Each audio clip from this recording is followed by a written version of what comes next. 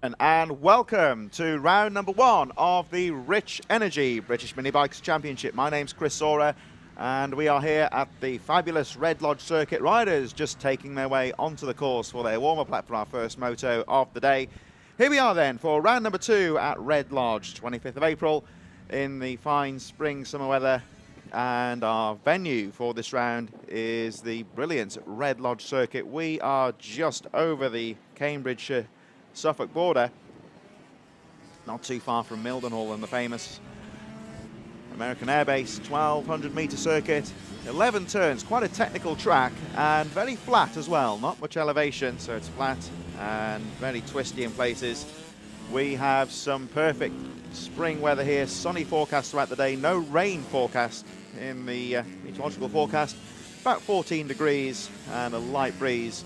You would say this is pretty much perfect conditions for racing. We'll have a quick look at the track. Anthony Jordan taking us through a hot lap of the Red Lodge circuit.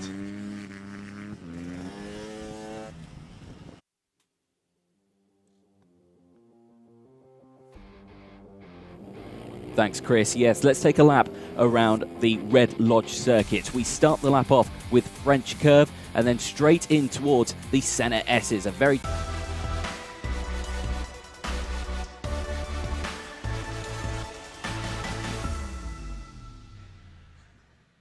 Well, we interrupt this broadcast, you would say. We'll look at the hot lap in a few moments' time because the Super Minis are underway for their first race of the day, our first round of 2021. Riders are on the grid now, and we'll have a look at how they lined up after the qualifying. Last two riders on the grid now, these Super Minis just warming the machines up, about to get things underway. This is how they lined up yesterday with Joe Dickinson on pole position, 41.519, just ahead of Ryan Tyers. Richard Holmes-Williams in third, Jim Lovell, JJ Cunningham, Jordan Pritchard in sixth place. Seventh position was, well, we'll cut the rest of the riders later on. We'll talk through them as the race goes on because we are about to see the green flag drop, and away we go. Riders screaming into the first corner. We make our way through towards the first corner. It really tightens in on itself. This is the Senna corner. Very slow technical start here. The riders straight into that first corner. As I say, we'll look at the track in a bit more detail later on, but we'll get things right underway with this first 10-lap race. Good, clean start. Everyone through the slow technical part of the track, and now we make our way towards the straight run to the top of the circuit, into the S's. Tightening in like itself here towards the Simpson straight, back on the power. Good, clean start. Everyone seems to have got through the first few corners safely. So here we are with the Brat Bikes Super Minis. These machines based very much on youth motocross bikes. Mixture of the 85cc 2-strokes, 154 strokes in there. So they make their way round on the end of the first lap, and our early leader is the machine of Kyle Ride, 48 on the bike. And the other 48, of course, Joe Dickinson just behind in second place. Jack Bednarek third. Richard Holmes-Williams first of the 4-strokes in fourth position.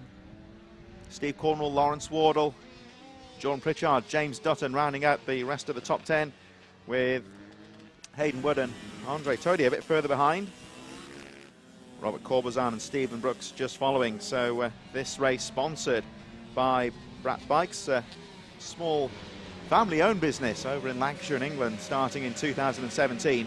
And very much specialising on race-ready components for these machines to convert them to what's effectively supermoto format. Bit of a pass there going into fourth position. Shout-outs on the social media. We've got Mason Greaves here, shout-out for him, and all the Scottish riders here today, of course, very much a national championship. And Dion Burgoyne, shout-out for Jordan Pritchard, who's in about 7th place on the 151. So Jordan getting things underway quite nicely at the moment. At the front, though, Kyle Ride setting the fastest lap last time round, 45.717. Really getting the grips with this circuit. Joe Dickinson hanging on in there, though, in second place, as we look at Kyle Ride making his way over the finish line, just pulling a small gap again. Another fastest lap, 45.224 last time round, as the rest of the top 5 go through. Steve Cornwall just going through there. We see Lawrence Wardle on the 414. Then there's a gap. Jordan Pritchard, 151. James Dutton, Hayden Wood, Andre Todia, Stephen Brooks, Robert Corbazan, Joe Ellis and Luke Bithell rounding out the rest of that mid-pack. Owen Mellor, Howard Taylor, Peter Karapanis and Dylan Mellor rounding out the field just a bit further back in this 18-rider field. As we say, good clean start to the race.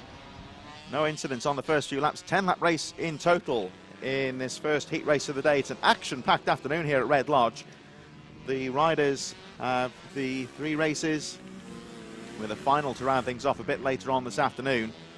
So early doors at the moment for Kyle Ryder, but he's certainly going about it the right way. As you look at this midfield battle, there's the 88, Hayden Wood, currently sitting in 9th place as they make their way round the paddock bend, over the line, through into the French curve that we're looking at now, into Senna.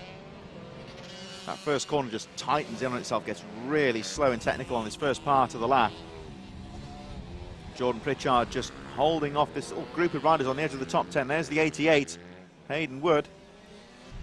Andre Todier just behind as we look a little further back. That's the, we just saw the 07 of Howard Taylor just crossing the line. The last few riders just starting to drop the pace, and well, I think we may be coming into tail enders very shortly. Yeah, there's Peter Karapanis currently sitting in 17th, just conceding the racing line as Kyle Ryder starts to pull away. The gap goes up to 2.9 seconds. Now, problem here, of course, because the 2 riders towards the back battling for position. There is Joe Dickinson just making his way past the tail ender, losing a bit of time. He was 2.9 seconds down and losing ground on the leader. Coming under some real pressure, though. That looks like the 126 of Richard Holmes Williams right on the tail. Has a look down the inside. Oh, but not quite close enough to make the pass stick. As you said before, this track tight, technical. Oh, but Dickinson makes a mistake there. Drifts wide. And Holmes Williams gets him on the exit of the corner. Potentially a bit difficult for passing, you would say, but plenty of opportunities out there. Very much a national championship, you would say, and there's all manner of different tracks. This, you would say, perhaps one of the more technical circuits, a real challenge for the riders. And these slower corners, very important that the riders get them right as well, because it's really slow and twisty on that first part going into 180 in the middle of the track. Line choice very important. Looks like Dylan Mellor's got past Peter Karapanis, who we're just looking at there further down the field. We just very briefly saw the 31. Nice move down the inside there from Steve Cornwall. Husqvarna 85. Maybe, I think that's actually a tail ender, my apologies. That's actually Dylan Mellor that he's just lapped, actually. So at the moment, Steve Cornwall on his own. We mentioned Richard Holmes Williams, who of course made his way through to 2nd place with 3 laps to go, but 4.2 seconds down on the leader, Kyle Ryder. The top 10 making their way through. And there we see the 414 of Jordan Pritchard, currently in 7th place. Tightening round into Senna. With a decent gap ahead of the rider behind him, which is currently James Dutton, currently in 8th place. Bit of action further along though, and here we see this battle on the edge of the top 10, pretty close. There is the 44. It's James Dutton, 144 on the timing sheets. Looks like Hayden Wood very closely behind him. Jordan Pritchard, there he is again. You can see just a small gap, and the one to look out for here, I would say, is James Dutton, 44 on the bike. Just starting to break away now from Hayden Wood and Andre Todier. There is Wood, number 88. Just losing a bit of ground now as the race still goes on, and Kyle Ryder getting quicker again, 44.3 last time round with just 2 laps to go. This battle on the edge of the top 10, making its way out of paddock bend, over the line, through French corner into Senna, that really tight hairpin. But at the moment, Kyle Ryder has got this race under control. Nice gap, 5.2 seconds. Now moving into the last lap. And there we see the 151 of Jordan Pritchard, still with Dutton behind him. Well, it looks like James Dutton on the timing sheets did close up slightly, about a quarter of a second or so, but not very much difference at the moment, as we just see Pritchard having a quick glance over the shoulder just to check the progress for those guys behind him. But Kyle Ryder moving into the last lap now, again getting faster, 44.1 last time round, fastest lap of the race. Still focusing on this close battle on the edge of the top 10. Pritchard with James Dutton, Hayden Wood, Andre Todier just a little bit further behind. Meanwhile, we wait now for the leader, Kyle Ryder. Checkered flag now been readied. Rest of the top 10 make their way through. And there he goes. Kyle Ryder is your first winner of the day, extending the gap throughout the race. Richard Holmes-Williams across in second, Joe Dickinson just behind in third, Jack Bednarek, the Frat Bikes sponsored rider, bringing it home in fourth place. Steve Cornwall rounding out the top 5.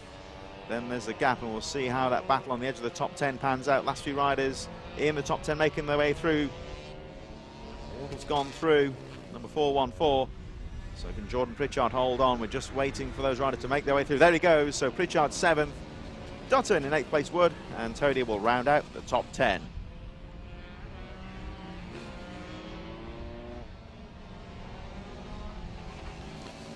So the rest of the riders making their way over the line. Brat Bikes Super Minis Moto 1 draws to a close. Coming up in just a few moments, it's the Pit Bike Spares Minibike 160B. I think we'll have a moment just to the riders make their way off the course, and we'll be underway very shortly with Minibikes 160 Group B.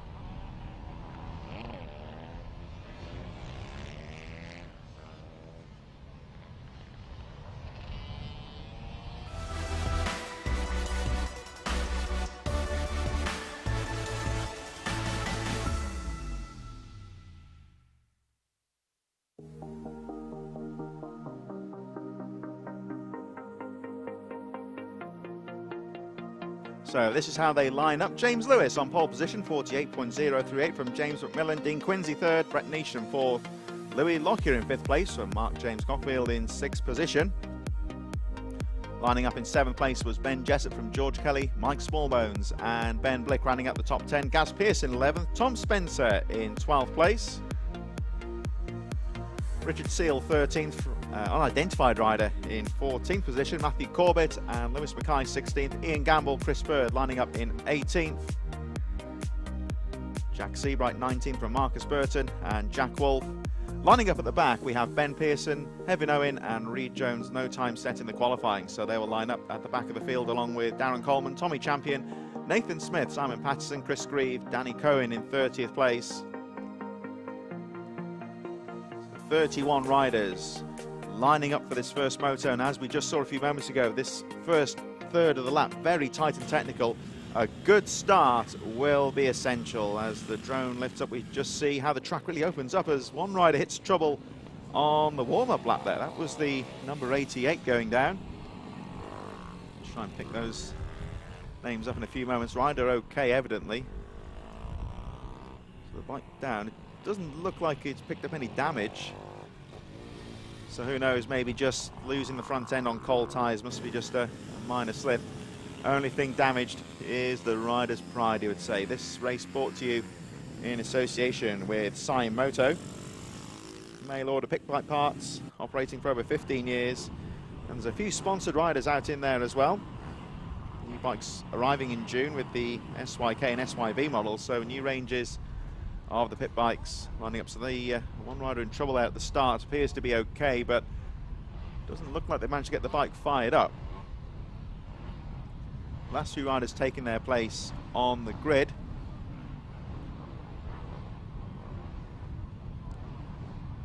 Looks like we're about ready to go. So that fallen rider just pushing the bike off the course at the moment. Everyone else appears to be ready, just lining up on the grid. As we say, of course, this Red Lodge circuit really is a tight technical first third of the lap. So good start, absolutely essential just here over the Cambridge to Suffolk border. Very much in a little motorsport part of the UK here. We've got the Mildenhall Stadium and the Mildenhall Motocross track just a few miles up the road. Quite a few karting and motorsport venues around here as well. But Red Lodge operating for approaching 30 years now. I think it's about 27 in total. And really has developed into quite an impressive circuit here. Like we say, it's got a bit of everything here. It's really technical. The first part of the lap opens up a bit later on. So a couple of straights out there, the straight run and the Simpson straight that brings us back down to the start line that we're looking at here. Last few riders lining up then for the first moto of the day for the Pit Bike Spares Minibike 160 Group B. Round number 2 of the Rich Energy British Minibikes. It looks like the riders are ready.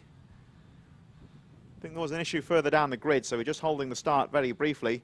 This, of course, is the second round of the championship. If you follow this series, you will know that the first round scheduled to take part at Teesside.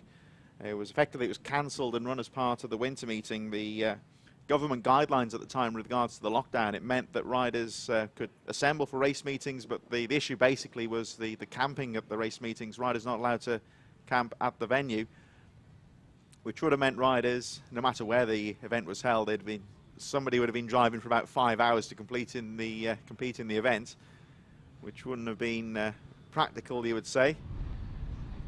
So we reassemble here for round number 2, and it looks like that issue on the grid has been sorted out. So visors down, riders ready. We wait for the green flag to drop any moment now. And away we go. Not the best getaway on the inside as round the outside sweep. Look like Michael Ford got a good start. They charge into the first corner.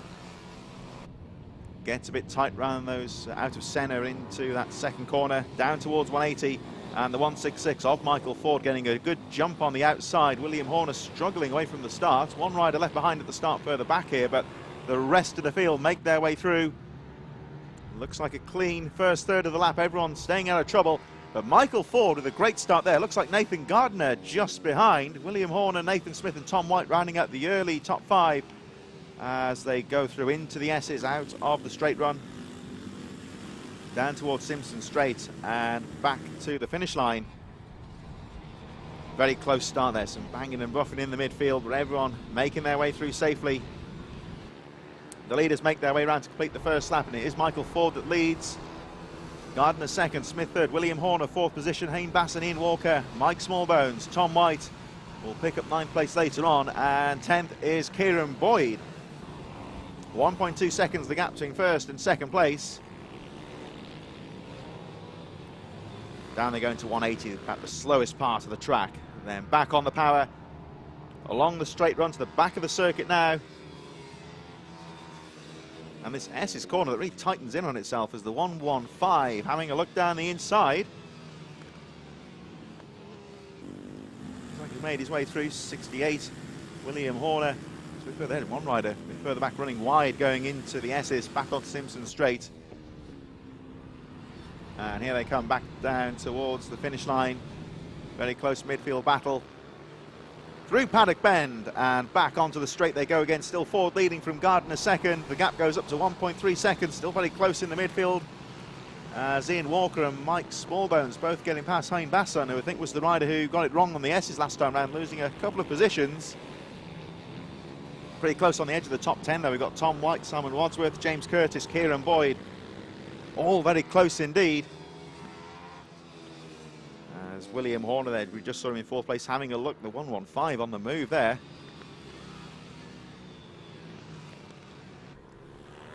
Trouble there further down the field though, that's number 42 in trouble.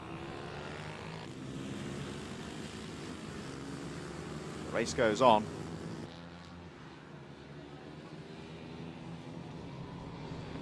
Seven laps to go in this first moto for the Minibike 160B.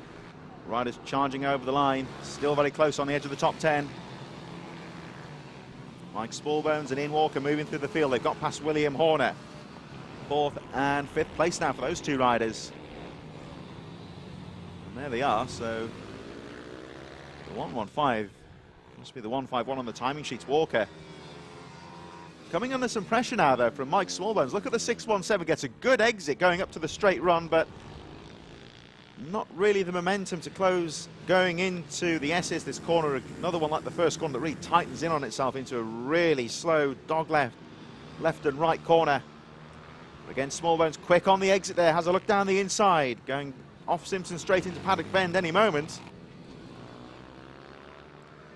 Mike Smallbones again just keeping Walker under pressure. Still Michael Ford that leads the race, but Nathan Gardner 254 setting the fastest lap of the race, 50.859, and is starting to close up on the race leader. Still the rest of the top 10 charging through, and Smallbones starting to put Walker under some real pressure here. Look at the 617, he's quick on the exit, nice move. Oh, he tried to go down the inside. So it looks like Smallbones getting some good traction out of the corners here. Not quite enough to get a front wheel in on Walker. As we go back into the S's. Small mistake there, Walker a little bit squiggly going into the S's and losing a bit of time. This puts Smallbones back onto the attack. Again, quick out to the exit of the corner, not quite enough to get the momentum. Kieran Boyd, incidentally, has set the fastest lap of the race in 10th place, 50.6, so he's trying to close up on the rest of the top 10. Still pretty much as you were between first and second place. The race starting to settle down at the front, but the main action here is with Mike Smallbones. Oh, again, he just tries to look going out towards 180. Walker doing a very good job here of covering those lines, though, making himself very difficult to pass. I'm sure he knows that Smallbones behind him. Further down the field, the tail enders just starting to be closed up on this top 10. There's the 254, Gardner's second place. Nathan Smith and Ian Walker not too far behind. The rest of the top 10 making their way through, filtering their way through some of the tail enders. 4 laps to go in this first moto of the day for Minibikes 160 Group B, sponsored by Motos. And again, this battle between Smallbones and Walker for 4th place, still pretty close just to round out the rest of the top 10. William Horner 6th, Simon Wadsworth in 7th. Basson still in 8th. Jameson and Boyd running up the top 10. Of course, they have got tail enders to consider with now. That looks like Boyd just making his way, trying to make his way through the top 10. Closing up on the 25 now behind Basson. So the man on the move here looks, I think Boyd is up to 9th place now. Starting to put the pressure on. There goes Wadsworth in 7th place. Closely followed by Horner. And again, it's getting tight there as the riders make their way through the slower traffic. Those slow riders just holding their line, letting the faster riders make their way through. 3 laps to go. Still Michael Ford on the 166 that leads from Nathan Gardner, Nathan Smith, all unchanged, but it's very close on the edge of the top 10 here. Still Walker from Smallbones, 4th and 5th. And we're looking at the battle on the edge of the top 10. Simon Wadsworth, Kieran Boyd, Hein Basson, William Horner, Adam Jameson, all in there, all very close indeed. There is the 140 of James Curtis, who's making his way through the field now up to 11th place, battling with Patterson on the number 200. So Simon Patterson easily identified with the yellow and red leathers. All closing up now on the 68 of William Horner. Lost a couple of positions at the start and now coming under some real pressure on the edge of the top 10. 2 laps to go as Nathan Gardner this time sets the fastest lap, and the gap's gone down to just over 1 second at the front of the field. Still this battle on the edge of the top 10 raging away. Horner there, number 68, doing a great job of holding off Jameson and Curtis as they make their way through now to the penultimate lap. Into the first corner they go, and down the inside. Looks like Jameson's gone through. Curtis right behind him, 2 laps to go. Getting close at the front as Nathan Gardner starts to close up at the front of the field. Still this top 10 battle rages away. Simon Patterson having a look on the exit to the corner as they make their way up towards Simpson Straight. Incredibly close action here, making our way through to the final lap. As round the outside, oh, nice move there for it to come off there for number 200 Patterson, but he's lost out, and it looks like the 154 of Tom White has nipped down the inside. So a brave move there for Patterson, trying to go around the outside of the S's, but left himself open as he retakes the position. Riders now on the last lap of the race. And this looks like the battle for the lead. It looks like Gardner, as we go along the straight run, has got through into the lead. He's been picking away at that lead for pretty much the entire second half of the race. And the green machine of Nathan Gardner looks like he's gone through as they make their way down towards Paddock Bend for the final time. Checkered flag now being readied. Who's it going to be though, Ford or Gardner? Here they come down towards the final few corners. Back markers making their way through. And here they come.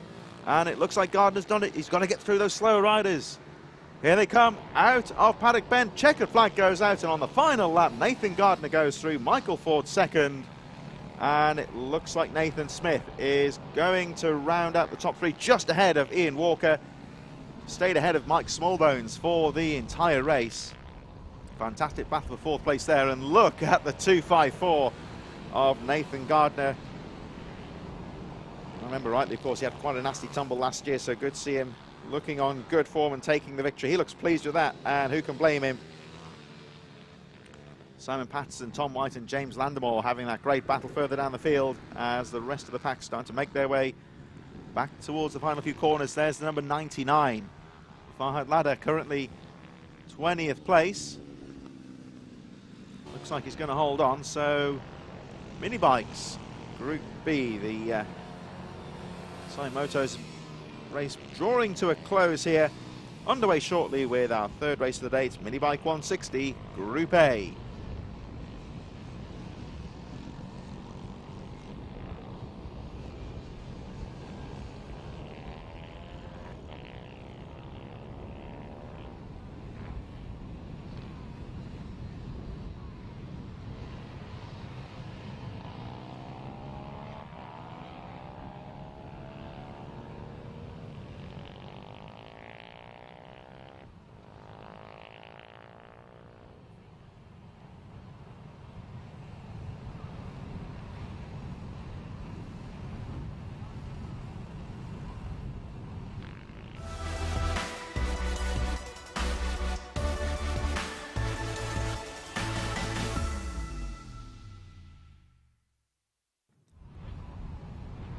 Here we go then with Group A for the Minibike 160, and as the riders make their way out for the warm-up lap, let's have a look at how they line up. Of course, some great riders in the field for the Group A, sponsored of course by Pit Bike Spares.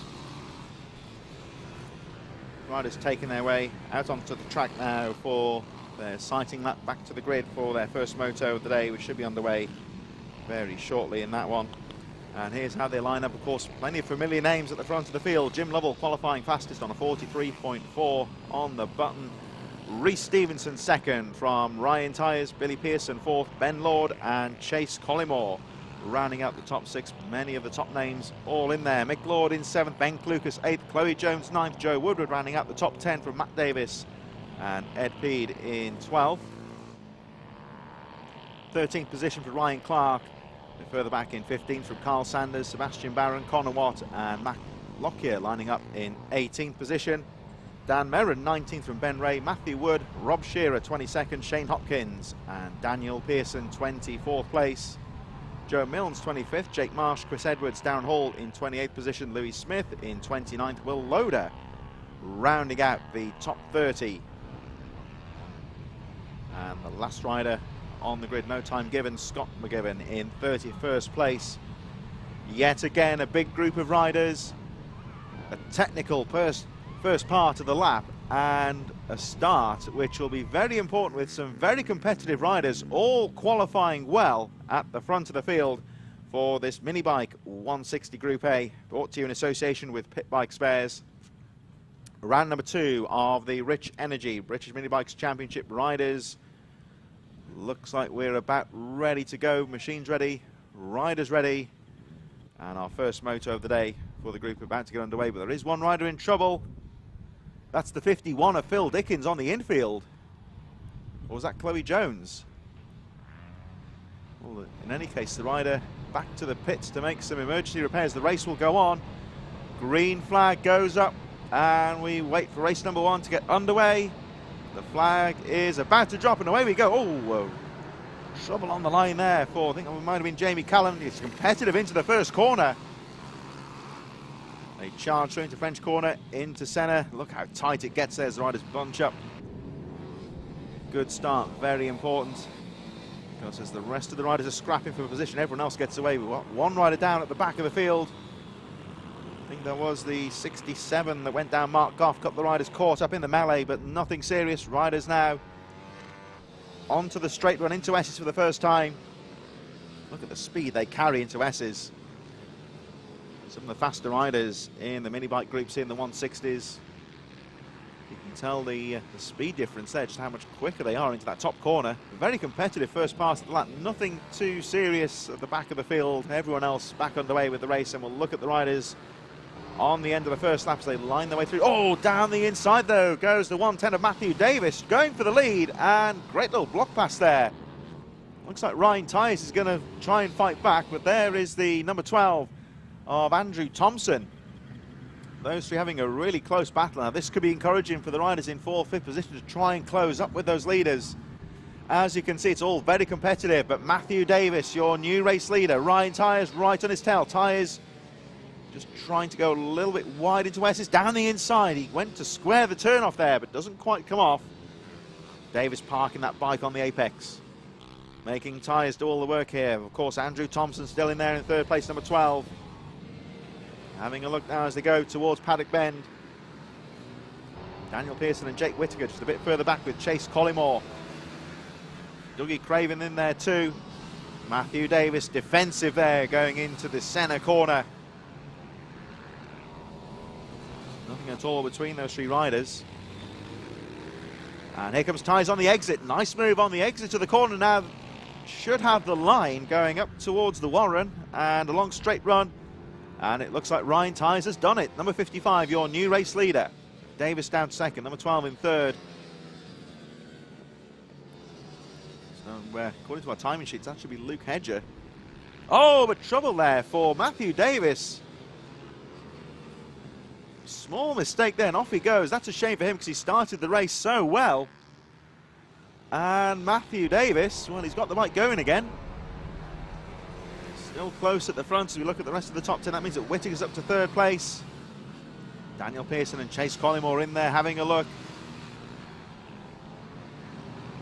There's Pearson, number 77. Looks like Collymore having a peek down the inside. No real opportunity for a pass though at the moment. Try and line him up for the second part of the lap.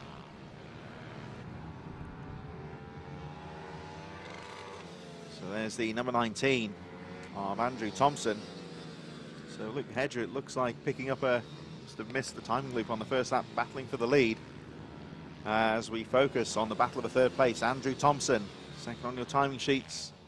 Third on the track with the 1-2-1 of Jake Whittaker just behind. Then we've got Pearson, Collymore and Craven all in there. Here they come through to Paddock Bend. Again, the riders can straight line the apex going to that final corner. And Whittaker holding grimly on to that position. He's got 4 riders behind him. And again, the exit speed could be important here. As we look at the 74 very briefly of Dougie Craven. Into the Warren, the left-hander, and along the straight run they go. This could be a crucial overtaking part of the track. That looks like Chase Collymore. Going down the inside, holds the line and gets the position. So Collymore gets through, getting past Thompson. Pearson and Craven right behind. The riders now making their way along the Simpson Straight, back down towards the final couple of corners of the Paddock Bend to the finish line. Still Ryan Tyres leading the race, 48.2, your fastest lap of the race at the front. Chase Collymore on the move, nice move down through French corner into centre, that really tight left-hander. And it looks like Chase Collymore's done it. There he goes, 31. One of the rising stars in British minibike racing, and Chase Collymore. Of course, a few years ago, he was one of the top youth riders. Now, acquitting himself, still a very young rider, you would say, but acquitting himself very well to the adult ranks against some very experienced names. Whittaker trying to fight back, but all the attention now is with Thompson behind him, number 17.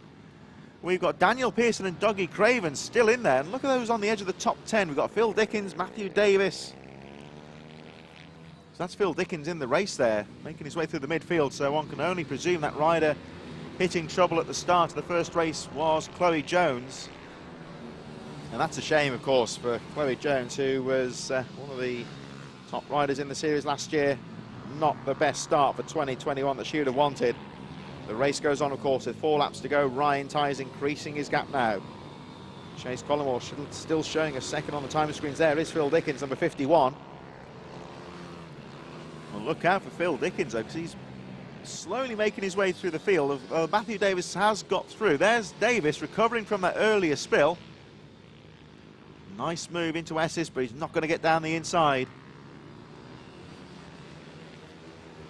Jamie Callan, number 14, just holding the line. Matthew Davis, though, gets the move done down Simpson Straight, making his way down towards the finish. There he goes. So Davis now to 7th place, 3 laps to go. Ryan Tyres continues to control the race at the front as we watch this battle in the top 10.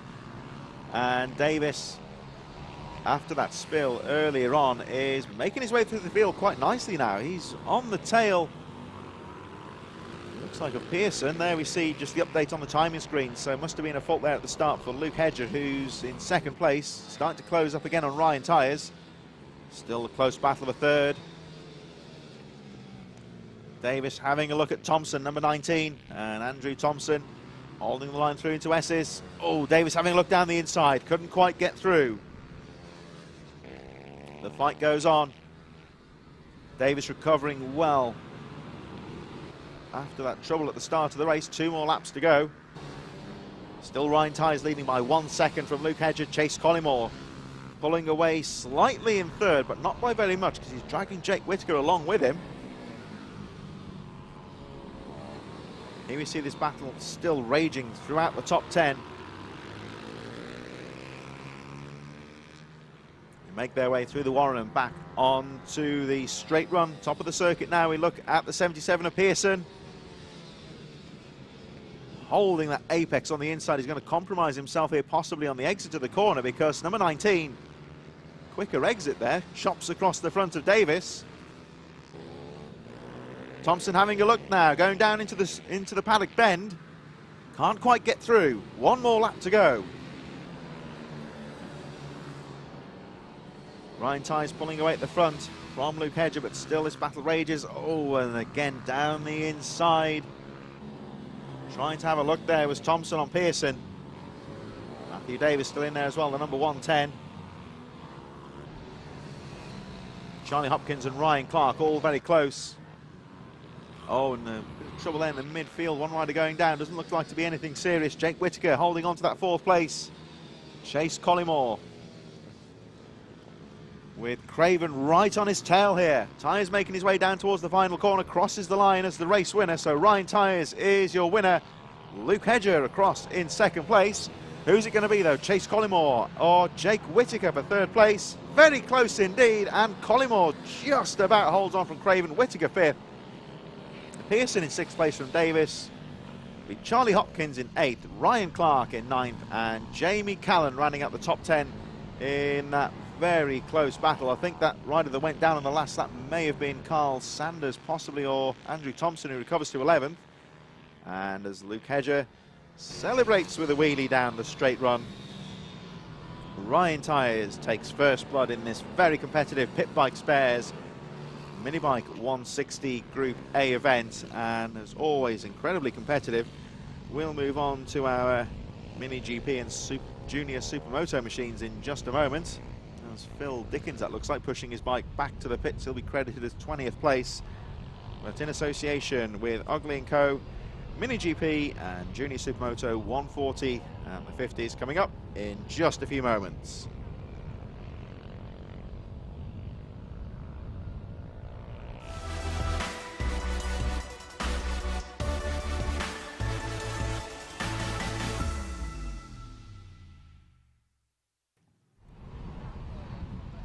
Mini GP and Junior Supermoto 190s and the 50s lining up.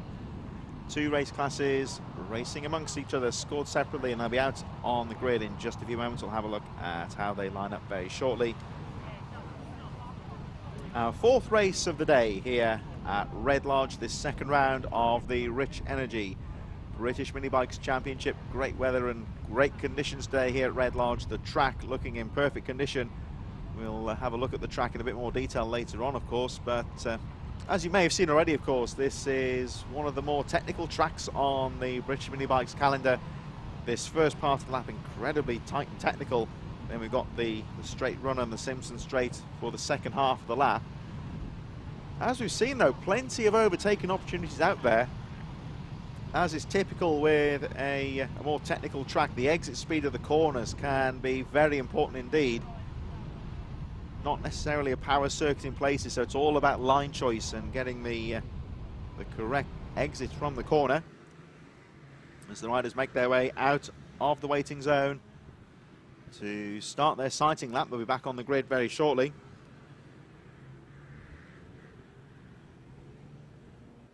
So riders through, we've got the Vets race with Motul Oils coming up in a few moments as well, one of the newer classes for 2020. The Vets class always very popular. They're coming up in a few moments, but we look at the youth riders firstly as they make their way through on the sighting lap.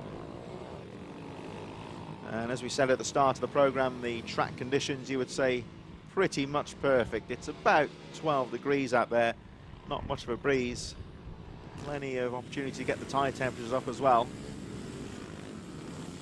But crucially, of course, in the forecast, pretty much zero chance of rain. Let's hope that forecast is true at the moment, because the track is looking in great condition ahead of this first race. As we say, of course, the first round of the championship at Teesside was cancelled effectively and run as part of the winter series. So this is the first round. Round number 2, of course, in the calendar of the Rich Energy British Minibikes Championship. My name's Chris Czora, taking you through all the action this afternoon.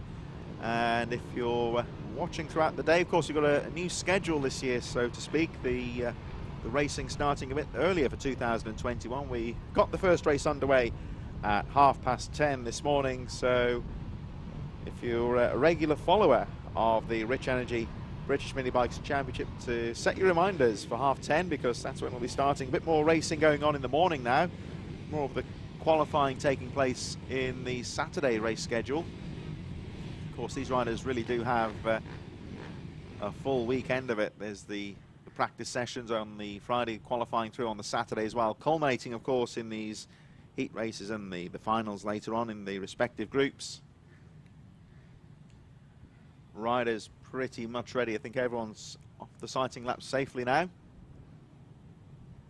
There we see the paddock side awnings for BR8 and the Michael Laverty BMB Academy with Vision Track, which we'll look at in a bit more detail as the year goes on. Of course, the program in association with the famous Michael Laverty, of course, looking to help develop the next generation of rider. As we wait for the flag to drop for our first race of the day for MiniGP and Junior Supermotos, away they go. We'll try and pick up the splits in there as well for the 2 race classes as they charge into the first corner. 1 rider left on the line.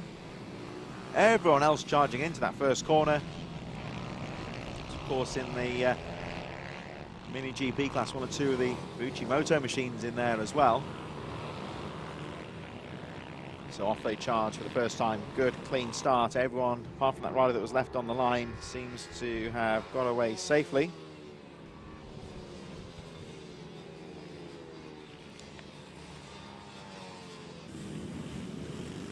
Good, clean start. It looks like Harley McCabe getting a good jump on the field from Ruben Bray. Arnie Carr in there too.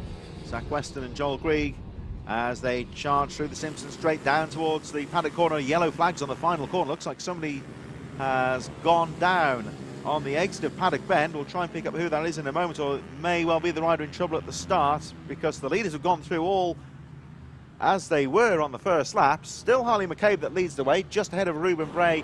Arnie Carr in 3rd, Joel Grieg 4th, and 5th position is the 35 of Zach Weston, the first of our junior supermoto machines. Here's Harley McCabe though, charging down into the S's, and this race, sponsored of course by Ugly & Co, starting to get a bit interesting at the front here as Ruben Bray keeps the pressure on the race leader.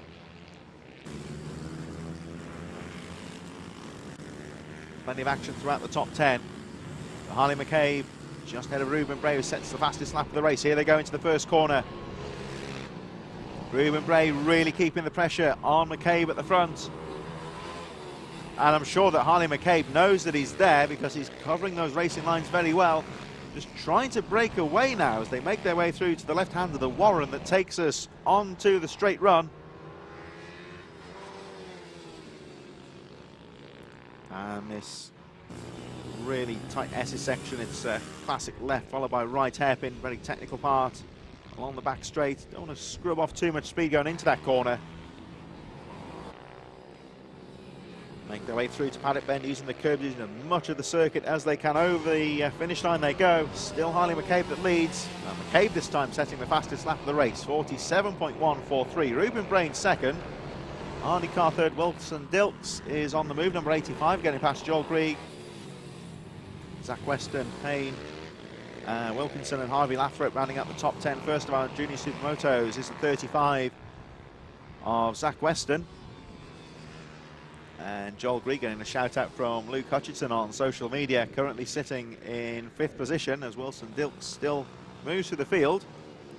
Action at the front here though, with Harley McCabe and Ruben Bray making their way past the tail ender.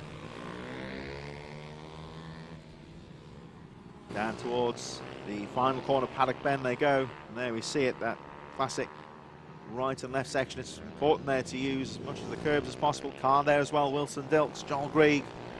And we just saw the first of our supermotos going through. The 35 of Zach Weston, Laken Payne, number 41 in there as well. There's the treble 2 of Harvey Lathrop, currently 9th on the track, 2nd of the junior supermotos.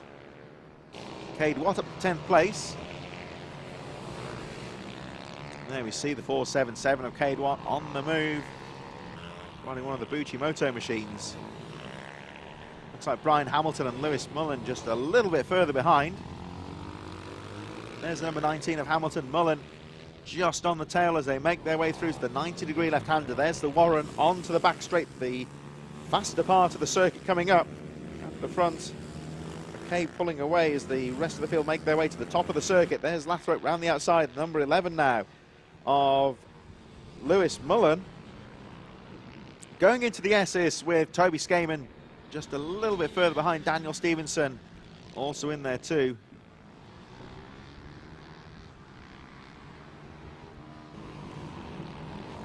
At the front of the junior supermotos, we still have Zach Weston, the rider, in 6th on your timing screen. Currently leading the JSM 140s, Harvey Lathrop 2nd, 9th on the track. 3rd is Toby Skaman, currently in 13th position.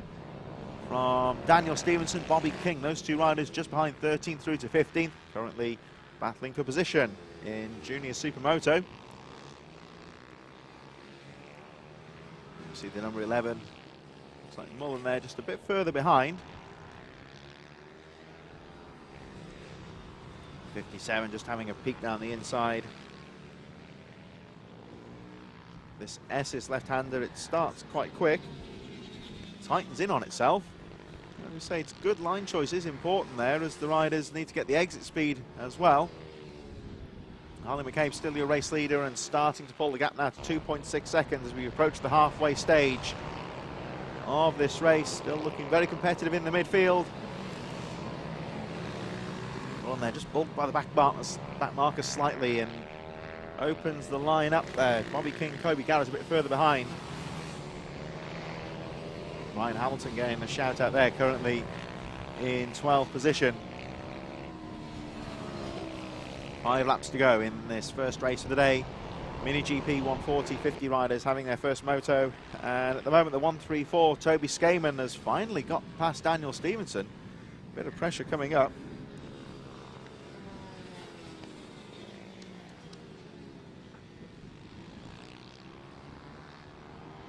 Still very competitive just on the edge of the top 10. We've seen the 477 of Cade Watt making his way through. Good, clean first half of the race as that back on the edge of the top 10 still charging away. Cade Watt up to 9th place as Harley McCabe crossing the line now. In the lead, there's the 12 of Ruben Bray. Just starting to make his way through some of the tail enders. Now with a clear track, the gap goes up to 2.7 seconds between the first two riders. We've got Arnie Carr and Wilson Dilks just a bit further behind. There's the 78, currently 17th position. It's Joshua Williams from Harry Pell, making their way down the back straight. Straight run into the S's. The tight left-hander there is the 25 of Kobe Garrett in there, currently 16th position. So some of the midfield riders having quite a close battle at the moment with 4 laps to go. 8 laps down and the race still charging away. Harley McCabe still your race leader, although Ruben Bray has closed the gap slightly to 1.8 seconds with 3 laps to go. So this first Mini GP and Junior Supermoto race for the day starting to settle down at the front. The top 2 really have broke away. Still we see the number 3 of Joel Grigg in 5th place leading the Junior Supermoto riders. As we look at the 78 of Joshua Williams still keeping the pressure on.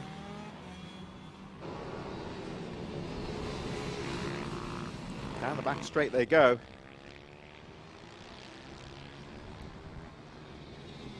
There's the 35 in there as well, Zach Weston going through into the S's. So 3 laps to go. Still plenty of action throughout the field. Some of the midfield runners pretty close as they make their way over the line.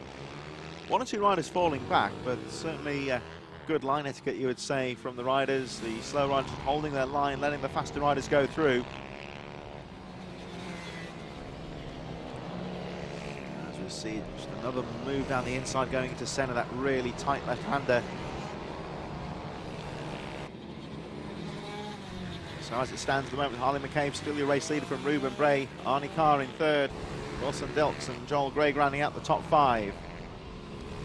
Zach Weston in 6th place, still your lead of the junior supermoto. And a shout out for Ruben Bray on there as well. He's only 9 years old, and this is his 2nd season of racing, so only 2.3 seconds off the race leader. He's doing pretty well at the front. Kobe Garrett a bit further down there, getting a shout out as well, currently in 16th position. Having a good battle as the riders make their way through onto the last lap. Checkered flag now being readied for our race leader, Harley McCabe, in great form, just starting his last lap. Still that battle in the top 10 though. It's pretty close with Arnie Carr, Wilson Dilks, Joel Greig going through, still leading the junior supermotos by quite some margin. Harvey Lathrop in 10th is the 2nd place rider.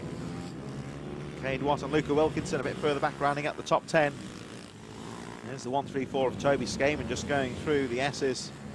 2nd part of the lap. Harley McCabe just crossing the line though and taking the checkered flag from Ruben Bray. It'll be Arnie Carr in 3rd position. Just a bit further back as some of the midfield runners make their way through. There we saw the battle with Toby Skaman and Daniel Stevenson. Skaman bringing it home in 13th, Bobby King in 15th position. Those riders a lap down, but having a fearsome midfield battle. There goes Arnie Carr in 3rd, Wilson Dilks coming through in 4th. Then it's Joel Greig, any moment now, just a few seconds behind. And there's the winner of our junior supermoto. That was Zach Weston on the number 3, taking the checkered flag in the junior supermoto class. There's Harvey Lathrop 2nd in that class, just behind Cade Watt, one of our mini GP riders. Great to see so many riders on the grid in this youth class. Big numbers for this round here at Red Lodge, drawing to a close. So from youth we move to experience. Our next race of the day is the Motus Oils Vets, and they'll be underway in just a few moments.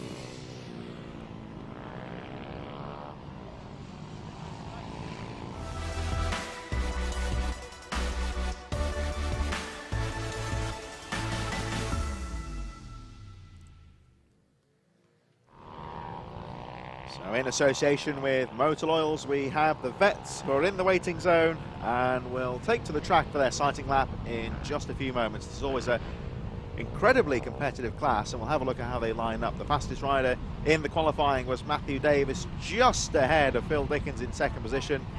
James Mostiger 3rd, Andrew Thompson in 4th, Julian Gromit in 5th place, Ian Wareham in 6th position, Dean Bednarek 7th from Alan Brooks, Sturban Elaine in 9th, Ben Douglas 10th, Mike Smallbones and Simon Chambers taking us down to 12th position. Gav Tapton 13th from Ian Walker, Tony Reveley, William Horner, Stu Bateson and Mark Jarrett in 18th position. 19th John Pearson, Darren Coleman in 20th place, Gary Carter, Mick Price, Peter McDonald and Darren Hall in 24th place.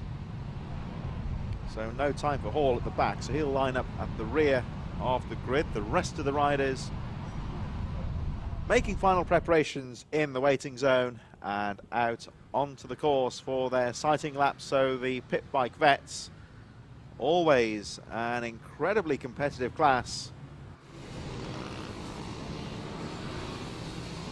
So Matthew Davis, who we saw a few moments ago in the Pit Bike Spares mini bike race, dropped the machine, of course. He'll be looking to bring it back in this moto. So the vets class really is a mixture of machinery out there. This is more of an age class rather than a machine class, more of an open class, you would say. So we get the real mixture of the mini GP style machines out there, along with the junior supermotos, the more pit bike based machinery in there as well. Here we are then at the first round of the Rich Energy British Minibikes Championship here at Red Lodge in Suffolk, and the track looking in great condition. Coverage throughout the day with Alpha Live right the way through to the afternoon finals. Plenty of action here at this perfect day for the second round of the championship. Riders now making their way down towards the final few corners, onto the line, and we will get our first moto underway in just a few moments for the Motor Soils Vets race. Riders on the line. There's Phil Dickens, who had trouble earlier on, lining up in second position. Looks like he's ready to go then for this Vets race, lining up alongside the 110 of Matthew Davis. He, of course, has had trouble earlier on today, looking for a cleaner race this time round. Very competitive start to this lap, of course. The riders go immediately into that tight left-handed centre corner. Good getaway is absolutely essential, but certainly don't want to overcook it. We've seen a few riders looping out on the start already as we wait for the green flag to drop, and away they go. Good getaway there from Davis down the inside, and it looks like he's going to hold on. From Phil Dickens in second, the rest of the field charging through into that first corner, and they all seem to get through the first few corners okay. Through centre they go, down towards 180. So Matthew Davis first. Looks like Phil Dickens, Ian Wareham in there as well. Down the back straight they go on the straight run. It looks like Dickens still leading the way. There's the 88 of Ian Wareham with a good start as well. Into the top corner they go as we see Davis guarding the inside as they go through into S's. That tight left-hander. All about defending the line, you would say, on the first lap at the moment. It's quite a competitive getaway.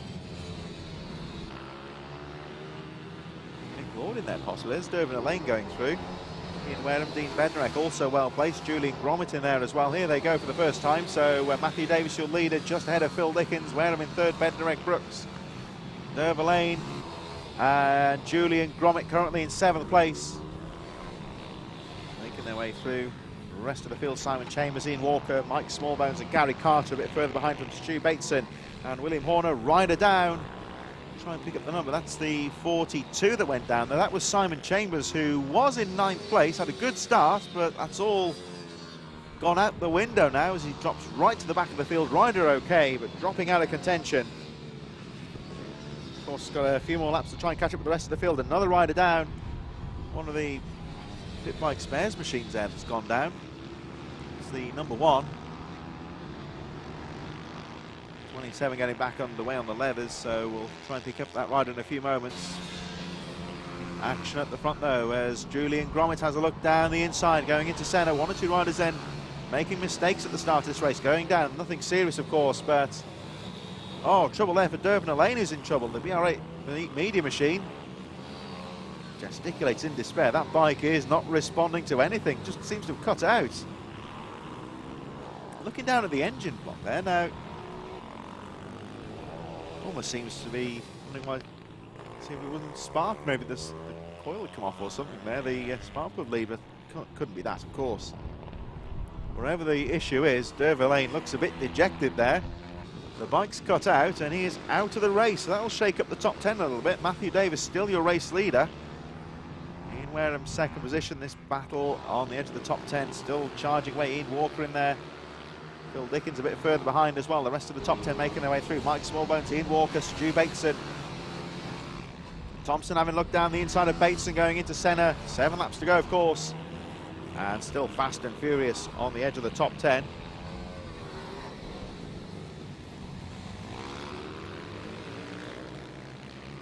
Matthew Davis then your race leader. All the action behind here in the top 10 as they make their way along the straight run. There's 19. Thompson having looked down the inside of the 21. Great move into the S's. Really got to be strong down the inside there to make that move stick, and he's done so very well. There's the 115 Ian Walker also in there as well. Stu Bateson all on the edge of the top 10. Mike Smallbones pulling away now in 6th place.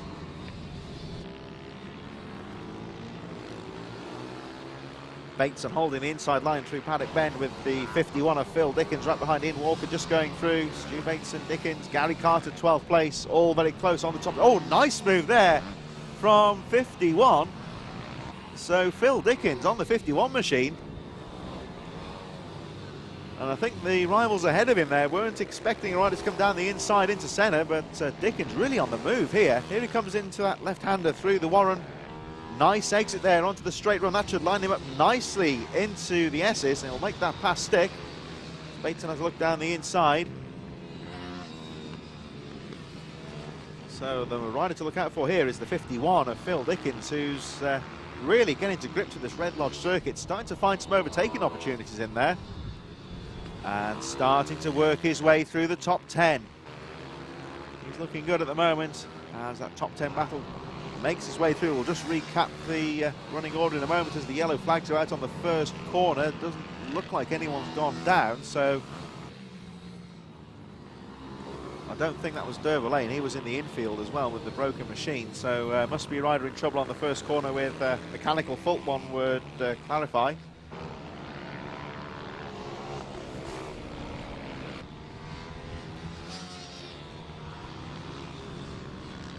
Matthew Davis still the race leader, 48.643 last time round. Wareham 8 seconds down in second place as we watch the 72 of Stu Bateson doing battle here. Goes on the inside on the exit of the corner, down towards the paddock bend they go, and it looks like he's made the move, so Bateson goes into the top 10.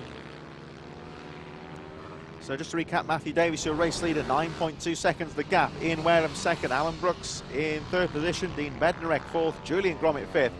Andrew Thompson's moved into sixth place from Mike Smallbones. Phil Dickens, who we saw a few moments ago, he's still continuing his move through the field. He's up to eighth place. Ian Walker in ninth, and as we just saw a few moments ago, Stu Bateson breaks into the top 10. Gary Carter, William Horner, John Pearson a bit further behind. Darren Coleman going through. Here's our race leader.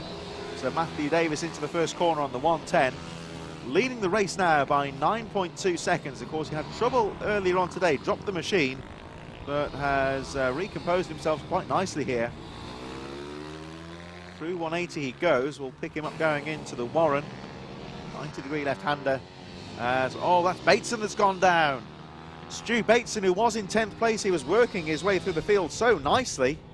And as you can tell by the leathers, he's been skidding along the tracks and what the bike's gone as well. So of course especially these small capacity four-stroke machines, sometimes when you lose the engine they can be difficult to restart. It looks like Bateson's got it going again. He's got a bit of work to do as Matthew Davis crosses the line with 2 laps to go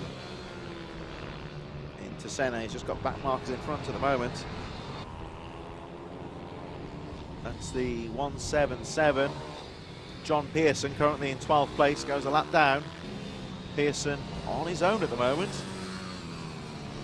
Of course, Bateson made that mistake, so that puts Pearson up another position. And there he is, currently in 12th place, just been lapped by the race leader. We can see the gap now between first and second place. We should be looking out for the number 88 of Ian Wareham. I think that's him there. Yes, indeed it is. So Wareham on his own in second place at the moment. Neatly down into S's, that left-hander. And he was another rider, I think Wareham in the mini-bike race earlier dropped the bike on the warm-up lap. Another one who's had a difficult start to the day, but looking good as Davis now takes the final lap. Wareham a distant second place, but at the moment has got a cushion between himself and third, Alan Brooks. Brooks not quite close enough though to go for a pass at the moment as Wareham charges through on this final lap. We've got Bednarek and Gromit a bit further behind as well. And here is the leader, Matthew Davis, down into Essex for the final time. He's got a 12-second gap. Just needs to keep the bike pointing straight in now as he goes along the Simpson Straight. Curving ever so slightly into the final dogleg, down to paddock bend. And Matthew Davis, round the final corner he goes and takes the checker flag. Pit bike vets, heat number 1, race winner Matthew Davis. Really carving out a decent gap there as we wait for our second place rider to come through. There goes Pearson over the line in 12. It's Ian Wareham in third position, Brooks in third, should be Dean Bednarek in fourth as somebody's silencer drops off, so I'm sure they'll know about it in a few moments when they get back on the power. Bednarek fifth, Julian Gromit sixth, Phil Dickens seventh, Mike Smallbones eighth, Ian Walker and Gary Carter should be rounding out the top 10. There goes Walker in ninth.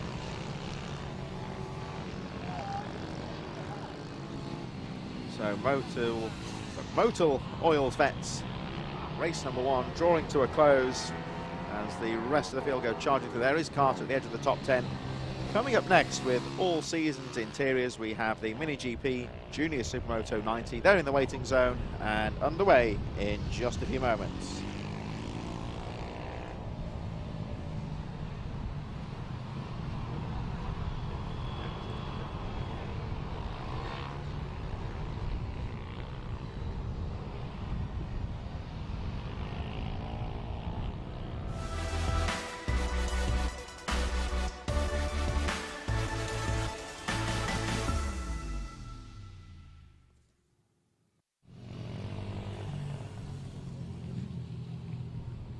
So in association with All Seasons Interiors, our first or second moto according to the schedule of the day for Mini GP Junior Supermoto 90, and we'll look at how they line up in just a few moments time as the final few vets make their way back to the paddock. Here we are then at Red Lodge for round number 2 of the Rich Energy British Minibikes Championship. As the riders make their way out onto the line, we'll have a look at how they line up. Valentino Kirk in first position, Wallace Doherty in second, Parker Cesari in third, Harvey Saville in fourth, Travis Shaw in fifth position from Billy Carter, Harrison Quincy, Owen Tempest, Jack Hamilton and Hudson Cooper rounding out the top 10 from Finley Hanna, Leo Soliu in 12th position.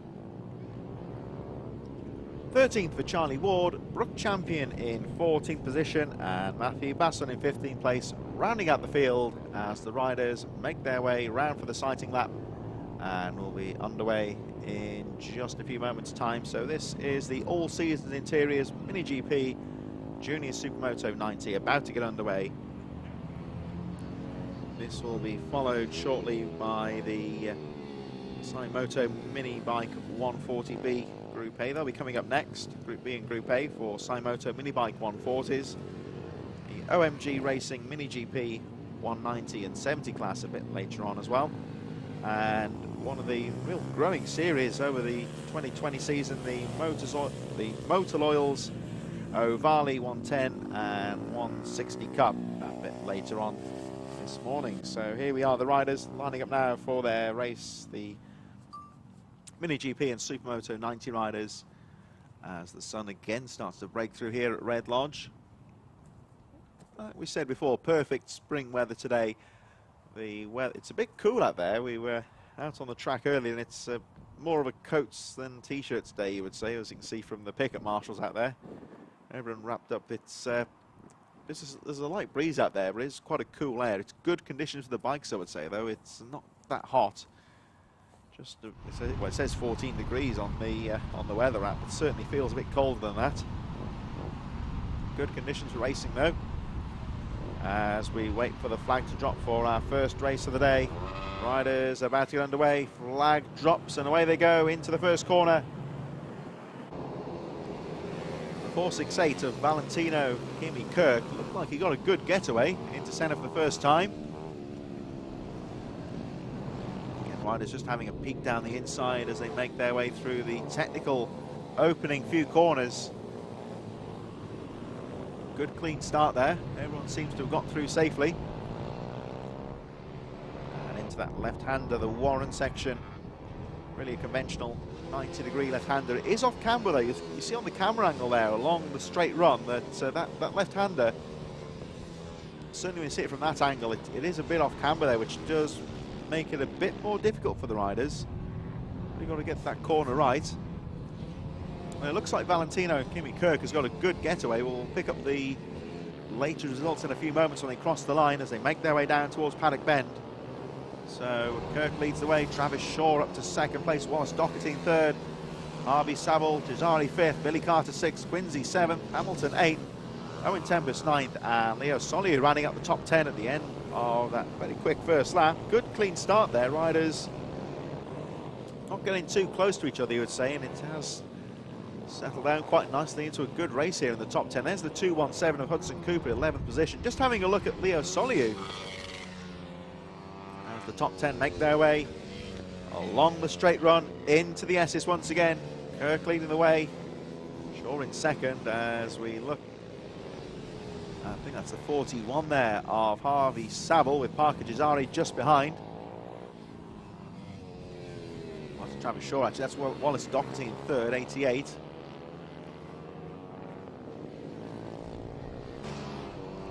Crossing the line, 2.7 seconds, the gap between first and second. So Shaw second, Doherty third. There is Doherty with the orange and black leathers having a look on the exit. Going down to 180. Struggling there just on the exit of the corner as they make their way towards the Warren. Kirk still leads the way. So there's Shaw back on the power. There's the number 4 into the S's corner. Trying to keep the entry to the corner more to the right, really, to carry the speed through into the S's, but that does leave himself open for a pass down the inside. But Kirk doing very well. Very important the riders exit the S's quickly onto Simpson Straight as well, because it's quite a long drag down to the finish line. Kirk with a 53 second exactly. Valentino Kimi Kirk, your race leader, 53 seconds on the dot. Fastest lap of the race from Travis Shaw. Wallace Doherty in third. Parker Gisari now steady in fourth place. Carter in fifth. Here come the rest of the top 10. We just saw Owen Tempest and Hudson Cooper battling for 10th position. There's the 26. That's Jack Hamilton in there too in the top 10. Harrison Quincy looking well on the 7.55.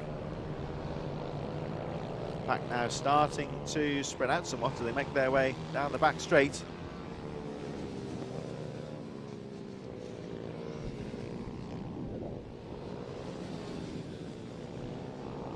Looking at number 28 with the 7.55, so Jack Hamilton 28, coming under some pressure from Quincy.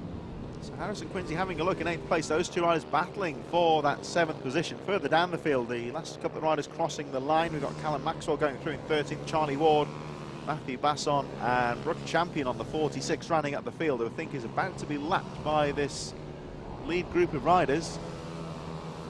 There is Champion just letting those quicker riders through. And we see the etiquette there with the slower riders very much taught just to hold their line. Don't hold up the leaders, but don't jump out off the tractor and let them through, because if they're quick enough, they'll find a way through. And these riders circulating very well at the moment. There's the 7.55.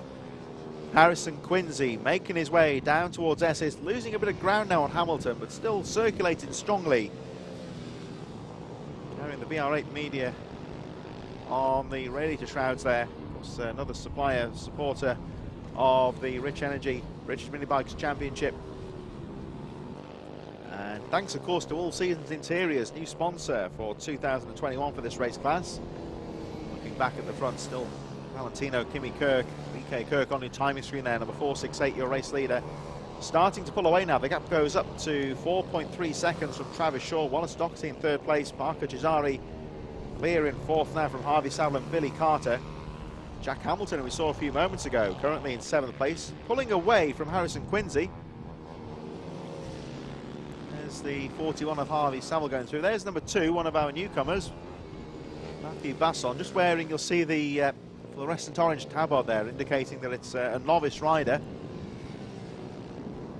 Just warning the riders there to give them a bit of space, expect that they are a new rider. Basson there, he's not last place, he's a new rider, but certainly acquitted himself well. Sitting there in a 15th place at the moment, but just circulating around quite nicely, letting the faster riders get through. And circulating through was Charlie Ward, just been lapped by some of our top 10 riders. Still the gap from VK Kirk.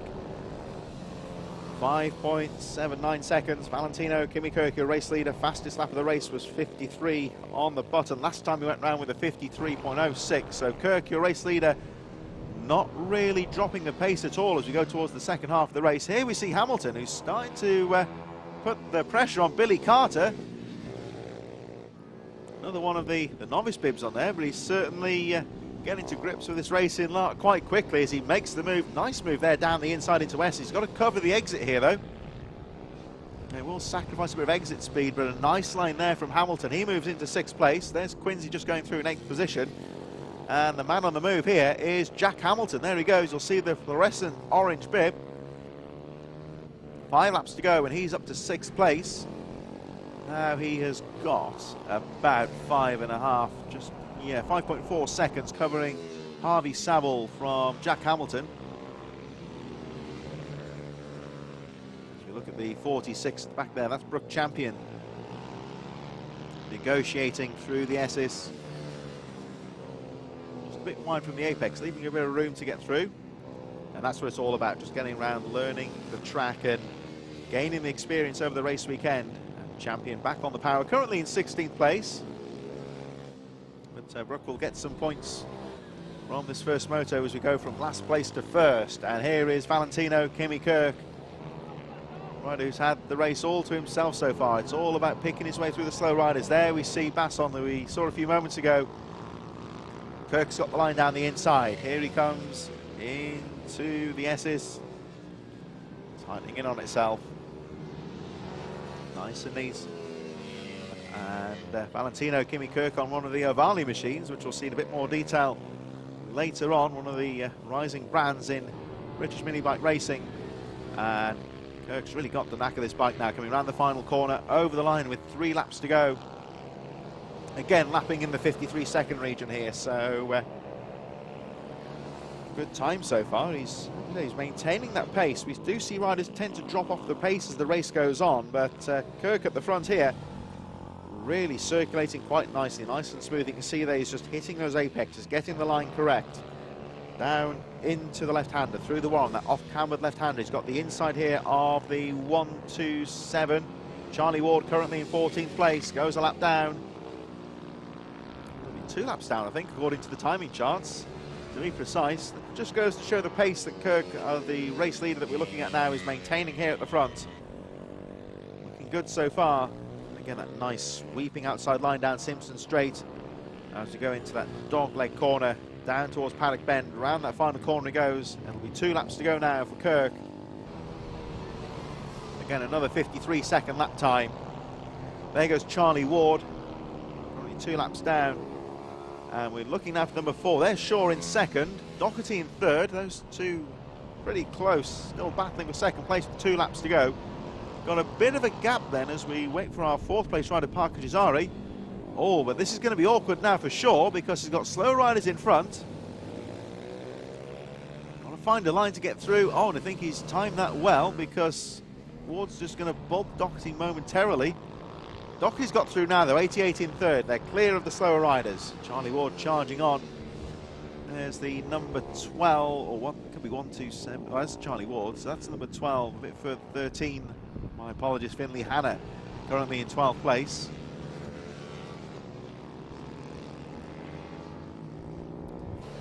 And there we see Hanna currently in 12th position, just ahead of Charlie Maxwell, a bit further down. Brook Champion just crossed the line.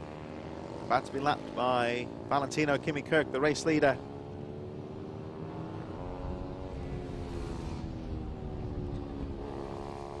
Charlie Ward goes through, lapping a 104.87 last time round as we focus on the battle for 2nd place. Just going through there, there is the 46 of Brook Champion in 16th place, about to be lapped by Finley Hanna in 12th. Charlie Ward a bit further back on the 127. Meanwhile, Doherty starts to put the pressure on Travis Shaw. Making their way through towards the top corner, into the S as they go. One of the last opportunities here for Doherty to go for the pass. Meanwhile, Valentino Kimi Kirk should be coming down towards the finish any moment now. And there he goes over the line. So Valentino Kimi Kirk is your race leader. And let's have a look who's going to finish in 2nd place. It's tight into the final corner. Round Paddock Bend they go. And it's Shaw in 2nd place, Doherty in 3rd. Those two really pushing each other on in the closing stages as we wait for the rest of the riders to make their way through. There goes Finley Hanna in 12th place. Leo Soliu's gone through in 9th, Ramon Tempest, and the 217 of Hudson Cooper. Charlie Ward goes through. There goes Jazari. Personal best lap there for Jazari on a 55.09, just ahead of Harvey Saville. And it'll be Jack Hamilton, Billy Carter, and Harrison Quincy taking us down to 8th place. Those riders, the final ones to finish on the lead lap, with Leo Soliu and Owen Tempest finishing a lap down, 9th and 10th respectively. So the all seasons interiors Mini GP Junior Supermoto 90 draws to a close. Billy Carter, incidentally, second of the Mini GP riders. Travis Shaw will take first in the Junior Supermotos. Moving on now to minibike action. It's the Cymoto Minibike 140B. Those riders in the waiting zone and underway in just a few moments.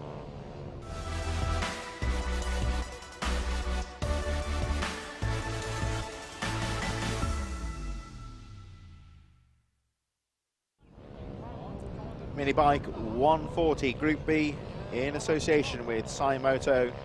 About to get underway. We'll look at the lineups in just a few moments as the riders make final preparations in the waiting zone, and this is how they line up. Nathan Gardner starting on pole position. It'll be Stephen Humphreys in third. Will pick up second place in a few moments, of course. Tommy Almond in fourth. Adam Jameson in fifth place from Ian Blatchford in sixth. Rest of the top 10 made up of Lewis Mackay, Peter Wadsworth, Dean Quincy and Joshua Crew. Further back we have Paul Mitchell in 11th place, Chris Impey in 12th position on the number 86. Harry Clark in 13th from Mark James Cockfield, Jack Wolf and Elliot Hines in 16th place, Rob Overend in 17th, Kevin Clark in 18th position. 19th Mackay Dickinson, Fahad Ladder in 20th, David Lindsell 21st, Alec Jones 22nd, James Walker 23rd from Ian Gamble in 24th position. Rhys Morgan 25th, and rounding up the field is the number 100 of Kelsey Carter. So riders in the waiting zone now for moto number 1 of the Cymoto Minibike 140, and the riders take to the track for their sighting lap. If you're just joining us, welcome to round number 2 of the Rich Energy British Minibikes Championship here at Red Lodge in Suffolk. My name's Chris Czora, taking you through the afternoon's race action. We've got a full race program coming up, of course, throughout the day.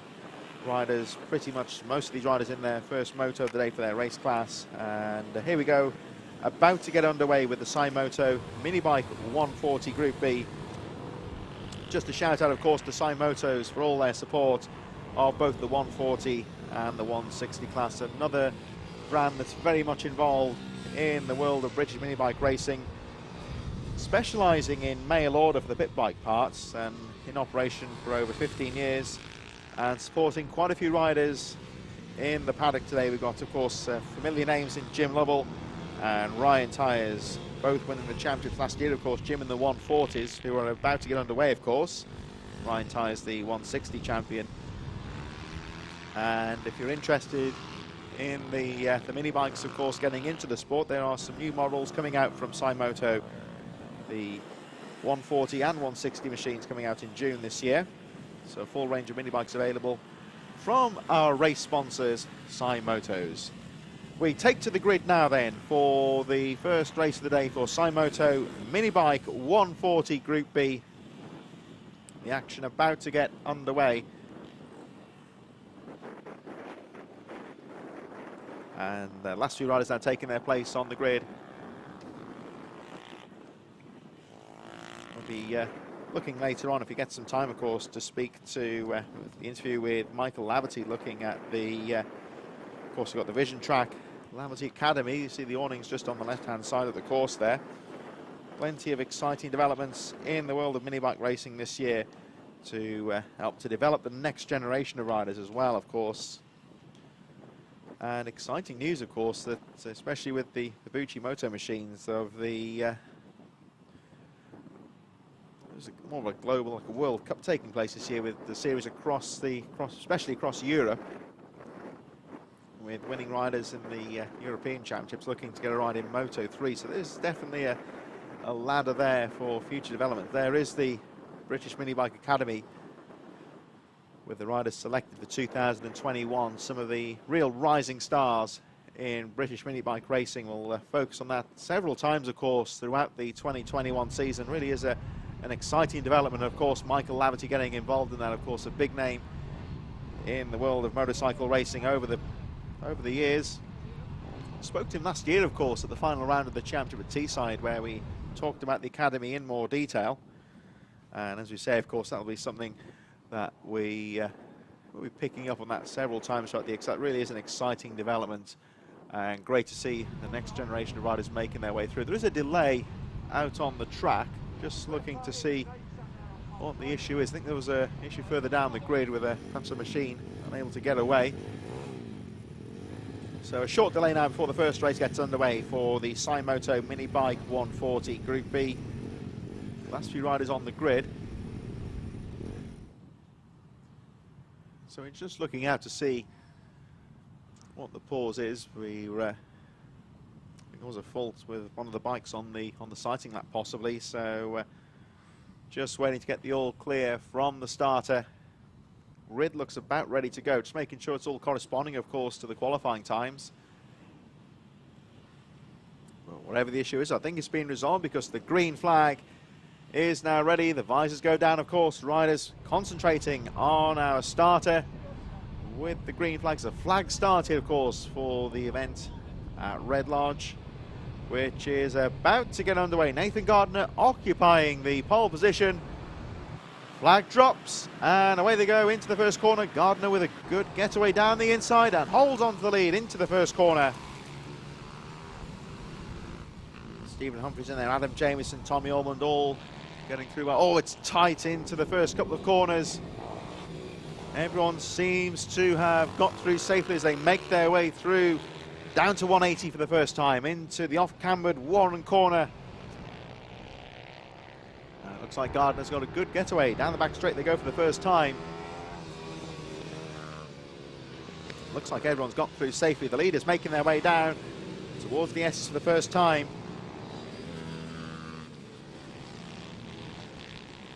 So it's Gardner that leads as they make their way down towards Paddock Bend for the first time. It's getting close at the front here, though, as they make their way down over the line to complete lap number 1. Getting close down into the first corner. We'll look at the leaders as they make their way through to that first corner. Humphries in second, having a look down the inside. So we'll pick up Gardner on the timing sheets very shortly on the 2:54. Adam Jamieson, second place on the 59, right behind him. This is a very close battle at the start as Gardner gets a good getaway. Down towards the Warren they go, along the back straight, the rest of the top 10 going through. There's Gardner, the race leader. And there you can see the leaders just keeping that open entry into S's, trying not to sacrifice too much speed. The exit here, very important as well. And because they're going straight down into the faster part of the track, the Simpson Straight, the exit of the S's, that slow part we were looking at a few moments ago, very important indeed. So Gardner's still the race leader on the 2:54. Humphries second. For some reason he's not showing on the timing charts there. Hopefully that'll be picked up as the race goes on. So Jamieson showing as your race leader currently in second place. Humphries third, Tommy Ullman, Paul Mitchell, Lewis Mackay, Dean Quincy, Ian Blatchford and Joshua Crew rounding up the top 10.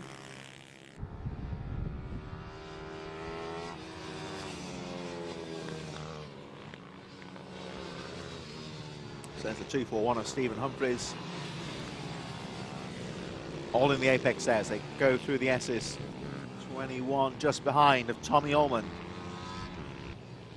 Third and fourth place with 8 laps to go. And Ullman again just going for a sweeping outside line there, just trying to get a bit more entry speed into the bottom corners just to close up slightly on Humphries. Jameson still in second place as we focus on this battle for third position. Paul Mitchell and Dean Quincy, 6th and 7th position on the track. So it's still Gardner that leads the way. We'll try and pick up the timing in a few moments as Ullman having a look on the inside as they make their way through to the Warren. As we switch the camera angles onto the back straight there, if you look at the back of the screen, you'll see just how off camber that corner is as we go through into the S's. And again, Ullman having a look down the inside. Oh, just seemed to lose a bit of speed going into S's there. Went tight on the entry to go for the pass and has lost out slightly there because he really did sacrifice his corner speed, so he's going to have to regroup now and try and close back up on the 2:41 of Stephen Humphries. Still there in second place. They cross the line, well, third on the track should say, because Nathan Gardner is still the race leader. Jameson in second, 6 laps to go in this Minibike 140 Group B in association with Supermotos. Charging through into 180, that really technical right-hand hairpin do have a hot lap of the circuit, which we'll try and bring to you very shortly, perhaps possibly after this race if we get a few moments, just to give you an idea of what the Red Lodge circuit is like. It's, by some standards of some of the tracks we visit across the calendar, this is more of a technical type circuit. There's a lot of slow corners at the start of the lap. It does pick up the pace in the second half of the lap here as well, as we look at the number 84. The number 39 of Joshua Crew just behind, currently 9th on the track, battling for position. Blatchford running up the top 10. As I say, we'll look at the hot lap a bit later on, but just to explain, this Red Lodge circuit really is more of a technical type of circuit. When you compare it certainly to the likes of, for example, Teesside, and especially Three Sisters up in Lancashire, those sort of circuits, this is a very different challenge for the riders. Line choice very important indeed. A strong emphasis, you would say, on getting the elbows up, getting the passes made. Down they go into the S's once again. This battle on the edge of the top 10. Just a bit further ahead there, we saw Paul Mitchell and Dean Quincy battling away. They're in the scrap for 6th position. So still Gardner that leads. Jameson 2nd, Humphries 3rd, Tommy Ullman in 4th place. There's Humphries, and still this battle raging. Humphries in 3rd, Ullman 4th. Nathan Gardner 287, still your race leader. And look at the 21 here, the Dayglow yellow leathers and wheels there. Very easy to identify Tommy Ullman. You can just see now he's starting to change his lines here. He can't get through on speed at the moment, so he's just got to try and change the lines here. And I'd imagine he'll go, yeah, he does. He goes wider on the entry into the S. He'll cut across now, one would imagine, just try to get the exit speed. A wider outside line there, just trying to get the momentum somewhere. Because Humphries here on number 241 is doing very well indeed. He's guarding those inside lines. He's making himself very difficult to pass here, which of course is his right. And Ullman's having to work here. Tommy Ullman on the 21. Certainly looks quick behind Humphries, but can't find a way through at the moment. There we see the Guy Martin replica helmet there, and the red and blue leathers end number 241. Humphries doing a great job of holding on to that position. Ullman just behind. Back with the 735 a bit further down the field. Battles throughout the field in this Minibike 140 Heat 1 Group B. Of course, these bikes, they have limited scope for modifications and tuning, so what it does mean is that the riders are on fairly even machinery. It's kind to the budget, of course. The riders don't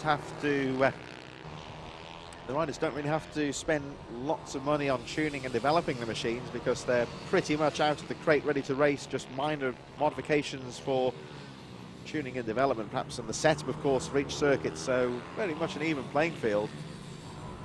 Further down here we have the 287 battling in the midfield. Nathan Gardner, as I say, still your race leader, does seem to have dropped on the timing screen momentarily, currently showing in 24th on our screens, but leading on the track. Fastest lap of the race, incidentally, a 51.284 from the 254 of Nathan Gardner. Jameson still in 2nd, Humphries 3rd. Moving now towards the last lap. Here we see the 287 of Dean Quincy. 735 Lewis Mackay in 4th. The rider going down just a bit further down the field. Just trying to pick the number up on that bike, but rider evidently okay.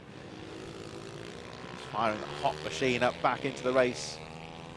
Sometimes the 4 strokes can be a bit difficult to get going on when they drop the machine. But rider back in the race. That was the number 32, a bit further down the field. Trying to pick up the name. That was Alec Jones, who was in 18th place. Nathan Gardner, meanwhile, making his way down towards the checkered flag. Should be coming through any moment now. Checkered flag now being readied down here at the finish line. Gardner coming down towards the final few corners.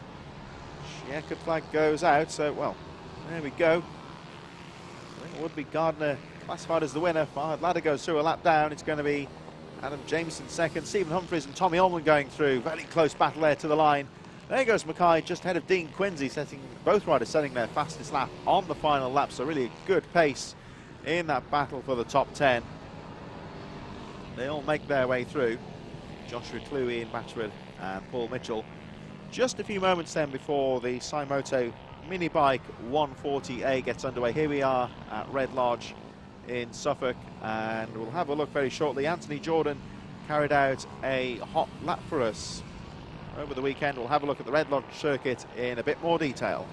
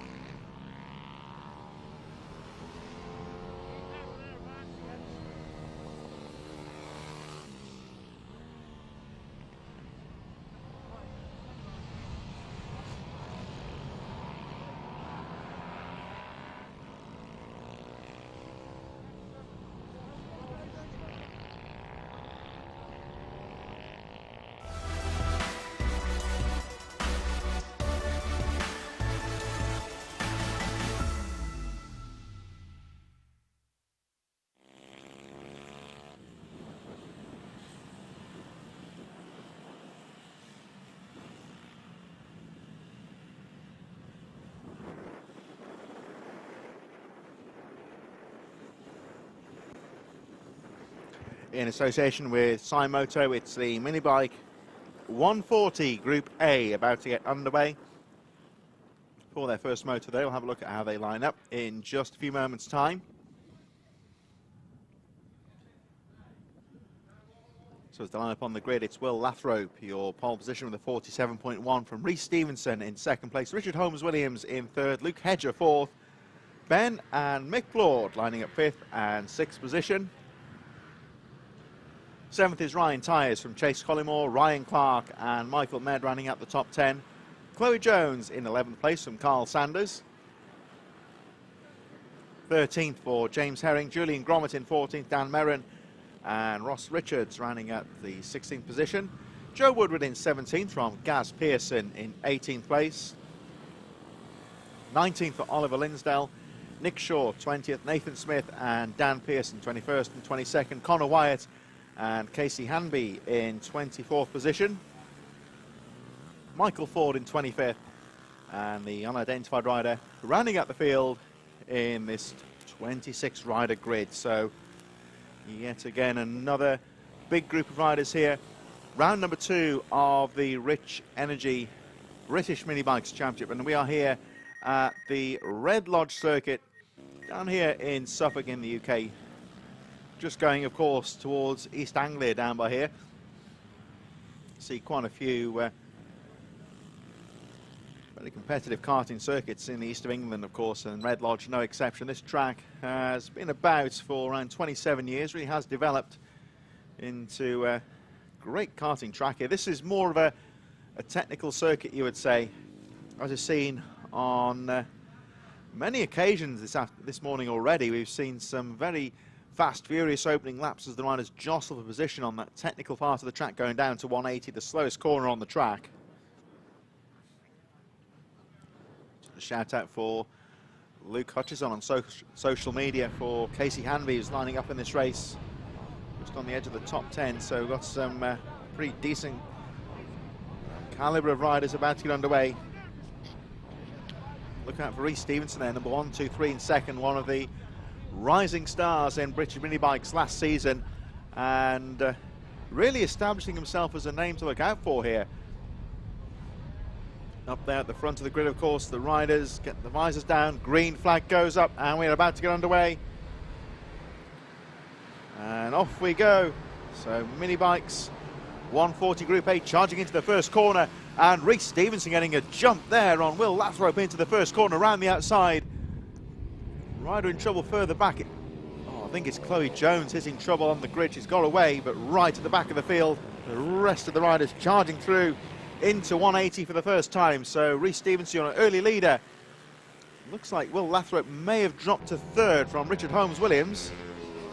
Yes, indeed, that's correct. Holmes-Williams down to second place. They make their way down towards the S's for the first time. Rest of the field go charging through.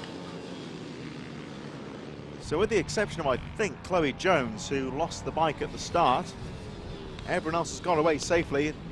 I think Chloe may well be out of the race, unfortunately. The race goes on, though. Lathrop lead, well, sorry, Stevenson leads, I should say, of course. Richard Holmes-Williams in second place, Lathrop third. Ben Lord up to fourth from Luke Hedger and Mick Lord, Ryan Tyers, Ryan Clark, Michael Med, and Chase Collymore rounding up the top 10 at the end of this very competitive first lap. They charged down the technical opening part of the lap down to 180. The leaders already making their way down towards the straight run. It looks like, yes, Holmes-Williams has taken the lead. 1-2-6, Richard Holmes-Williams, your new race leader. And Reece Stevenson right on his tail, though, in second place. They make their way out of the S's, down Simpson Straight once again. And this is important now for Holmes-Williams, trying to break away from Stevenson. Over the line, the two leaders go. Now, this could be important here because Richard Holmes-Williams had a good opening lap. He set the fastest lap of the race now, 47.6. What Reece Stevenson needs to do here is just to watch the lines, try and keep up with Holmes-Williams. Perhaps see where he's lost a bit of time to try and keep up with that race leader. Ben Lord a bit further behind in third on number 48. Then it's Luke Hedger, Ryan Tyers and Mick Lord. And Stevenson fighting back on the inside into the S's. No, it didn't quite come off there. Has to stay in second position. Down the S's they go. Stevenson goes wide on the exit. He's going for the exit speed here.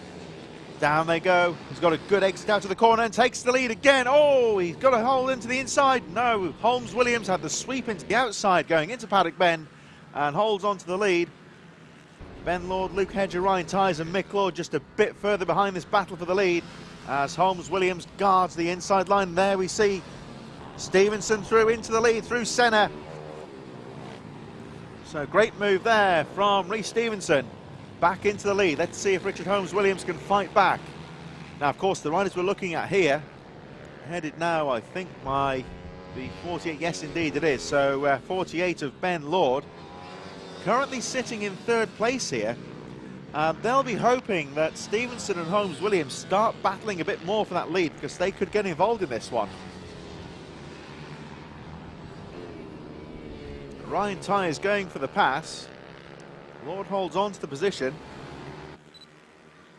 So possibly you would maybe say these guys battling for fourth place. If you look at Tyers again, these guys may want to work together here and try and catch up with the two leaders. However, I think that Luke Hedger has other ideas on the number 12 because he's starting to do battle with Ryan Tyers. Oh, great move down the inside there. Can he make it stick? What a move there from Luke Hedger on the number 12 going down into the Warren. Went screaming round the outside into 180, slammed down the inside of Ryan Tyers and has made the move stick. He's now clear in fourth place. That was quite an aggressive pass there, real block pass on Ryan Tyers, who loses a bit of time. Now he's trying to fight back as a rider going down. This is just on the Warren, I think, in the midfield. Try and pick up that number, but the rider evidently okay, that's the important thing. Ben Lord in third then, Luke Hedger fourth. The number 17 that's gone down further down the field. That was Ross Richards, who was in 17th place, and Richards appears to be okay, but pushing the bike away, looks like he's out of the race. What happened on the Warren, the corner we're looking at now, the off-cambered left-hander. Meanwhile, the battle going on for third, Ben Lord and Luke Hedger, number 12, looks threatening down the inside. No, he can't get through at the moment. He's going to try and get him on the exit, though. Here we go. Squares the turn off, gets the exit speed. Has he done enough to get past Lord? Oh, he has a look down the inside. Can't quite make the move stick, though.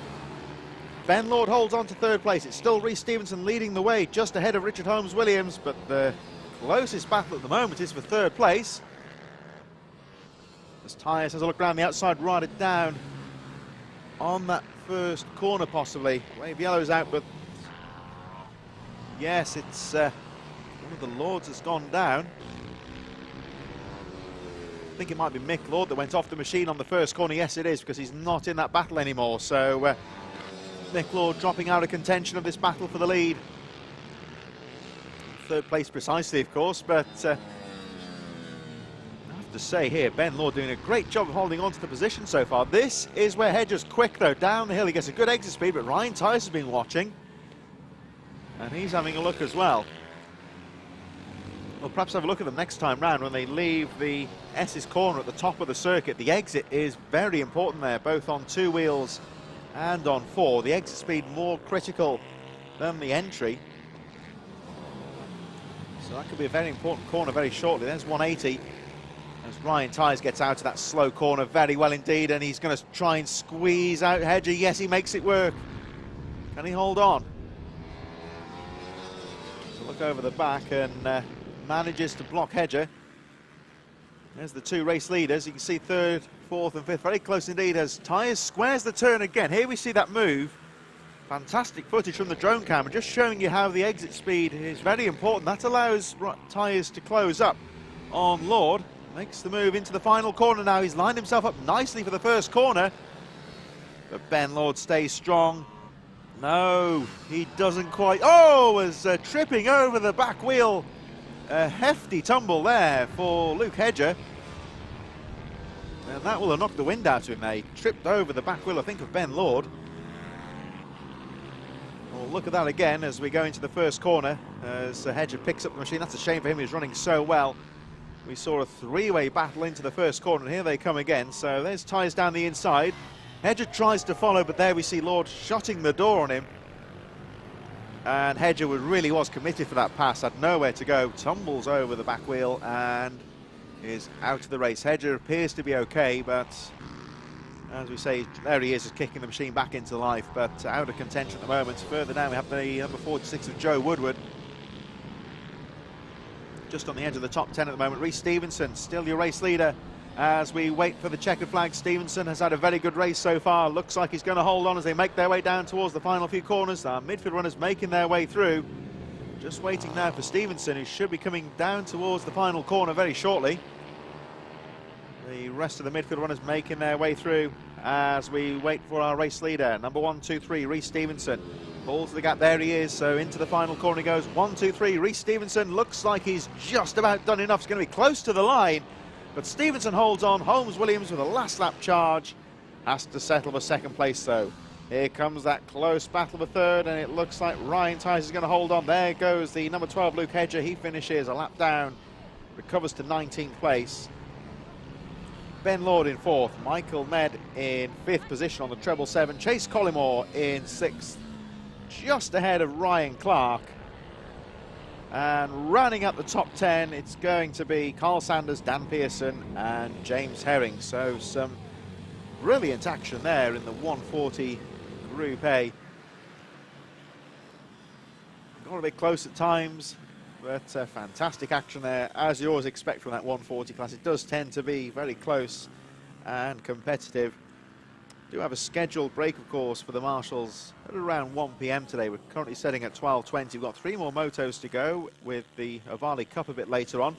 Coming up first, though, in association with OMG Racing, is the Mini-GP 190 and SM70 class. They'll be underway in just a few moments' time.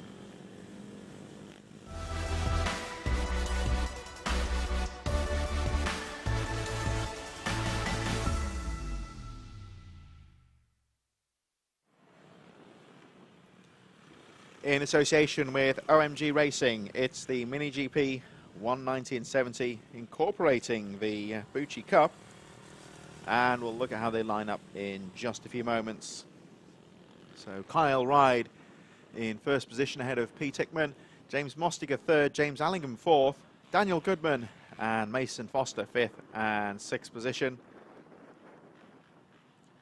7th place for Kobe Perry. Reece Stevenson straight back onto the line in 8th place from Sullivan Mounsey, Tom Lewis, Charlie Huntingford and Zach Weston in 12th position. 13th for Callum Ricketts, Dougie Craven in 14th place, Dominic Ped, Tim Patterson 16th position, Dominic Evola and Simon Bogg in 18th place. 19th for Jack Knights, and at the moment we believe maybe a non-starter Luke Schofield at the back of the field. So here we go with the Mini-GP 11970 Cup. Well, this is incorporating the Bucci Cup as well. They're about to get underway. Last few riders making their way into the waiting zone now. They'll be out on track very shortly. So I believe that, as we saw on the grid a few moments ago, Pete Hickman taking part in this race. I don't believe he's scoring for points in terms of the championship here as a guest rider. Of course, he's the man behind Ovali in the UK that we'll be seeing a little bit later on in the next couple of races.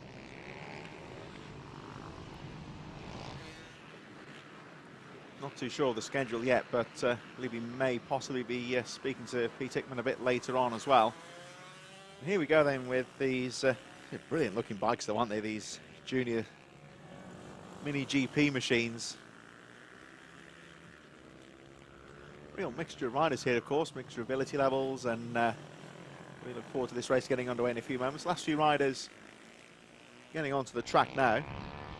So of course the winner of the previous race, Rhys Stevenson, jumping off one bike and onto another as he gets straight back underway. It was a tricky thing, of course, when you do a consecutive race like this. If you're doing a double entry in different race classes, you've got the fitness aspect, but sometimes it's more than outweighed by the fact they've already been onto the track straight away compared to your rivals. You get the chance to have a look at the track, look at the lines, so by the time you get into this second race in succession, you're nicely dialed into the track, you're nicely warmed up, so sometimes it can be a benefit sometimes to have two races in succession like this. And just like in full-size motorcycle racing with the mini bikes, it's relatively short motos, but they really are fast and frantic, and physical and fitness is very important. The rider's doing a lot of training.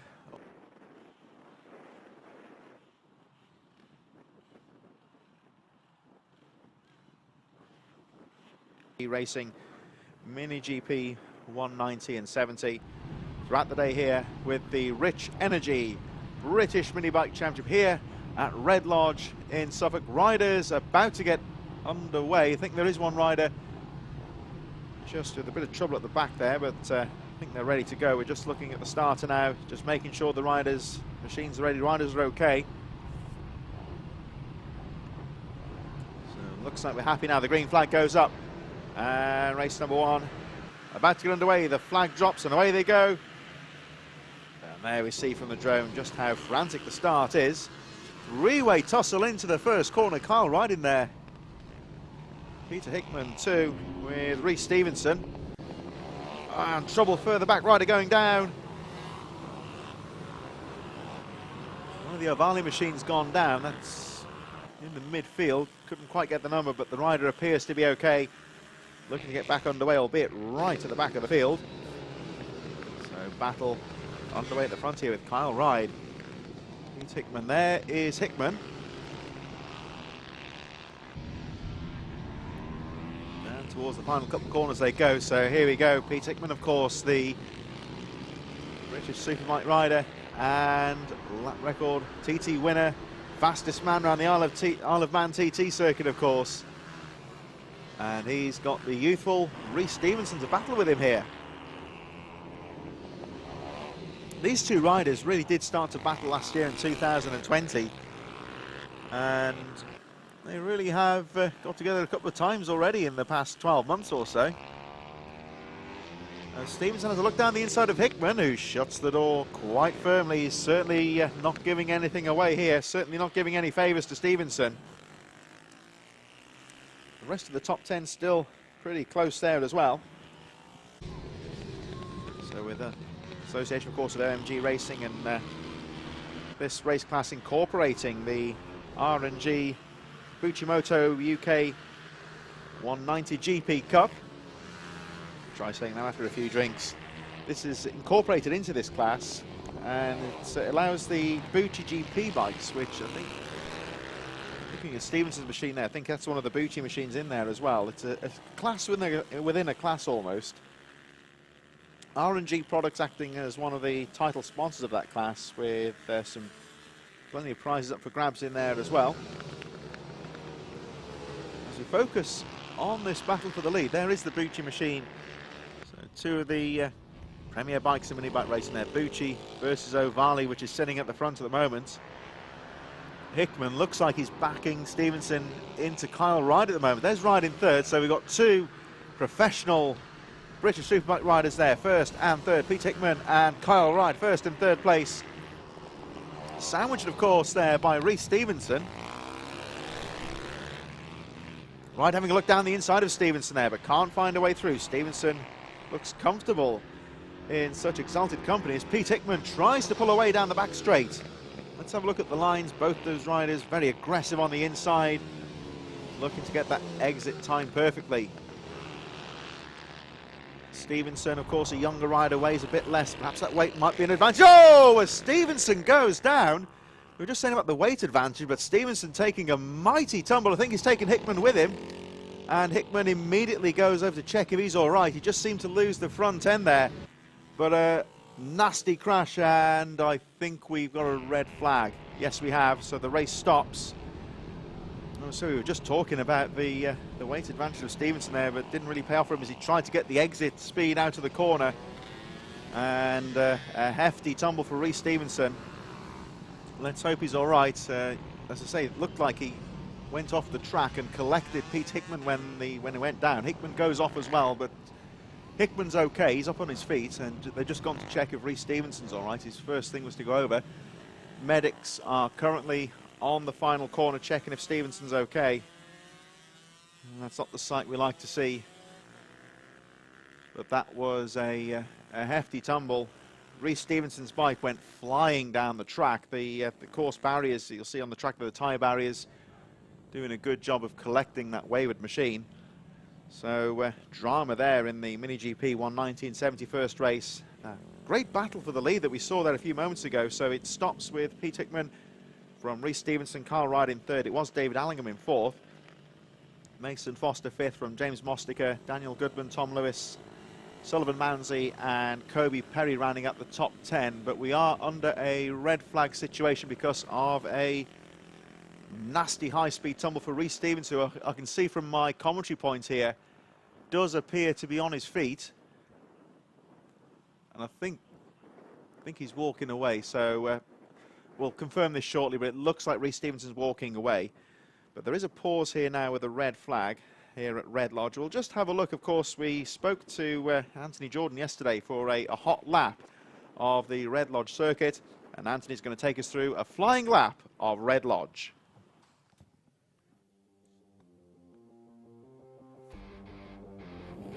Thanks, Chris. Yes, let's take a lap around the Red Lodge circuit. We start the lap off with French curve and then straight in towards the Senna S's, a very tricky part of the circuit. There's a small bump on the way in that unsettles the bike quite a bit. Slight lift will be needed. Then you're heading to Senna. Tightens on exit, crucial to get a key run out of here as you head down the next straight in towards the next part of the track, 180. Now this is the tightest and slowest part of the circuit. It's easy to carry too much speed into this corner, and you can be heavily compromised as you exit out onto the next straight. The Warren up next, a controversial 90-degree left-hander, which is also slightly off-camber as well, so very easy to run wide as you head down the next straight round this very fast sweeping left-hander. It then tightens into the S's. Now this is a very crucial part of the track. It's incredibly difficult on braking. Riders will have to try and scrub speed as much as possible to avoid folding that front end underneath you. We exit out of the S's in towards Paddock Bend, the final corner. Turning into the left-hander too early will compromise your exit speed as you'll struggle to get on that power early as riders exit out of this corner to finish the lap here at Red Lodge.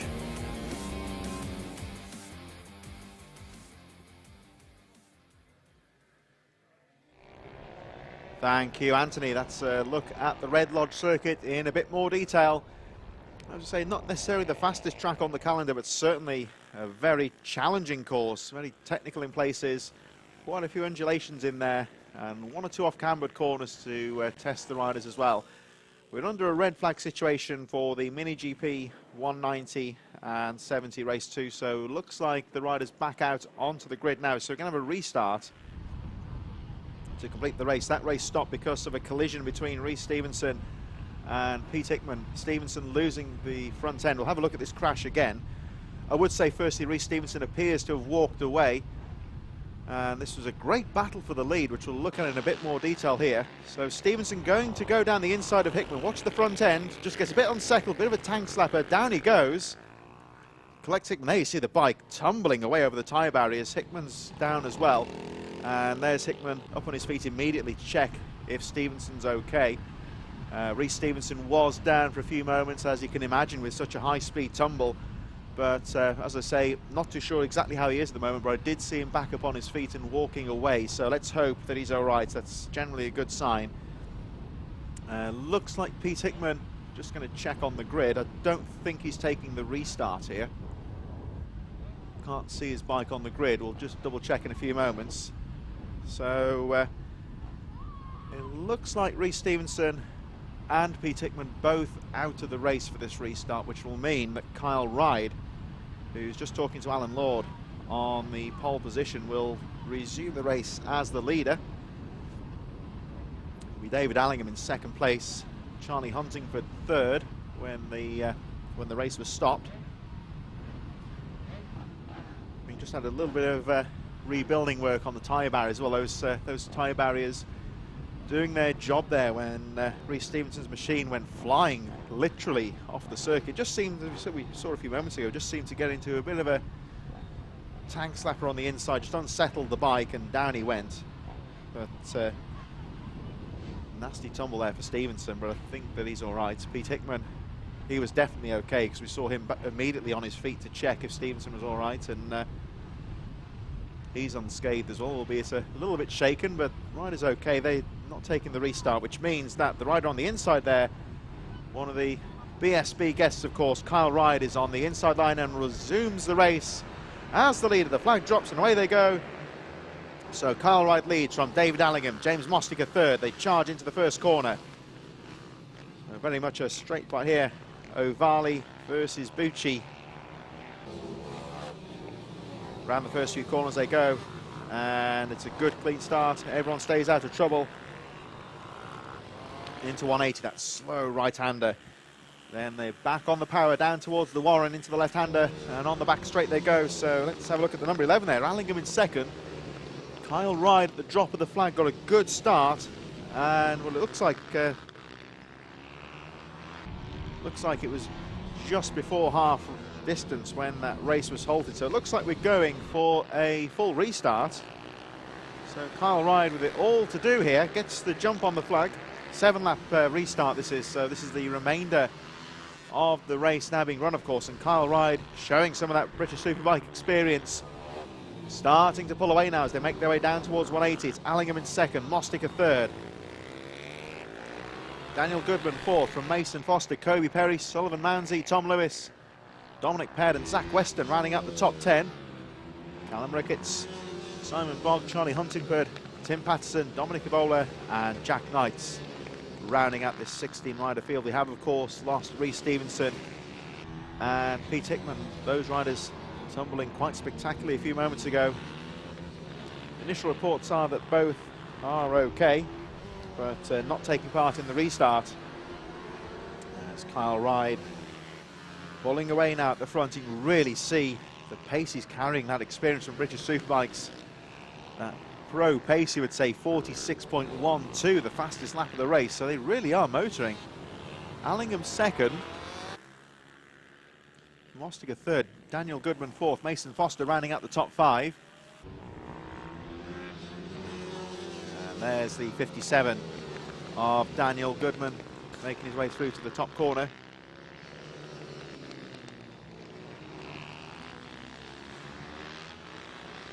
Daniel Goodman in fourth place, Mason Foster and Kobe Perry rounding up that top 10. A little bit further behind there, we just saw Zach Weston and Callum Ricketts starting to battle as well. Kyle Ryde going fast yet again with a 45.67. Clear now of this battle for second place, headed by the number 11 of David Allingham. And our attention at the moment is on the fourth place rider. Daniel Goodman is coming under some real pressure from Foster. Oh, nice move out to the 180. Can he make that stick? It's all about the exit speed on these technical slow corners. And Foster now starting to put the pressure on. We've got Kobe Perry and Sullivan Mounsey in there as well. Down into the S's they go. And Goodman in fourth. Got to get that exit speed. Good line choice out of the corner. Very important indeed. Down they go towards the paddock corner. So right crossing the line, Allingham second, Mostica third, and then we see the battle of a fourth. Look out for the number 88 here, Mason Foster, coasting down the inside into Senna. Nice little inside line there and takes the position. So Mason Foster, after all that effort, it's finally paid off. Down to, well, back into fourth place.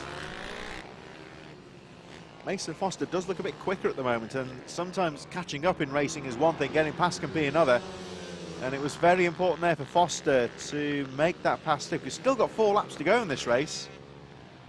And we're going to look at the lap times very closely when they come back round here again, because it looks to me like Mason Foster, now clear in fourth place, really leaving Goodman behind. He's coming under pressure from Perry and Mounsey just behind. I'm going to watch Mason Foster's lap time when they cross the line. And, well, he's lapping at a 46.7, so I don't think he's going to be able to catch up with Mostica, but we shall wait and see. Zach Weston moving into 9th place just ahead of Callum Ricketts. Charlie Huntingford's up to 11. As we watch this battle, oh, again there we see Goodman really having to be brave here and guard those corners. Perry gets a good exit out of that off-cambered Warren corner into the back straight, into that straight run into the S's. Here they are in the S's now. The exit of this corner is very important to a very quick run down to the finish now, as Perry tries to go down the inside.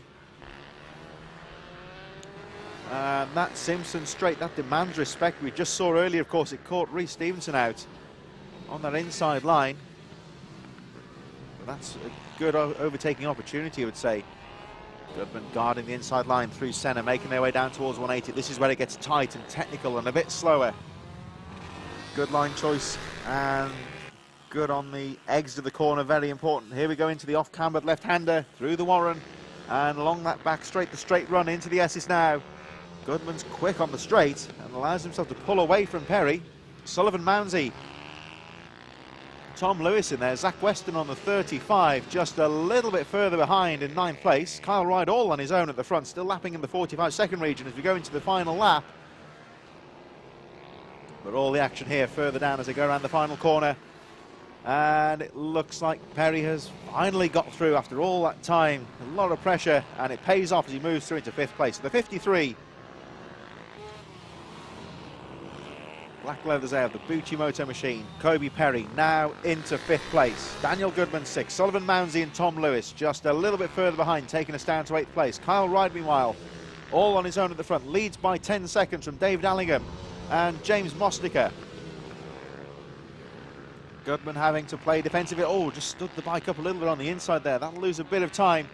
This could allow Mounsey and Lewis to close up down the back straight. Meanwhile, Kyle Wright crosses the line as the race winner. 2nd place will be David Allingham, just ahead of James Mostica. Mason Foster with a great ride through to 4th place, nearly paid off for him. Kobe Perry in 5th place, Daniel Goodman 6th, Sullivan Mounsey 7th, Tom Lewis in 8th position. And it looks like it's going to be Zach Weston, there he goes, in 9th, just ahead of Callum Ricketts and Charlie Huntingford. Dominic Peard a bit further behind. Jack Knight's running out the field in 16th, and Tim Patterson, Dominic Avola, and Simon Boggs should be our final riders through on the lead lap. So a dramatic OMG Racing and RMG Mini GP 190-70 group. Dramatic fall there with Rhys Stevenson and Pete Hickman. Both riders, I would say Hickman was just caught up in the incident. He was definitely okay, but I did see Rhys Stevenson from our vantage point standing up, so let's hope he's not badly hurt. We'll get an update as soon as possible. So quite a dramatic race there, but we move on, of course, to our next race of the day, our final 2 motos. I believe there is a Marshall's break scheduled a bit later on after these next 2 races, but we move to the Ovali machines. It's the Motul Oils Ovali 110 Cup, and that's coming up in just a few moments.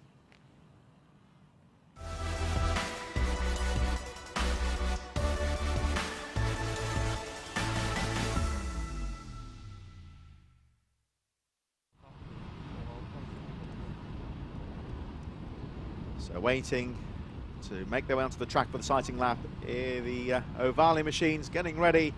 We start, of course, the Ovali's got the 110s and the 160cc machines. We're going to start things off with the 110s. We'll have a look how they line up in just a few moments. Riders making final preparations, and they'll be out on the track very shortly indeed. So Motul Oils Ovali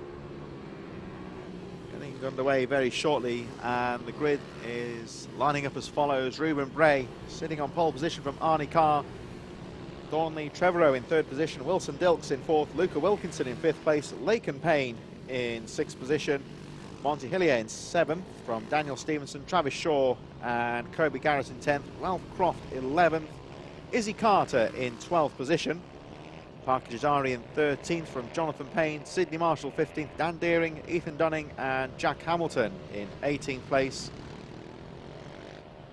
Further back we have Freddie Bridewell, Tyler Humphries, Cameron Ancliffe, Jack Newton 22nd. Unidentified rider in 23rd from Tobias May. Confirming if those two riders, 2 or 3 at the back, are taking part in this race. There were a couple of DNSs towards the back of the field. But certainly, even if they're not there, still a healthy entry of Ovali machines. These machines were introduced into the UK last year under the watchful eye of Peter Hickman. And Hickman, of course, BSB star and TT winner, holder of the lap record at the Isle of Man TT as well. And really helping to develop the next generation of rider with these Ovali machines that have really taken off. I remember this Ovali series started off last year when we finally got underway, of course, after lockdown at Ella Park over in Norfolk last year. And these riders, we had a fairly decent entry back then, but this class has expanded into 2 race categories. We've got the 110s lining up now and the larger 160 machines in there as well. And certainly really does seem to be going from strength to strength. So this is the Ovali 110 Cup in association with Motul Oils. Ruben Bray, number 12, sitting on the pole position, angling the bike there just to the outside line slightly. So he's going to try and get himself a sweep into the first corner. The green flag goes up. Oh, but there's trouble. The start has been cancelled. Trouble on the grid. I don't know if somebody's lost the engine possibly.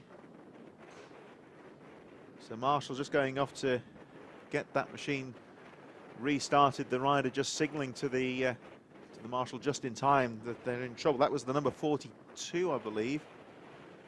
Thornley Trevorrow in third, had trouble on the grid, but the bike's okay. And we are about to get back underway. The green flag drops and away we go. So Ruben Bray with a good start, gets that sweep into the first corner. They charge through, round the first bend. Everyone appears to have got away. One rider left on the grid, but finally gets underway further back. You'll see just on the right-hand side of your screen that that was Jack Hamilton left behind at the start, but gets the machine running.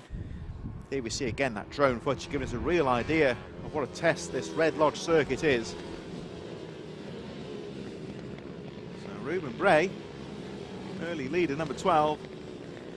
And Thornley Trevorrow, the rider who had trouble at the start a few moments ago, has got the bike restarted and gets away nicely in second place. Looks like Arnie Carr and Luca Wilkinson in there too. But a good clean start to the race as Bray goes through in the lead, number 12. Then we've got Carr and Trevorrow in there too. So Ruben Bray, your race leader. For whatever reason, wasn't picked up on the timing screens on the first lap. Will be picked up by the lap scorers, and that'll be updated, I'm sure, as the race goes on. So Trevorrow second, Arnie Carr in third on the 83. As we look a bit further down with Travis Shaw and Tyler Humphries having a good battle there just on the edge of the top 10. And there we see again that always great to have these drone cameras here. Gives you an idea of how tight that 180 corner is in the middle of the lap. That's about the slowest part of the track. And of course these sort of karting venues that are the hosting ground for the British Minibikes Championship, they do have their technical parts, and a similar principle you would say to karting sometimes, in that sometimes with these similar machines, the exit speed very important indeed. Just for the benefit of you watching at home, the rider in 19th place on your timing screen there, Ruben Bray, is the leader on track. So it's Thornley Trevorrow second place, Arnie Carr, Wilson Dilks and Luca Wilkinson battling away just a bit further behind. Great little battle here going through the Warren corner. I think that may well be Arnie Carr and Wilson Dilks. Oh, and look at this. Dueling for position down the back straight there. That was Carr. Staying strong. As Wilson Dilks just turning in a little bit there. So some hard but fair racing, I would say. We've got 76, Luca Wilkinson closing up just a bit further behind. That's what it's all about sometimes, just staying strong when you're coming under pressure from another rider. Wilson Dilks has made the move stick, now through into third position. Ruben Bray, number 12, is your race leader. Then we've got Luca Wilkinson, Monty Hillier, Laken Payne, Daniel Stevenson and Tyler Humphries going through. Kobe Garbett a bit further behind, and there we see the updated screen. So Ruben Bray returned to his rightful place at the front of the field, starting to pull away. We'll have a look at Thornley Trevorrow in second place on the 42, who's not too far behind. Keep an eye on him, there he is. And coming under some pressure now, though, from the number 85 of Wilson Dilks. Trevorrow guarding the inside line, but now Dilks is going to try and fight back in towards the final corner. Through Paddock Bend they go. Along the start straight, let's see, Wilson Dilks' fastest lap of the race, 48.48. He's on the move, goes down the inside, but Trevorrow parks that bike on the inside line into Senna. Holds the line, there's some tail enders in front. I think that's Jack Hamilton. The rider who was left behind at the start had some trouble on the grid. Just being lapped by that leading group. So Ruben Bray goes through in the lead. Then there's a tail ender. So that'll be Ethan Dunning, who holds the line, lets the leaders down the inside. Trevorrow still in second, Dilks in third. And Arnie Carr just nips down the inside of Ethan Dunning to lap him in fourth position. So at the moment, Wilson Dilks, the fastest rider on the track, is in third. You'll see the sky blue helmet. But he can't get past Thornley Trevorrow, who's doing a great job of defending that second place. 2.3 seconds the gap, and Wilson Dilks really needs to get past Trevorrow now to try and get through. No, he can't get through. Again, Trevorrow holds that inside line. Just a shout out, actually, we were talking about Jack Hamilton a moment ago. Colin McCann's got in touch on social media. This is his second time on the new bike. So a difficult start to the race, but he's hanging on in there in 19th place. Keep an eye for him later on. As the race goes on, again, we just see Dilks trying to go down the inside of Thornley Trevorrow in second. Again, guards the inside line. He's riding very defensively. This has allowed Arnie Carr to catch back up now in fourth place. This is great news for the race leader, of course, Ruben Bray, who continues to pull away, because Trevorrow riding defensively in second now, holding on to that position. He's got two riders really putting him under pressure now. But as they say in racing, catching up is one thing, getting past can be another. And here we see now Wilson Dilks just trying to, you see him swerving around at the back there, looking for some different lines, trying to find an opening somewhere, because Trevorrow riding very well. Oh, there's a rider out of the race here further down. Let's try and pick the number up, or pick that up on the lap screen. I think that's Luca Wilkinson who's hit trouble, according to our lap charts, so appears to be out of the race. The tail end of there, that's the 461 of Sydney Marshall. Perhaps one of the worst places to encounter a slow rider on that technical part of the track, but again, the slow rider just doing the right thing, holding the line, letting the faster riders get through. Oh, but trouble there, as the 83 of Arnie Carr just stood up in the corner. We'll have a look at that again as they make their way through. And, well, that was a bit unfortunate there. Just trying to go down the inside, and Dilks closed the door at the last minute, which is, of course, is entitled to do, and that means that Arnie Carr toppling off the edge of the bike and out of contention.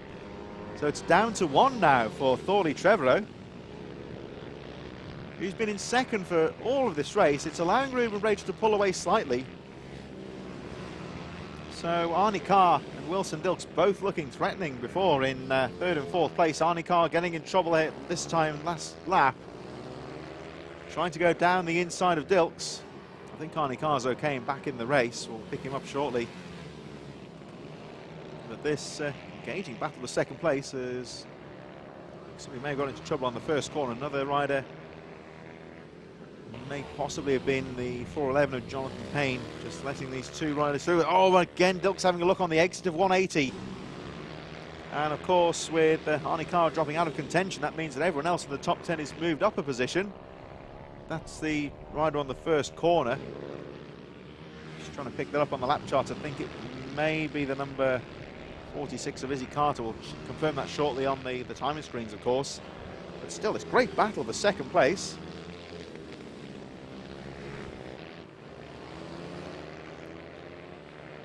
So Trevorrow, having a look down the inside, got a couple of slow riders in front. They're battling for position by the looks of things.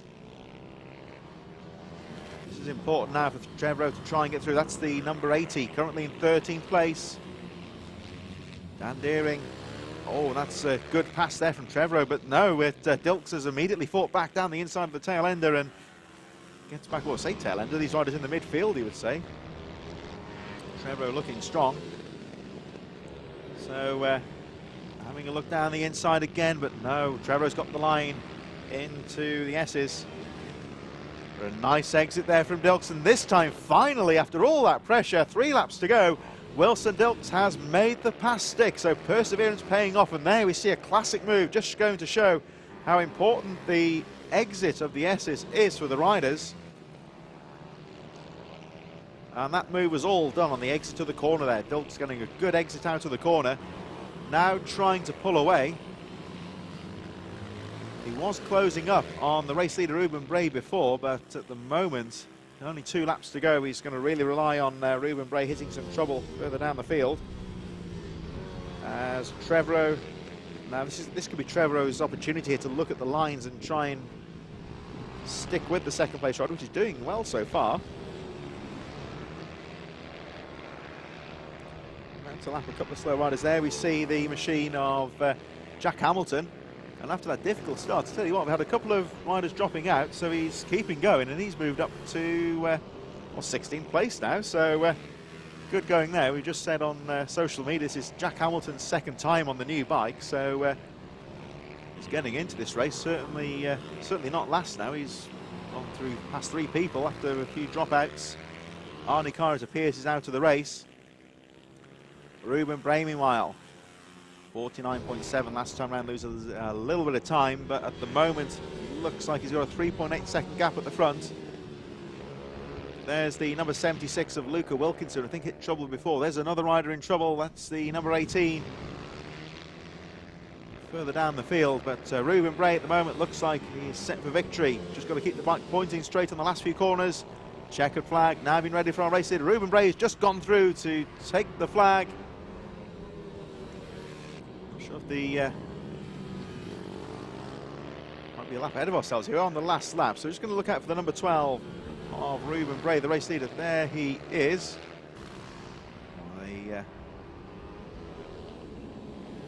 Humphrey's gone through, Wilson Dilks, so still race still underway, so we're just waiting for the checkered flag to come out very shortly.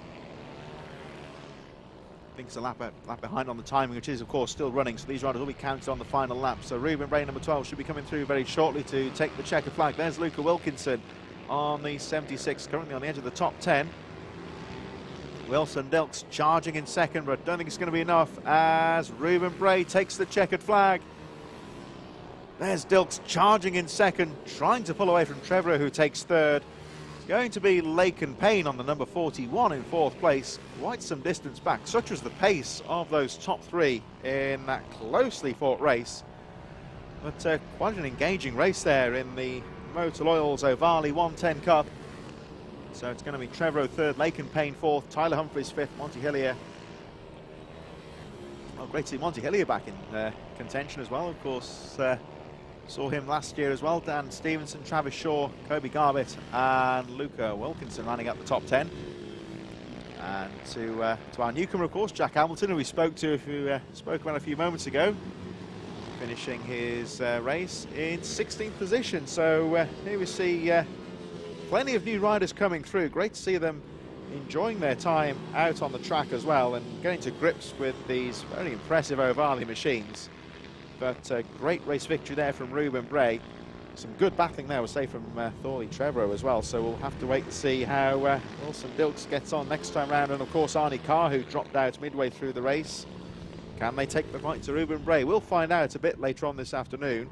In the meantime, though, we move on with the Ovali 160 Cup. Those riders in the waiting zone and underway in just a few moments.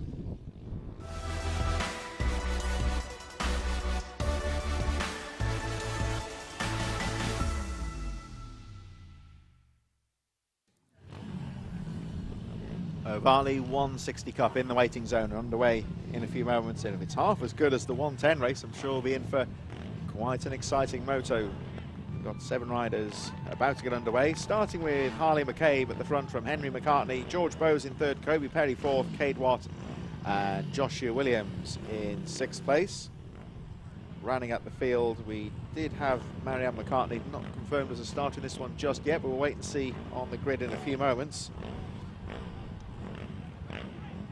I'll get confirmation in a few moments, but I believe there may be an interval very briefly after this race just to allow the hard-working marshals to take a brief pause in proceedings. Here we are at Red Lodge. Just to give you an idea of the forecast this afternoon, we're looking about 11-12 degrees, so it is a bit cooler today. We've got minimal chance of rain. Let's hope it stays that way because the track is looking in great condition. It's been quite bright this morning, but as you can see in the forecast and on the clouds in front of you, it's starting to cloud over, and we'll be underway in just a few moments.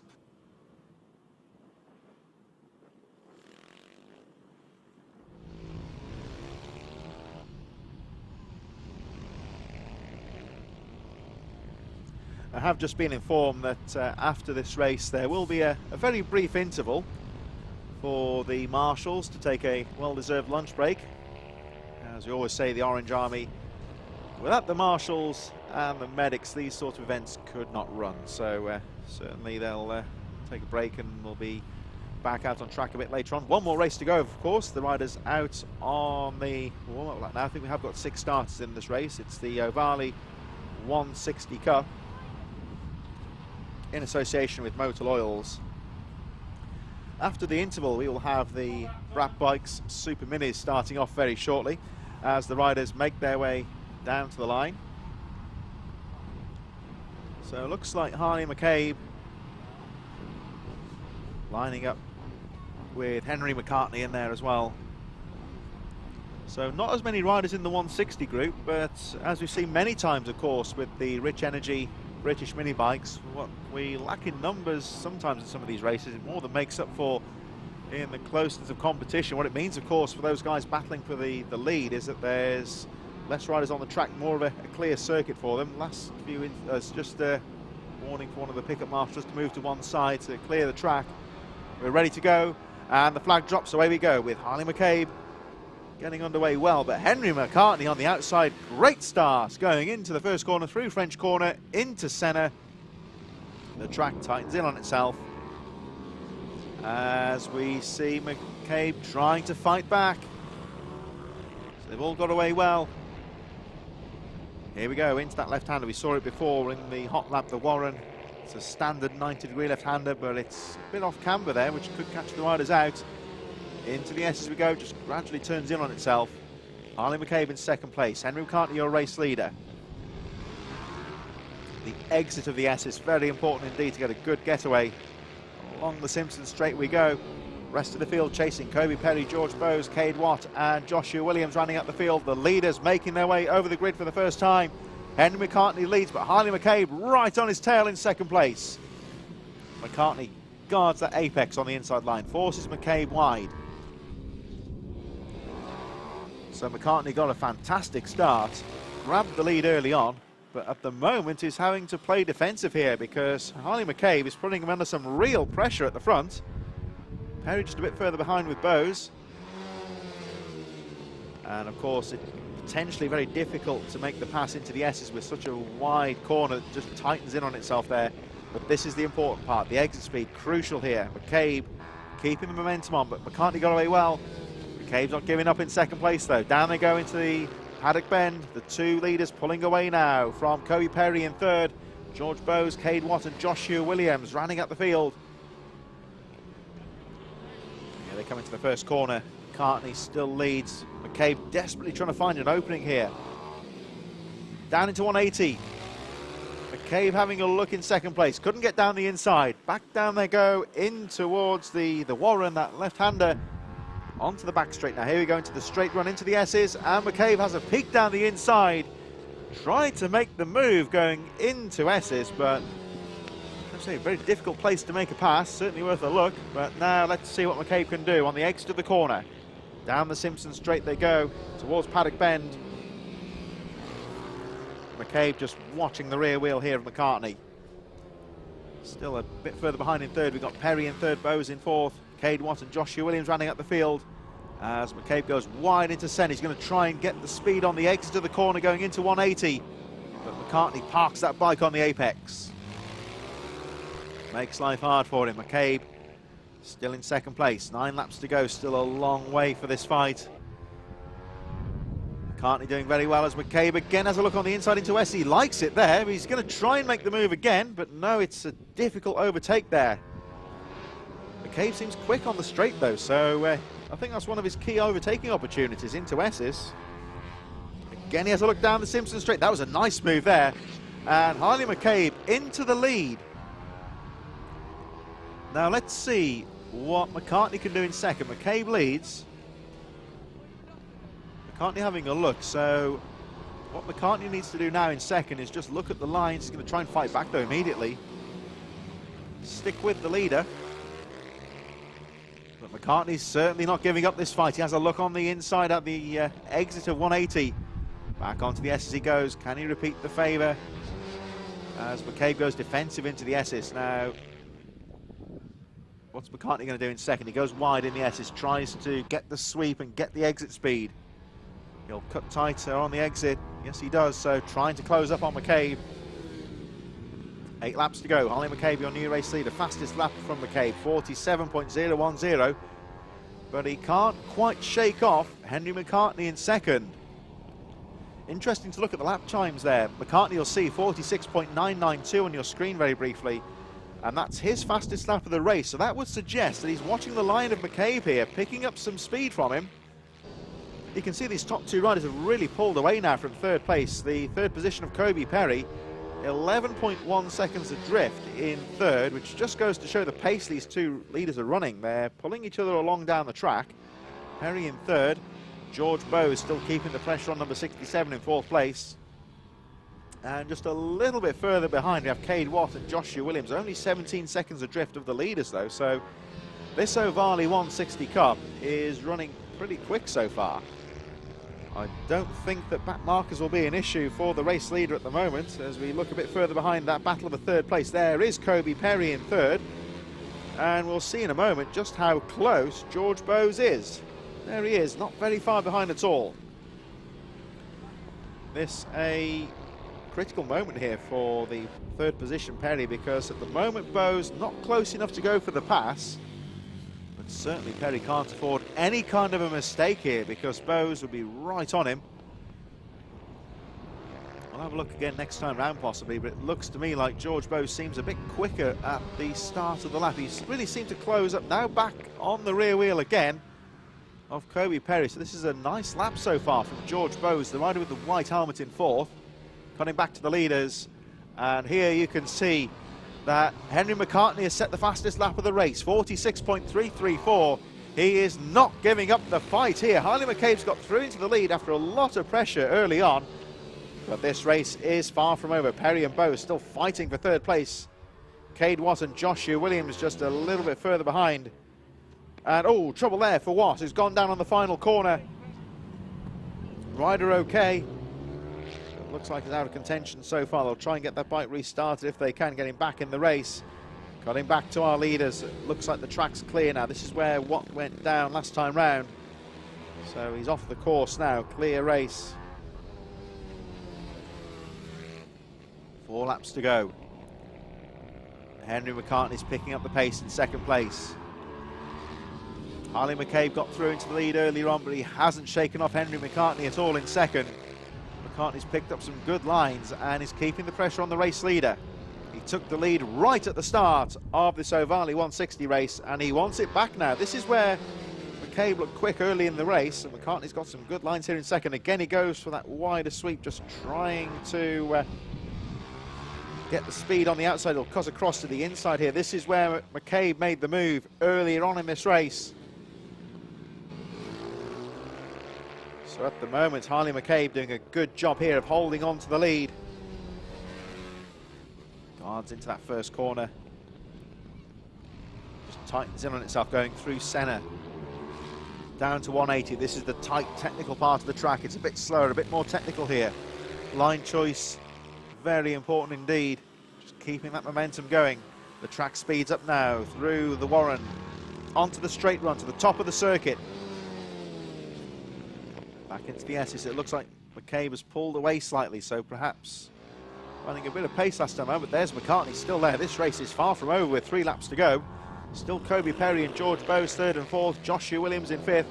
Cade Watt, who we saw went off the bike earlier, the rider's okay, but appears to be out of the race. 2 laps to go. McCabe pulls away, only by a few tenths. 4.2 the second, 4 tenths of a second, the gap on the previous lap. So there's still nothing in it at all at the moment. McCartney not quite close enough to go for a pass here, but certainly well positioned. He's got himself a bit of track space there in 2nd place now to try and find some lines. Leader's going down the back straight. McCabe neatly through into the S's. There we see Cade Watt. Perhaps getting a bit of advice there on the final corner. Rider, as we see, is okay. As McCartney still hanging on in there. This will be the last lap next time round. We're waiting for the board to go out as the 2 leaders make their way over the line. So it's now or never for Henry McCartney in 2nd place. Has a look down the inside, going through French corner into centre, that really tight hairpin corner. Back to 180. McCartney's just got to stay with him now. He starts to close up again on McCabe. The pressure now is more on Harley McCabe, you'd say, as the race leader. Starting to close up on the 4th place rider, Joshua Williams. This could be another factor as well. McCartney's got to have a look there, going into the S's. Can't find a way through. McCabe drifting wide a little bit there just to cover the exit as McCartney goes for the sweep. Going to try and cut under him going down the Simpson Straight, but it's not going to be enough. Down they come into the final corner, and Harley McCabe's just got to keep that racing line, get on the power, and the checkered flag goes out. McCabe wins, fastest lap of the race on that final lap. Just goes to show what a tough final lap that was. Harley McCabe, your winner. Henry McCartney just behind in 2nd place. Kobe Perry over 27 seconds behind on the previous lap, still yet to come through. That's nothing against Kobe at all, just goes to show what a fantastic pace that was at the front of the race. We're waiting now for the number 53 to come round the final corner just ahead of George Bowes. They're still having that great battle. So it's Perry in 3rd. Notably there, Kobe Perry with his fastest lap of the race, 48.81. So just goes to show how tough that was near the end. Chased to the line by George Bowes.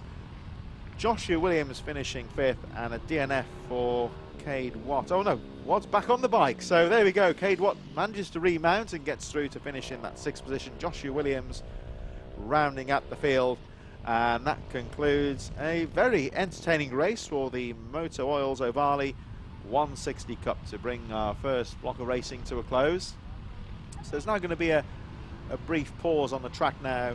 We'll resume the broadcast very soon, of course. Marshals and officials taking their places, going back to the paddock now, so they'll leave their positions and get a well-deserved bite to eat, and I think they'll want a cup of tea or coffee, I would say, because it's cooler than it looks out there. It's certainly coat weather at the moment, and we'll resume things in around 20 minutes time, half an hour's time, for the Brat Bikes Super Minis, which we saw a bit earlier on. So this is round number 2 of the Rich Energy British Minibikes Championship here at Red Lodge in Suffolk.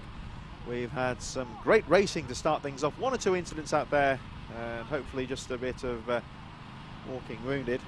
I think everyone seems to be...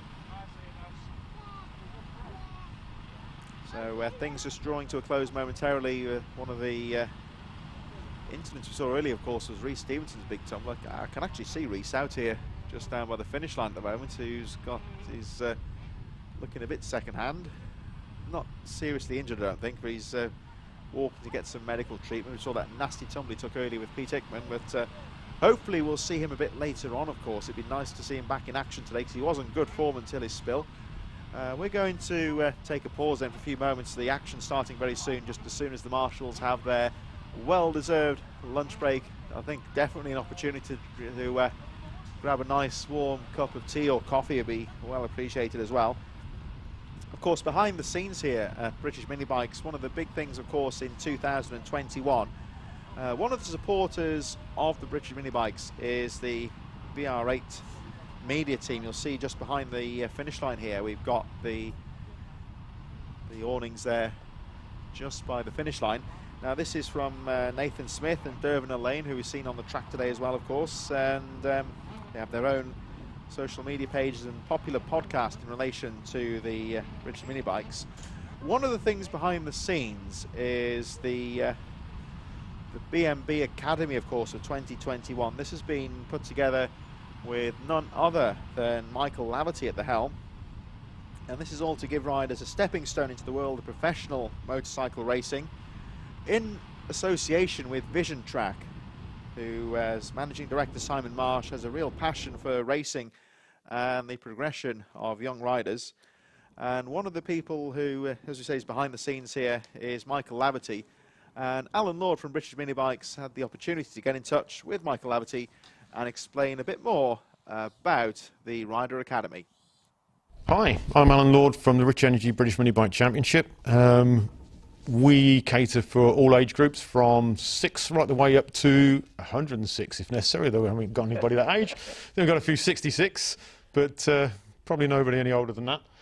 The whole idea is to make cost-effective racing for the masses. So from the total novice right the way through to people like Michael's ability at the very top to give us a broader spectrum as possible and trying to make that as fun as possible. Also, as part of that, this year we've got the Vision Track Michael Lav Academy, which is designed to help groups of kids that we see have got talent come through the market, and with Michael's and the others' guidance is trying to get them, as, I don't know what's the best way to put this, to give them the best positioning we possibly can, to help them go forward into the future and the best guidance. But I'm sure Michael can tell you a bit more about that. Yeah, it's interesting for us. We've got 6 kids this year across all kind of ranges and abilities and ages from 8 years old to 12. And I think it's great because we've got such a wide range of classes and abilities in this championship. You learn so much, but the whole thing for me is no pressure. Come and enjoy your racing, but you've got a great kind of facility here. You've got riders like Kyle Ride who turn up. You can go and race against someone who can win a BSB race. You can learn on the fly, if you like.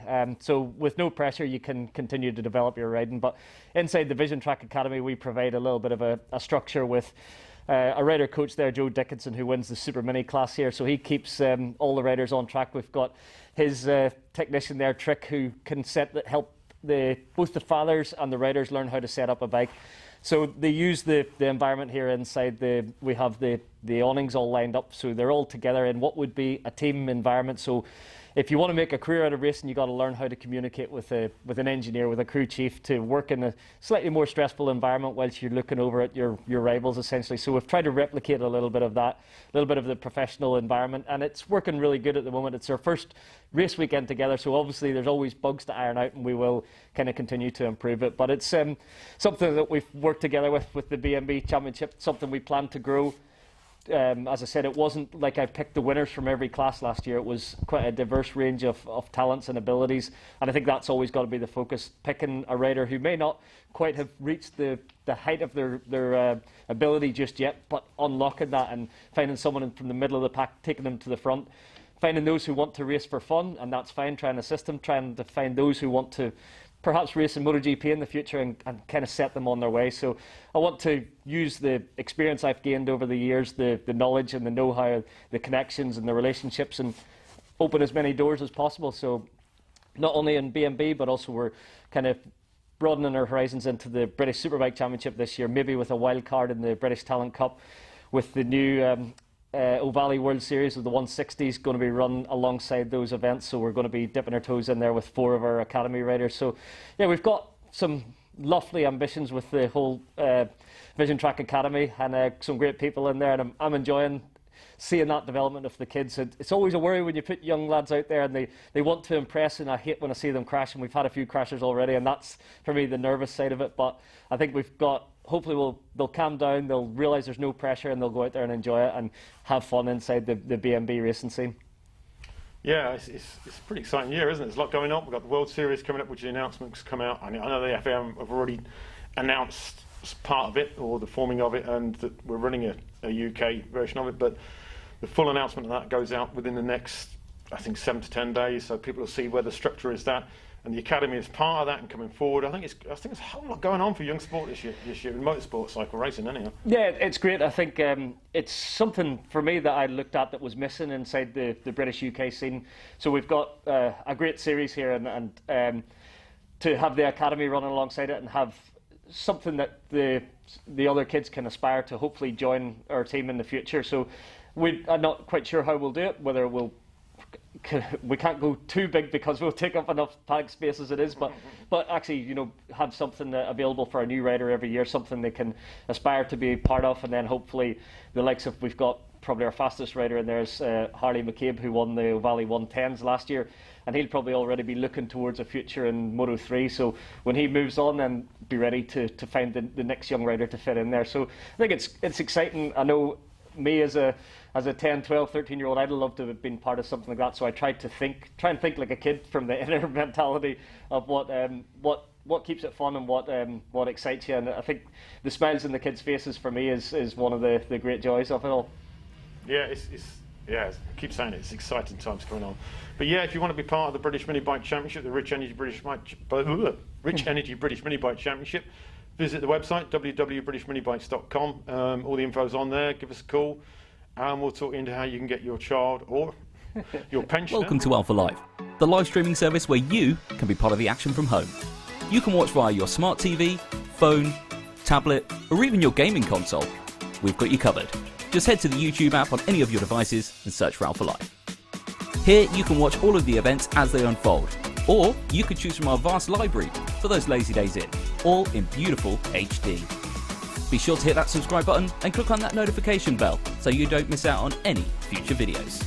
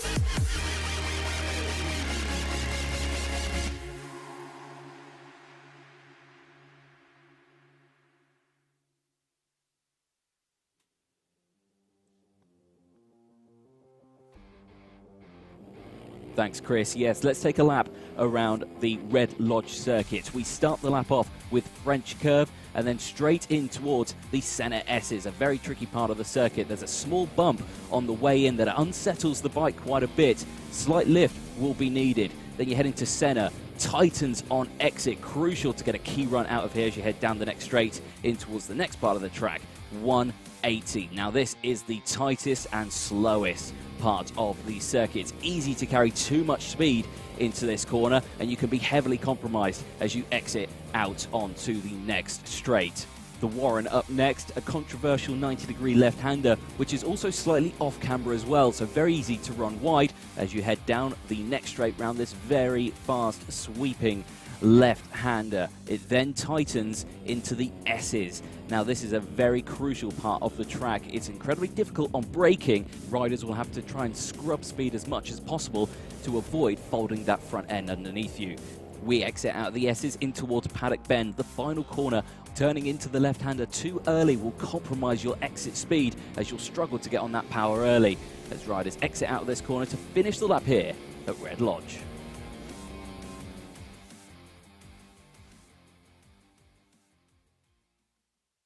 Welcome to Alpha Live, the live streaming service where you can be part of the action from home. You can watch via your smart TV, phone, tablet, or even your gaming console. We've got you covered.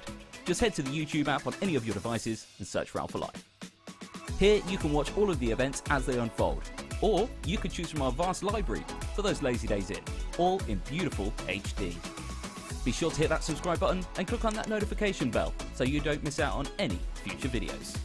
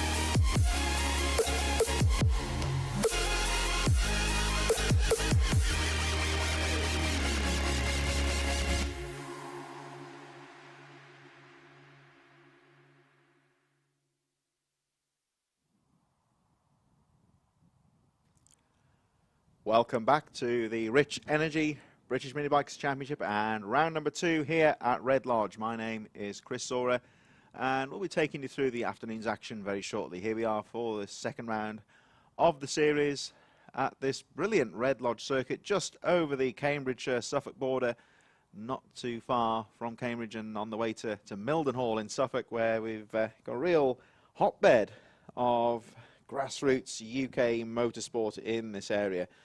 The Red Lodge circuit here, just over 1,100 metres long. It's a very tight and technical track.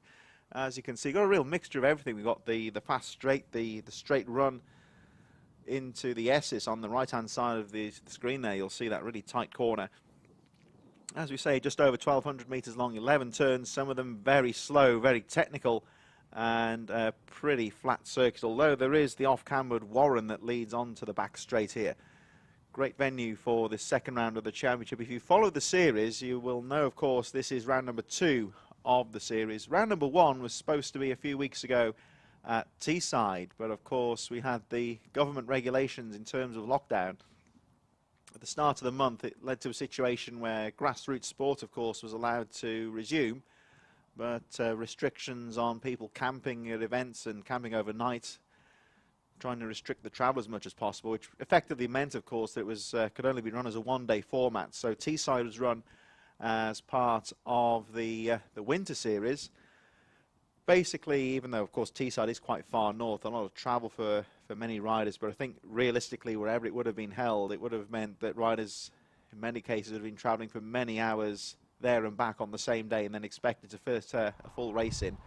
Would have been difficult, you would say, to have that first round and that obligation from the riders in terms of the championship. So it was effectively run as a non-championship winter series event, and we pick up the summer series, the full Rich Energy British Minibikes Championship here at round number 2 at Red Lodge. Of course, we have got the rest of the calendar to look forward to throughout the year. In just a few weeks' time, of course, we move on to the third round of the series, where we go to the spectacular Rowra circuit up in Cumbria in a few weeks' time, of course, and we'll be picking up the action throughout the season on Alpha Live. We were speaking, of course, earlier on with the Vision Track MLAV Academy with Michael Laverty, who is here. He's down in the pit zone at the moment, looking after some of the supported riders. And that academy, it's in there this year for 2021, a great initiative from Vision Track and BR8 Racing Media, just to help bring through the next generation of riders through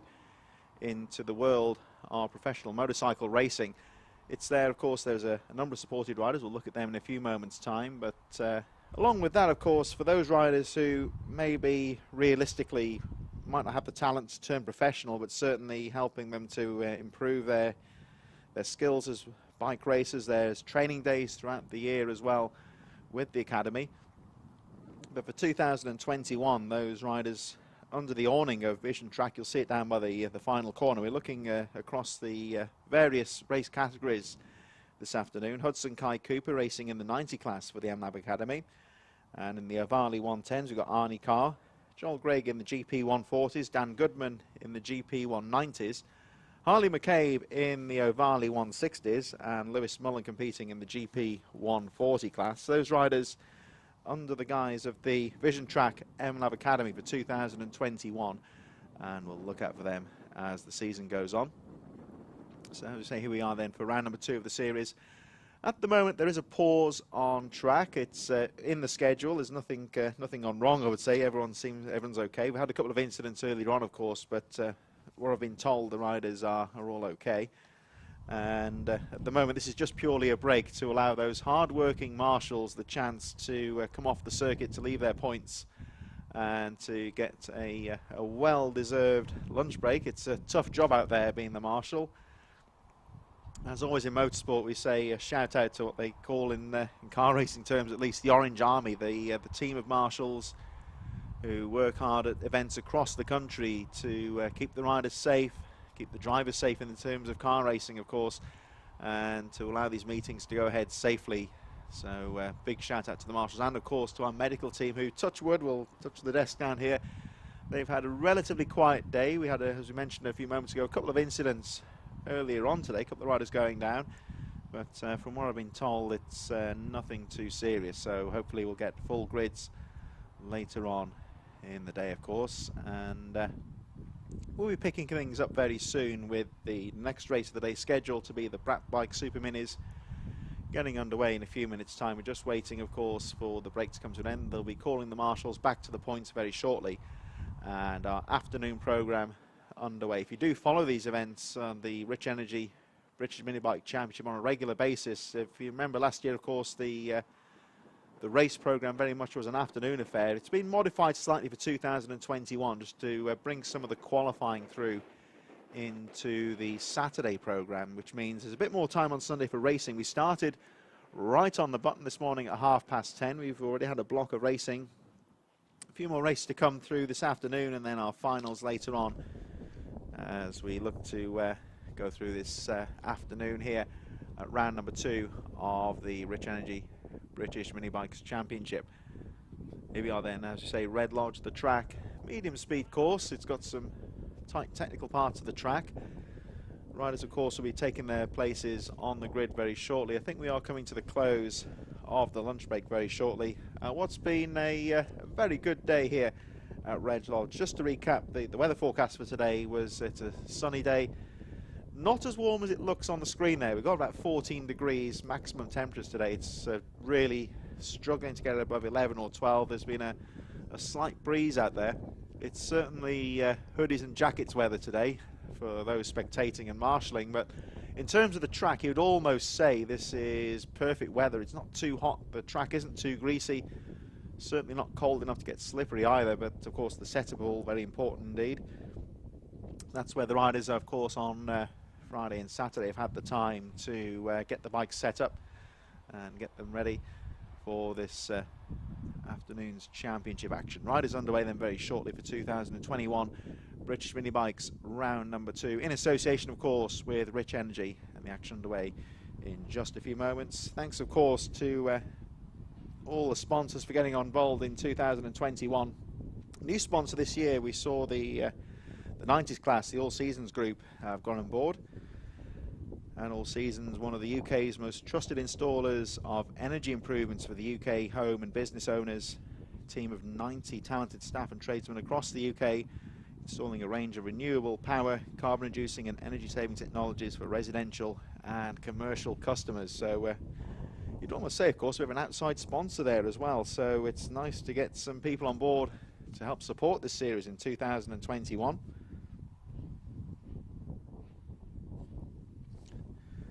And they are actually supporting one of our riders today. We saw a bit earlier on Hudson Kai Cooper, only 9 years old, and he started out with electric off-road bikes at just 4 years old on the Osset Trials bikes, and moving across from more the off-road side of things on the Trials bikes over to the mini bikes in 2021, and running very well.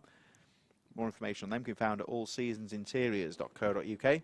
If you're following the Rich Energy British Minibikes Championship in 2021, if you want to get involved as well, if you go to the website at britishminibikes.com, it's got all the information about the series and the various race classes on there for 2021. At the moment, of course, with the government guidelines, these are closed events, so if you want to spectate and watch the events, it's all through Alpha Live, and of course the streaming service continuing in 2021. Alpha Live with a wide range of off-road and on-road sports, of course, adding motocross to the calendar this year. We'll be picking up the action at the MX Nationals Motocross Series a bit later in the season, starting at Fat Cat in Doncaster at the end of May, with streaming throughout 2021 on the and of course Alpha Live covering a wide range of two-wheeled and four-wheeled events. They're down at Wilton Mill today at the Wilton Mill Kart Club, so that's also available throughout the afternoon. And we'll just show you now there's various ways on which you can get involved and watch Alpha Live in 2021. Welcome to Alpha Live, the live streaming service where you can be part of the action from home. You can watch via your smart TV, phone, tablet, or even your gaming console. We've got you covered. Just head to the YouTube app on any of your devices and search for Alpha Live. Here you can watch all of the events as they unfold, or you could choose from our vast library for those lazy days in, all in beautiful HD. Be sure to hit that subscribe button and click on that notification bell so you don't miss out on any future videos.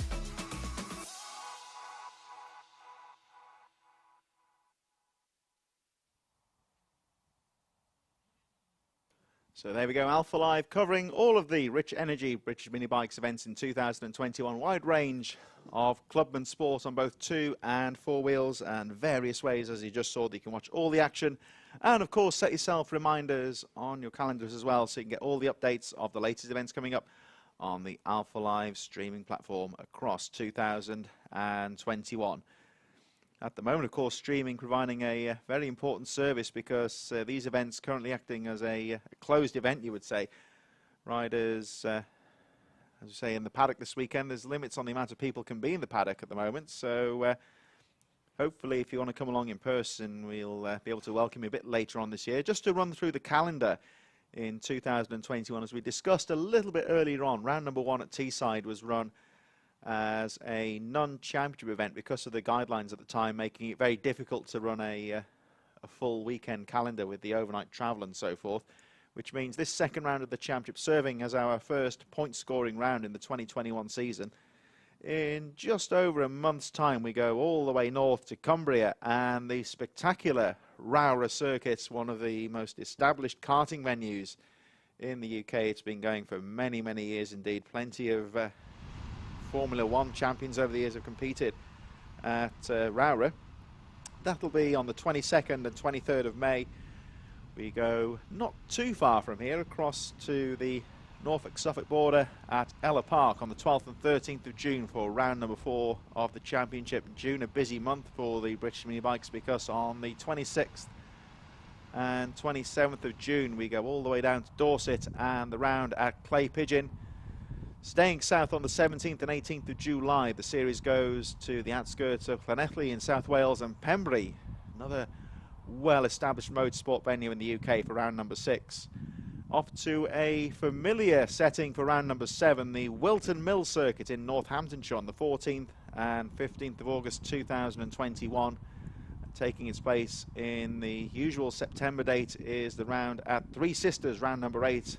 And that is just on the outskirts of Wigan in Lancashire, where we saw that spectacular race last year in the Minibikes 160s, where they scrapped to the line, I think about 0.2 of a second, covering the first few riders. It's a real slipstream of track at Three Sisters, very fast second part of the lap, and perhaps one of the fastest ones on the calendar. That's coming up a bit later in the year, 18th and 19th of September. Rounding off the action for 2021, we move to October. And the penultimate round of the championship, pretty much as far south as you can get. We go all the way down to Lydd in Kent. We had a great run there in the summer last year. That's moving to October this year, 9th and 10th of October. And where better to end the series than at Wilton Mill at the end of October. Moving, of course, to the shorter Zulu circuit, because it's the fully floodlit track. It's the sort of time of year where, later in the year, of course, where we're looking to have the darker finishes, you would say, and that'll be on the Zulu track on the 30th and 31st of October. So 8 more rounds to follow after this one here at Red Lodge. And goes without saying, of course, all of the action will be on the Alpha Live channel throughout the season. We'll keep an eye, of course, on the Vision Track MLab Academy riders throughout the year. We spoke to them, spoke to Michael Laverty, of course, a bit earlier on. Great to see that initiative in 2021.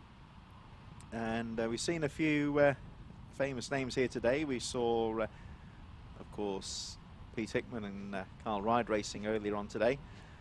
And the Vision Track Academy under the guise of Michael Laverty, former British Supersport champion, a regular in the British Superbikes, plus he's occasionally competed in the past in the World Supersport Series and over in America, of course, in the AMA classes in the Superbike racing.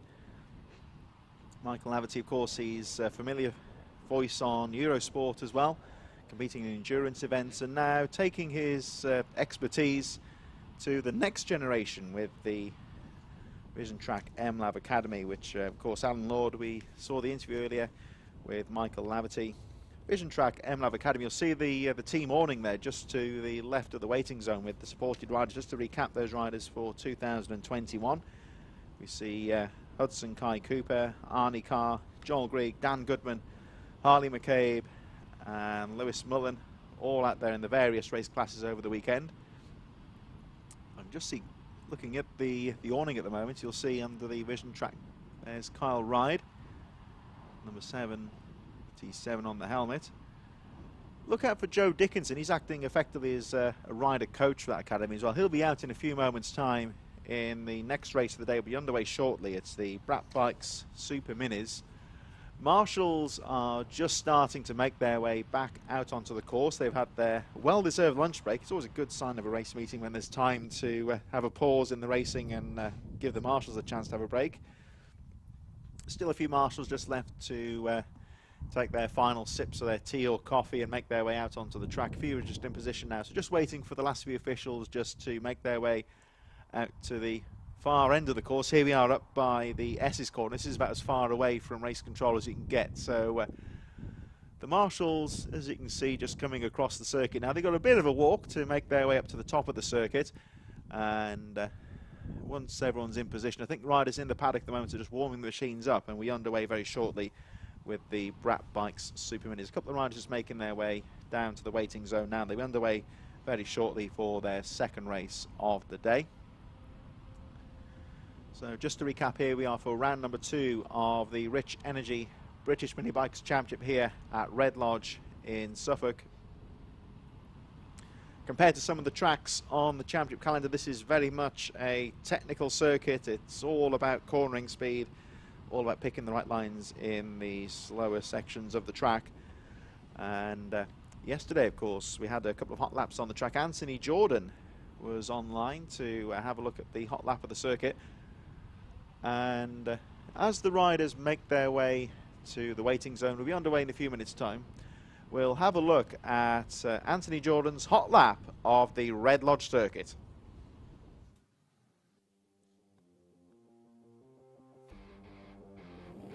Thanks, Chris. Yes, let's take a lap around the Red Lodge circuit. We start the lap off with French curve and then straight in towards the Senna S's, a very tricky part of the circuit. There's a small bump on the way in that unsettles the bike quite a bit. Slight lift will be needed. Then you're heading to Senna. Tightens on exit, crucial to get a key run out of here as you head down the next straight in towards the next part of the track, 180. Now this is the tightest and slowest part of the circuit. It's easy to carry too much speed into this corner and you can be heavily compromised as you exit out onto the next straight. The Warren up next, a controversial 90-degree left-hander, which is also slightly off-camber as well, so very easy to run wide as you head down the next straight round this very fast sweeping left-hander. It then tightens into the S's. Now this is a very crucial part of the track. It's incredibly difficult on braking. Riders will have to try and scrub speed as much as possible to avoid folding that front end underneath you. We exit out of the S's in towards Paddock Bend, the final corner. Turning into the left-hander too early will compromise your exit speed as you'll struggle to get on that power early as riders exit out of this corner to finish the lap here at Red Lodge.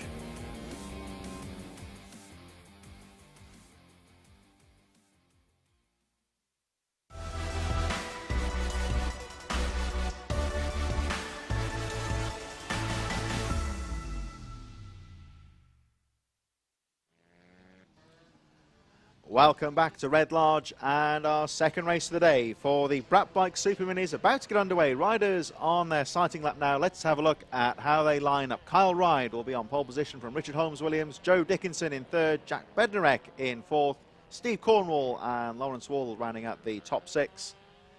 Seventh was Jordan Pritchard from James Dutton, Hayden Wood ninth, Andre Toda in 10th position, Joe Ellis and Stephen Brooks taking us down to 12th position.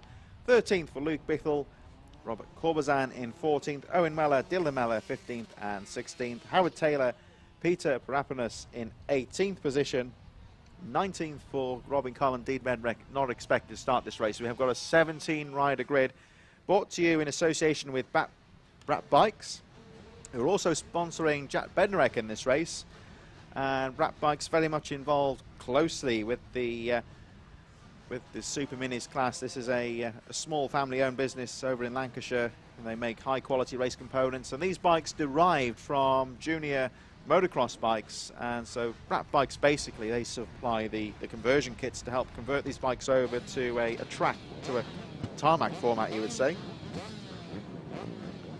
As we say, Jack Bednarek joining the Brat Bike stable for 2021. Here we see this shot, a good overview of the bikes. There's a real mixture of 2 and 4 strokes in there. Most of the bikes nowadays are the 85cc 2-strokes. A lot of KTMs and Husqvarnas in there, but the Honda 150's in there as well. From the 4-stroke element, the flag drops, and away we go. Good start there from Joe Dickinson to immediately get through to second place. Jumps down the inside of Richard Holmes-Williams. They make their way through into Senna, that corner we saw a few moments ago. Really tight left-hander. Everyone seems to have got through the first few corners safely. Down we go into 180, that really slow part of the track. Kyle Ride with the early jump on the rest of the field as Peter Parapanos rounds out the field. There is Kyle Ride, 2:48s in this race. Look out for the one with the red front number board. That is Joe Dickinson in third. Kyle Ride, who needs no introduction really, can follow the British Superbikes. He's leading the group at the moment. Got a mixture here of 2 and 4 strokes. And the Honda 150 in second place of Richard Holmes-Williams. We'll have a look at the split when they make their way through. So Kyle Ride leads, Holmes-Williams second, Dickinson third, Bednarek in fourth, Wardle fifth. Steve Cornwall sixth from Jordan Pritchard, James Dutton, Joe Ellis and Andrea Toda rounding up the top 10. Very quick start to the race. The top 10 only covered by 6 seconds. It was a good clean start, no trouble on the first lap. So we've got a clear start to the race, 9 laps to go, and Kyle Wright leads him through 47.173, the fastest lap. So we'll get an idea of the true race pace next time round when they complete their first flying lap. And this is starting to turn into a bit of a duel here between Kyle Wright, who can't quite shake off Richard Holmes-Williams in second place. We'll check the lap when they make their way through now. Nothing at all in it, 44.904, fastest lap of the race from Kyle Wright, but Richard Holmes-Williams only a few tenths of a second behind, and that's translated on the timing screen there. 6 tenths of a second covering the first 2 riders. Still Dickinson third, Bednarek fourth, Wardle fifth, Cornwall, Pritchard, Dutton, Joe Ellis and Andrea Toda running up the top 10. Stephen Brooks, Luke Bithell, Hayden Wood and Robert Corbazan a bit further back. Owen and Dylan Mellor, Robin Kyle, Howard Taylor, and there we just saw Peter Parapinas, number 39, rounding out the field as the race goes on. We'll pick up Kyle Wright very shortly, just 6 tenths of a second covering the first 2 riders. Joe Dickinson a bit further behind in third. There we just saw Howard Taylor. The leaders are making their way over the finish line through the first corner now. And now we see the third place, number 48. That's the second 48 in this race, Joe Dickinson, closely followed by the Brat Bikes team rider there, number 19, Jack Bednarek, who's putting under some pressure. Just a bit further behind, we see Lawrence Wardle and Steve Cornwall very close indeed, as Kyle Wright, backed of course by Rich Energy, the British Superbike star, starts to try and pull away. The gap goes up to 1.1 seconds. So Kyle Wright with a bit of a gap now from Holmes-Williams in second place. Charging over the line, Kyle Wright 48. Race last year for the Bill Bay Suzuki team in British Superbikes. Also had starts in the past in the Supersport World Championship, Moto 3, very briefly had a cameo in there as well, but Kyle Wright very much a familiar name in the British Superbikes. Regular competitor in the Rich Energy British Minibikes Championship, and trying at the moment to pull away from the second place rider as one guy nips into the pits. We'll pick that rider up on the timing sheets very shortly. It must be some sort of mechanical issue. The race goes on, of course, with 6 laps to go. Kyle Wright, 44.407, fastest lap of the race. Pulls away a bit now from Richard Holmes-Williams, who's struggling to keep up in second place. The gap 2.3 seconds, so still within striking distance, you would say, if Wright hits any trouble. Joe Dickinson still in third from Jack Bednarek, Lawrence Wardle, Steve Cornwall. This race really settling down into a kind of rhythm at the moment. We've got Cornwall and Jordan Pritchard a bit further behind. James Dutton, Joe Ellis, Andre Toda up to 10th position. I think the rider who dropped down to contention was the 199 of Robin Kyle, who went down into the pits. Looks like he's out of contention at the moment. Just going to focus on this battle for the moment with Steve Cornwall going into the S's. Looks like he has got ahead of the 414, Lawrence Wardle, the green and black leathers. So Cornwall now up into 5th place. Looks like a battle of 2 versus 4 stroke there. Looks like, oh, they're both on the 2 strokes there. Wardle, another one.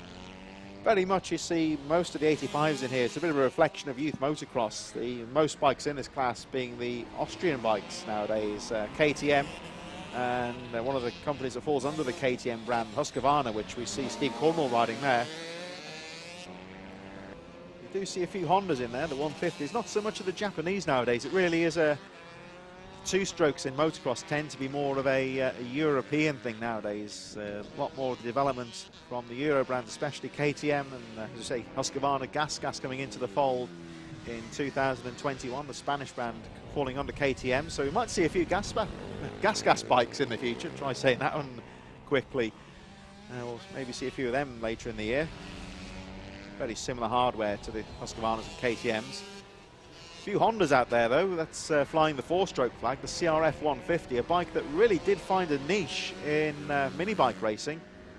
Seems to be very well suited to this type of competition. You don't see so many of them in motocross, but certainly the CRF 150, which Richard Holmes-Williams in second place is riding, is very much a popular bike in this Super Minis class. A bit further down, James Dutton and Joe Ellis enjoying a battle there. They go through the Warren, off-cambered left-hander. There's the 44. Mostly followed by Joe Ellis. Kyle Wright continues to lead the race and has increased his position. He goes through the first corner. The fastest lap of the race just been set by Kyle Wright, 44.369. So he's picking up the pace as this race goes on with 2 laps to go. Dutton and Ellis making their way through. The gap 5.2 seconds from Holmes Williams in second place. Dickinson third from Bednarek. And we saw a bit earlier Steve Cornwell, of course, getting past Lawrence Wardle. A bit further down, Robert Corbazan on number 25's dropped a few positions. There's the 151. A bit further down, Jordan Pritchard currently in 7th place. Kyle Wright just starting his last lap. Richard Holmes Williams in 2nd place. Joe Dickinson just crossing the line in 3rd ahead of Jack Bednarek, who's putting him under some real pressure into the first corner. There we see Bednarek really starting to pressurise Dickinson. That looks like Kyle Wright making his way around the Warren for the final time, down the straight run into the S's. So Kyle Wright, the gap goes up to 5.8 seconds. We just saw Richard Holmes Williams very briefly. And 1 or 2 tail enders just in front there, but this shouldn't really affect the number 48 of Kyle Wright. The checkered flag now goes out as our midfield runners make their way through. Stephen Brooks, Hayden Wood, Luke Bithell. But the checkered flag goes out to Kyle Wright, who takes the win for the 2nd Brat Bike Super Mini Moto of the day. They'll be out a bit later on for their final, of course. Richard Holmes Williams goes through 7.4 seconds down. Joe Dickinson just ahead of Jack Bednarek for 3rd. Very close battle to the line as the rest of the runners make their way through. Steve Cornwell pulling away there in 5th position from Lawrence Wardle. Don't forget, if your rider's taking part, give us a shout out on the YouTube channel and we'll pick those up on here as well. James Dutton and Joe Ellis going through 8th and 9th place. Andrea Toda should be rounding out the top 10. So the Brat Bikes Super Minis 2nd moto of the day draws to a close.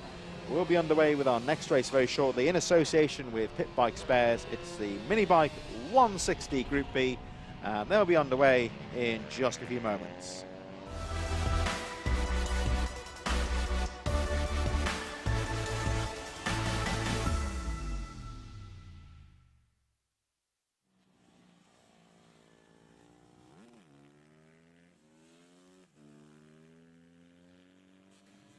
Welcome back to Red Lodge, and you join us just in time for the Pit Bike Spares Minibike 160 Group B riders in the waiting zone as the last of our Super Minis make their way back to the paddock. We'll pick those up a bit later on for their final, of course. So they're just making their way back to the paddock, and the last few Minibike riders making their way through to the waiting zone. They'll be out on track in just a few moments. This is how they line up for the Minibike 160 Group B in association with pitbikeparts.co.uk. Nick Shaw from Kieran Boyd, Michael Ford in 3rd, Simon Wadsworth, Mike Smallbones and Ian Walker. Nathan Smith in 7th from Ian Wareham, Adam Jameson 9th, Simon Patterson 10th from Hayne Basson, James Curtis. 13th for Samuel Morrison, Tom White, William Horner, Danny Cohen, James Landamore and Peter Wardworth. And a bit further back, Tommy Champion, Fahad Ladder, David Linsdell, David Bullamont, 23rd from Craig Rowland, Dean Rowland and Kira Williamson rounding out the 26 rider field. And as you've seen throughout the afternoon, such a technical first few corners on this first third of the lap.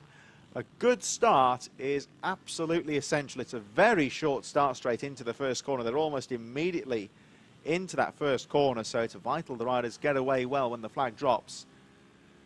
We've seen a few riders overcook it and almost loop the front end out. You'll see the front ends rear up into the air when they're too aggressive on the clutch, and that's one of the worst things that can happen on the start, really, because when that front end's in the air, the bike's not really going anywhere.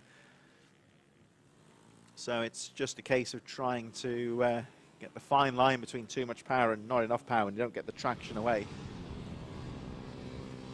And as we saw earlier on, a good start, absolutely essential with so many riders in this race. Thanks, of course, to Pit Bike Parts for all their support in 2021. Pit Bike Parts, of course, a strong supporter of the Rich Energy British Minibike Series and providing trackside support throughout the 2021 season. And the spares truck always here in attendance in the paddock for Parker for Pit Bike Spares. Parker Racing, of course, here as well, with the Parker truck on site as well, supporting the series for over 5 years. But thanks, of course, to Pit Bike Parts for all their support in 2021, continued support of the series. This mini bike sort of world, as it were, really does have its own businesses that help support the riders, support the events. And without their support, of course, it wouldn't be able to run to the level it does. So thanks, of course, to Pit Bike Parts for all their support in 2021. Final moments before the Minibike 160 Group B gets underway. One or two riders at the back just getting themselves sorted out. The green flag goes up. Race about to get underway. Flag drops and away we go. So Michael Ford, Simon Wadsworth in there. Great start there from Michael Ford round the outside of Wadsworth. They charge through into centre for the first time. That really tight right-handed hairpin. So everyone filters through. Looks like another good start into 180. This is where we see the good start being important now, because these riders in the midfield are scrapping for position. The riders at the front can run their own race. Start to pull away. Here they go through the Warren onto the straight run around the back of the circuit.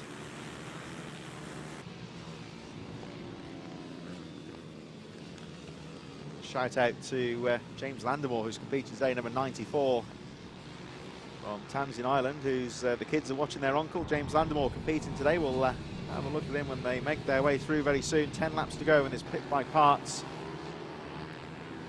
Minibike 160 race. We'll have a look at the lead. So it's Michael Ford that leads from Mike Smallbones. Simon Wadsworth drops to third. Adam Jamieson had a good start there. He moves up to fourth place. Ian Walker, Kieran Boyd, Simon Patterson, Nathan Smith, and Ian Bass and James Curtis a little bit further behind.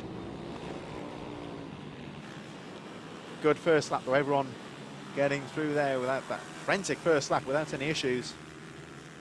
As Mike Smallbones starts to put the pressure on, we've got a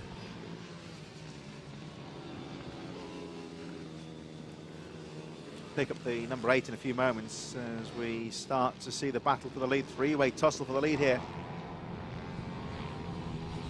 Michael Ford had that great start. He really got away well, round the outside to grab the lead through French corner into centre for the first time. Shout out for James Bullivant out there as well, number 42. Currently in the midfield from Duncan Dampier getting in touch. It's James Bullivant. He was in 22nd place last time round. Back at the front here, we're just looking at Michael Ford coming under some real pressure. The man on the move, Simon Wadsworth, who had a fairly decent start, should be there at number 5. Managed to get past Mike Smallbones. It looks like Smallbones has got back through into third place. Ford continues to lead the way. And number 8 in second, having a look on the inside on the exit of the S's. Back down to the finish they go. Ford leads the way. Nothing at all between first and second place. Third and fourth still very much in there as well. Look out for the 5th place rider. I think that was Adam Jamieson going through with Ian Walker. They're not too far behind, so this 160 Group B race still finely poised as Michael Ford guards that inside line going through into centre. Number 8 just behind. Through 180 they go, and back out to the faster part of the track now. We've got this off-cambered left-hander. Through the Warren they go. It's Michael Ford, 166, still your race leader. And this S's corner, very difficult to get right now. The riders got to get that exit right more than anything, as we see Ford guarding the inside line. Of course, that's not really going to allow him to pull away, but means he holds on to the lead. This could be a good point to try and take the lead on the exit. Smallbones is closed up in third. Wadsworth there too, with 6 laps to go next time round. Rest of the top 10 go through. Jameson Walker, we've got the 609, Kieran Boyd, Simon Patterson, Nathan Smith, Ian Basson and James Curtis rounding out the top 10. Smallbones setting the fastest lap of the race. Look out for the 4th rider in this train. Well, actually, no, he's up through to third now. Mike Smallbones, number 617, starting to put the pressure on the 2 leaders. 4-way tussle for the lead here. Still headed by Michael Ford, who jumped to the front on the very first corner of the race. But at the moment is playing defensive here. He goes down into the S's again, dives to the inside, guards that line, forces everyone else to go wide. Second place just tripping over the back wheel slightly. That might lose a bit of time. Allows Smallbones to close up. Mike Smallbones trying to get the exit right here. Michael Ford pulls away on the 166 down towards the final couple of corners now, towards Paddock Bend. Dogleg into the finish line straight. Not much of the Red Lodge circuit is straight, to be honest. It's really twisty, curvy track. You'd only really say the straight run is the true straight on the circuit. It really does flow quite nicely. Starts slow and then gets quicker as the lap goes on. Around they go through the Warren, not much elevation, but that is a gnarly little off camber. Ford still holds on to the lead. Smallbones in third, fastest lap of the race. Oh, as Ford leaves a bit of a gap going into Esses. Second place. Tried to get the advantage on the inside. Now this is going to be an important moment here for third place Smallbones, and Wadsworth a bit further behind. They could do battle for second place, and Smallbones has a look round the outside and through to second place. So Mike Smallbones, can he hold on to second? It looks like Wadsworth's gone through to third. 4 laps to go. Any one of these 4 riders could take the victory. So fourth place number 8 tries to square the turn off through Senna, but no, it's held on to third. Jameson with his fastest lap of the race. Whilst all this is going on, of course, Michael Ford continues to lead the way. Looks like Nathan Smith on the treble 5 has dropped out of contention. He was in the top 10.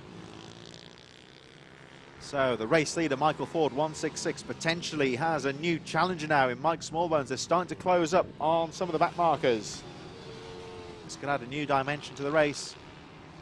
Smallbones looks quick through the S's, really starts to close up. There's, looks like Derva Lane, I think, just letting the leading group through, possibly a lane. I'll pick that up on the lap charts very shortly.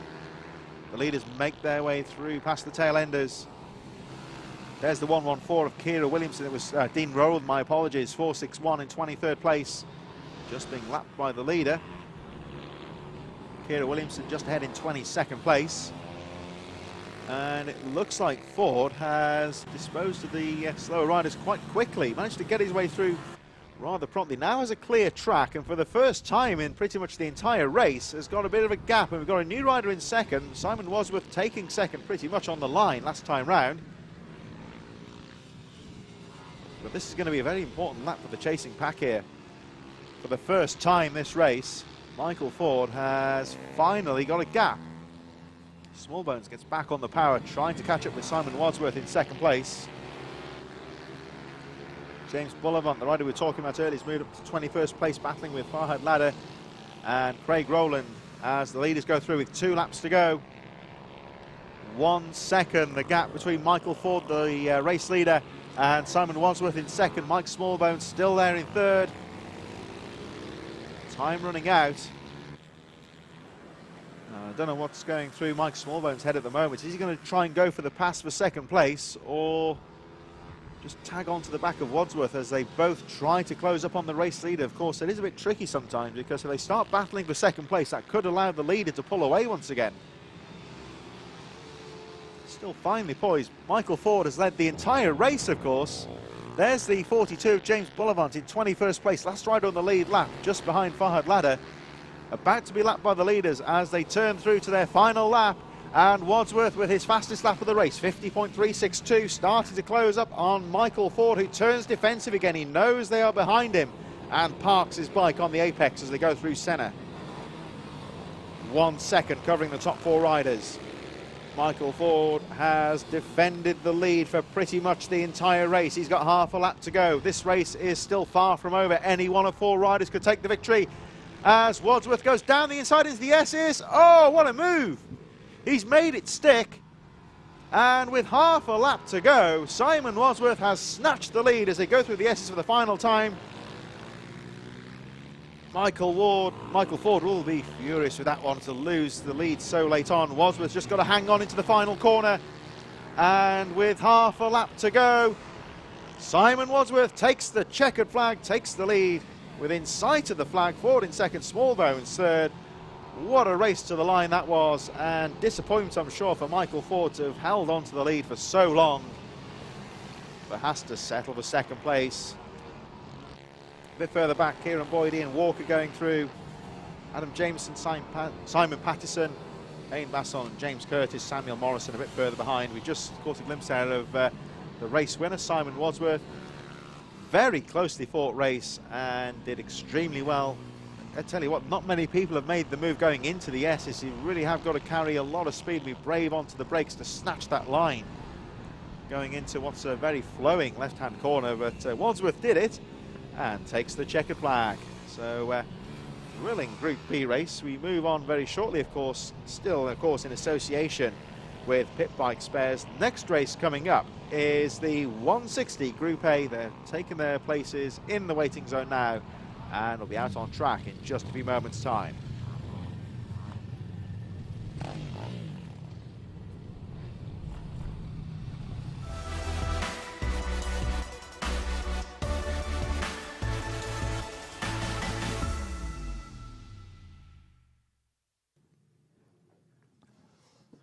Round number 2 of the Rich Energy British Minibikes Championship here at Red Lodge, and we're about to get things underway with the Pit Bike Spares 160 Group A.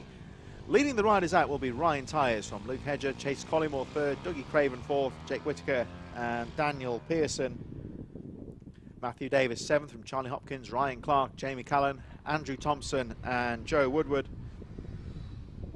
13th position for Andrew Jones from Alan Brooks, Ty Butler, Dean Widdowson, Oliver Linsdale a bit further back in 18th, just behind the unidentified rider. Carl Sanders 19th from Phil Dickens, Mark Goff and Ross Richards 22nd. Nathan Gardner 23rd, Chloe Jones, who DNF'd the first race in 24th, and another DNF was Dervin Allain, who will start the race at the back of the field. So riders making their way around on the sighting lap. The track, you would say, very similar to how it was in Moto number 1. There's not that much difference in the weather. As you say, it's just over 10 degrees this afternoon. Little or no chance of rain, so it's fairly cool out there. The bike's certainly set up more for a cool weather setting, you would say, and track temperature a little bit low. The riders just, you can see, just weaving about on the back straight there just to get some temperature into the tyres. We've seen a few of the tyre coolers out and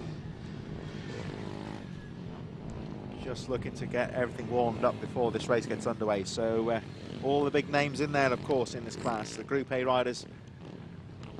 As we'll see later on in the year, we'll be moving, of course, to the finale at Wilton Mill right at the end of October. Still a long way to go in this championship, but as they always say in both two-wheel and four-wheel motorsport, really, you can't win the championship at the first round, but you can certainly go a long way towards losing it. So for these riders, it's just a case of getting through the event without any incidents or DNFs if they can, so they haven't got the catch-up game. We just saw Chloe Jones at the back of the field. Looks like she's on a borrowed machine. She had some mechanical issues in the first race, so has been able to source a replacement by the looks of things, and she'll be able to take part with a bit of catching up to do, of course. Last few riders on the line. It looks like we are about ready to go. Our eyes on the officials down at the front here. Riders pretty much ready. I think there is a issue in the midfield, but we should be about ready to go. So the green flag goes up. We are about to get racing with the pit bike parts. Minibike 160 Group A get underway. You can see just how technical that start is. It's a curved grid. And into the first corner they go. Ryan Tyers with a great start there. Luke Hedger and Chase Collymore all in there as they charge into the first corner. Oh, and it's tight there. They all just about get through. A bit of banging and buffing in the midfield. But Ryan Tyers with a fantastic start there. Gets the jump on the field and takes the early lead.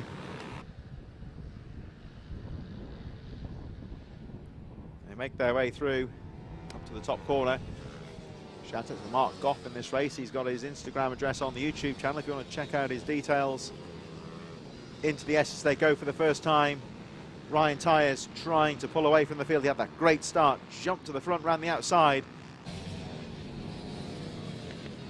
Down they go, the Simpson Straight in towards Paddock Bend, and the leaders make their way through for the first time. Ryan Tyers your leader, Luke Hedger in second place, Dougie Craven third. Bad starts for Chase Collymore and Matthew Davis. They drop a few positions. The 1-2-1 of Jake Whittaker's moved up.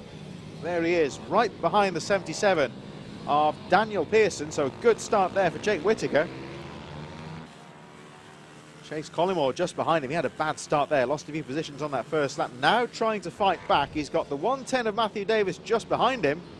And Collymore down the inside into the S's, and another one going for that move. He's going to make it stick. Collymore's through, so Chase Collymore up to 5th place now. We saw in Group B there, that inside line into the S's, it's difficult to make that pass stick. Chase Collymore did it and immediately gets down the inside of Daniel Pearson.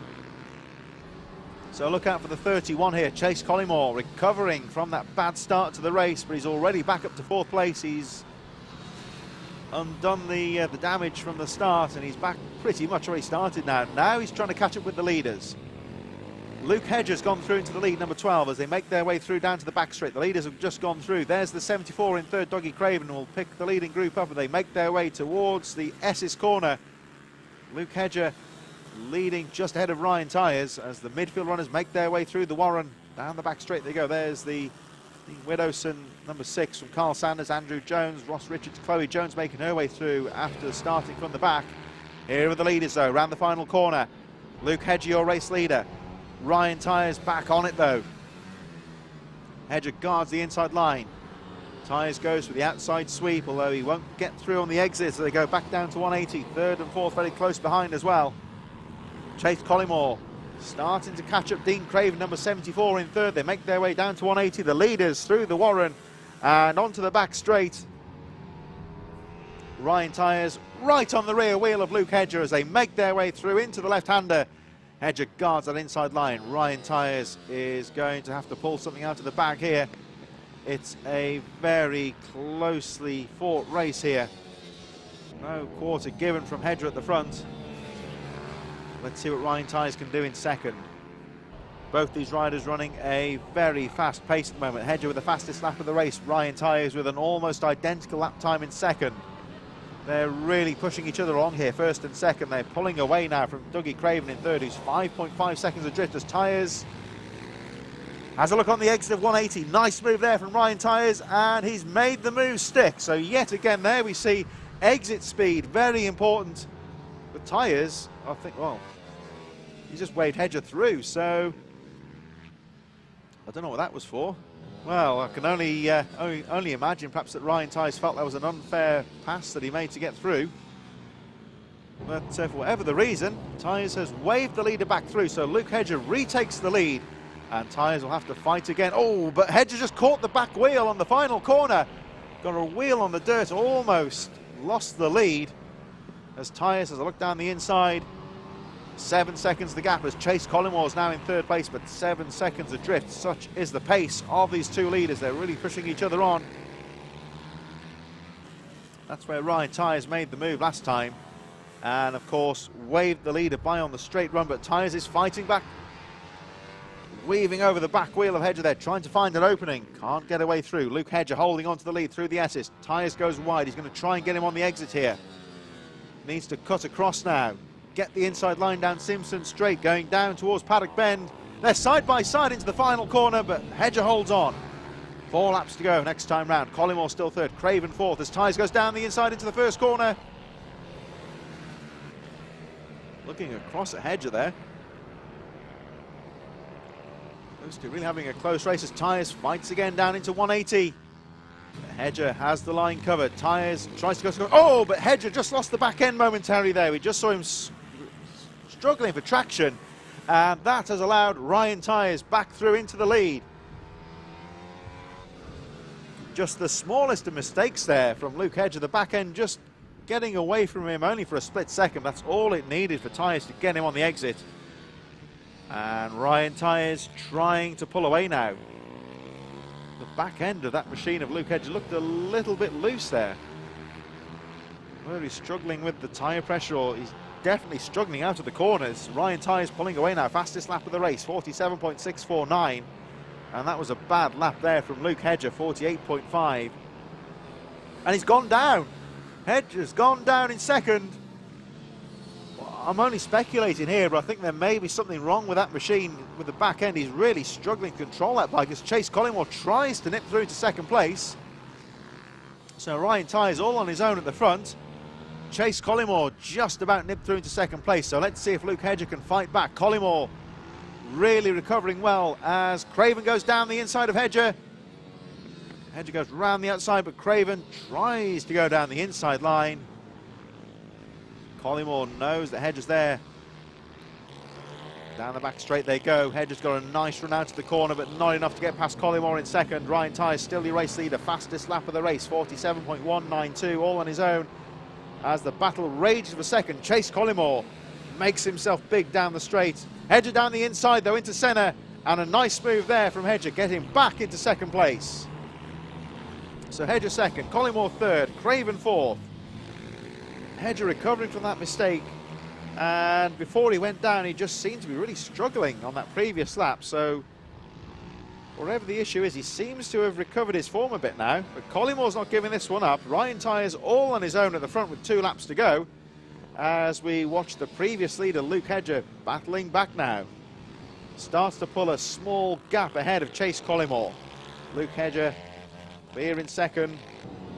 Dougie Craven hanging on in there in 4th place on the 74. Jake Whittaker and Daniel Pearson a bit further behind. Matthew Davis, Charlie Hopkins, Ryan Clark and Jamie Callan running up the top 10. Phil Dickens, Joe Woodward, Alan Brooks, Ty Butler and Chloe Jones still battling through up to 15th place now. As we move to the final lap, and Ryan Tyers with that 12-second gap at the front. 17 having trouble there. That's Ross Richards, who was in 17th. And if I remember rightly, had trouble in the first race as well, so not his day. But Ryan Tyers, meanwhile, down the Simpson Straight for the final time. Round the final corner he goes, and Ryan Tyers, after a tough race, has fought through and takes the checkered flag. Great win for Ryan Tyers, fastest lap incidentally on the final lap there, 46.866. Who's it going to be in second place though? Here they come, and Hedger with another wheelie goes through, 14.4 seconds adrift in second place. Chased to the line by Chase Collymore, Dougie Craven and Jake Whittaker 5th place, Daniel Pearson, Matthew Davis, Charlie Hopkins, Ryan Clark, Jamie Callan running up the top 10. There goes Phil Dickens in 11th place from Joe Woodward. Alan Brooks, Ty Butler, Carl Sanders and Chloe Jones all a little bit further behind. So a great race there in the Group A for the Pit Bike Spares Minibike 160. Thrilling action throughout the field. And we move on to our next race in just a few moments, in association of course with Ugly & Co. It's the Mini GP and Junior Supermoto riders out on the track in just a few moments.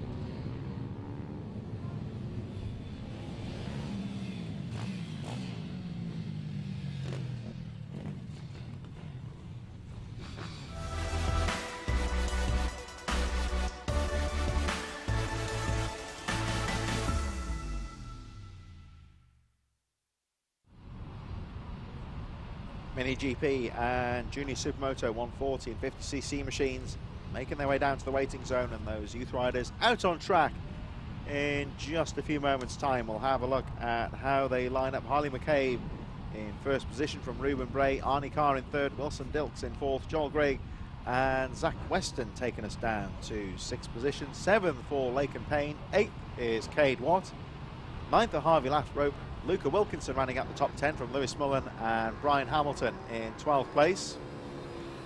13th for Toby Skaman, Daniel Stevenson, Bobby King, Kobe Garbutt, Joshua Williams and Harry Pell in 18th place. 19th for Tayo Collymore, Ruby Booth in 20th, George Bartle 21st from George Wood, Craig Dance and Joe Mostica in 24th place.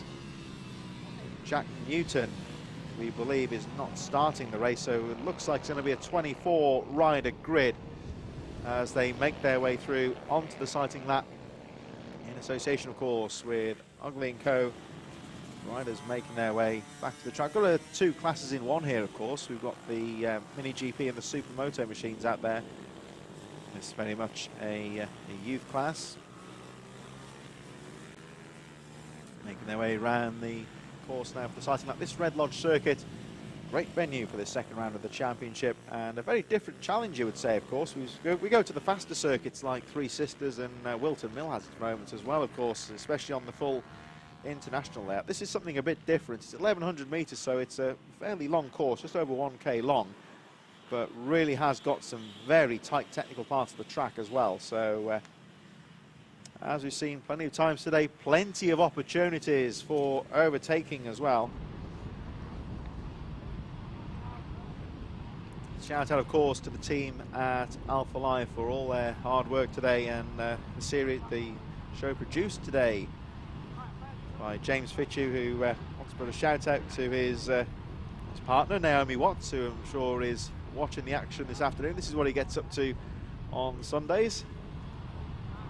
So thanks to James Fitchew and all the Alpha Live crew for all their hard work this afternoon as we go back on track. And so Harley McCabe just getting a few final checks. The pickup marshal's being told to clear the grid as we wait for the start.